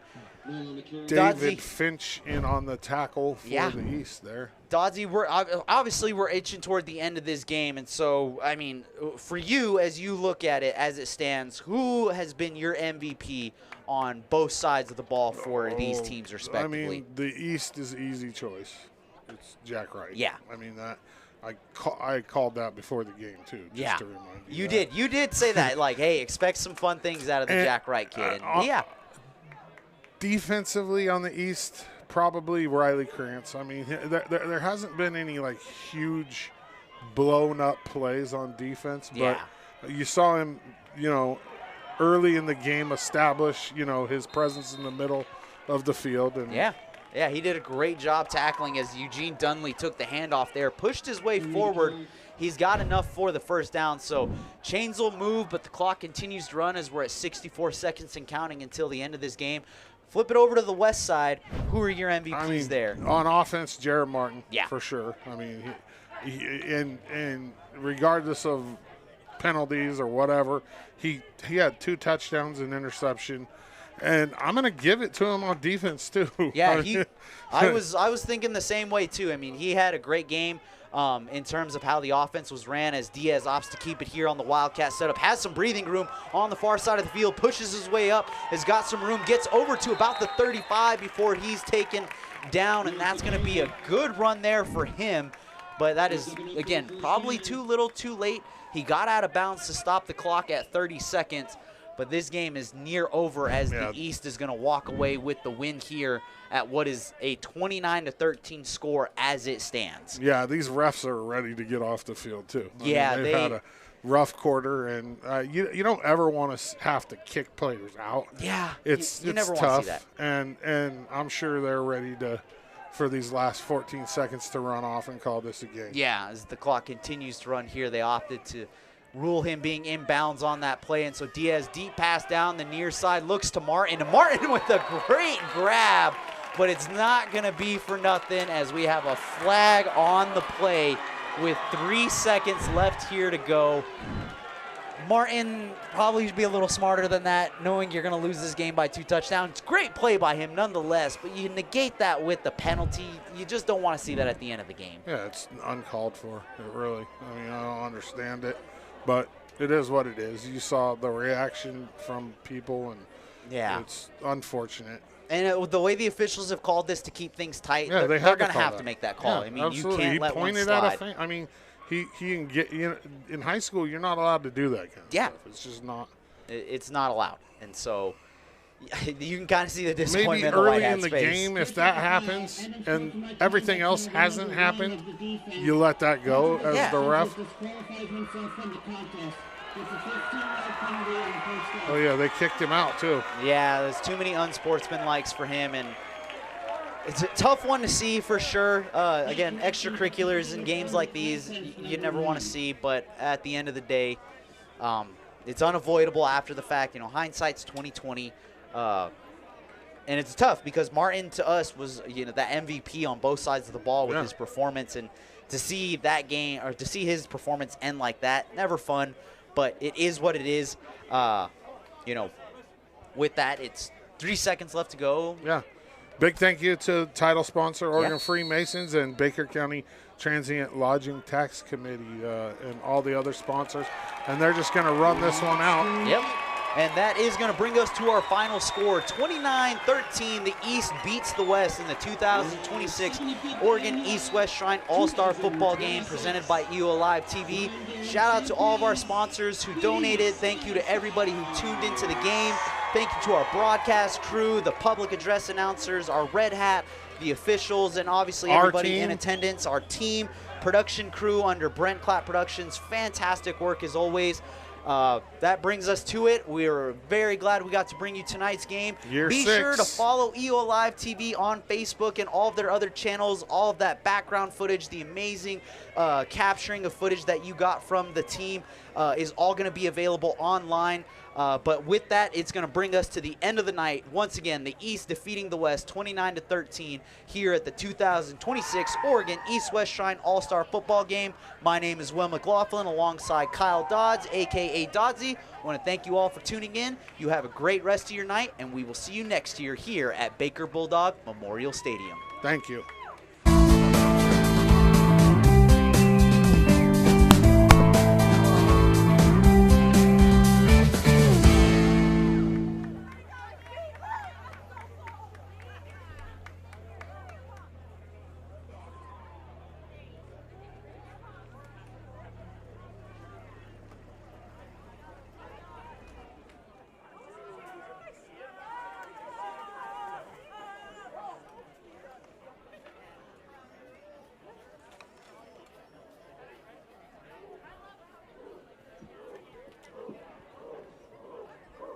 As you're making your way as well, just a quick announcement, there's a pickup truck blocking the exit at the northeast corner of the field. We need you to move the pickup truck.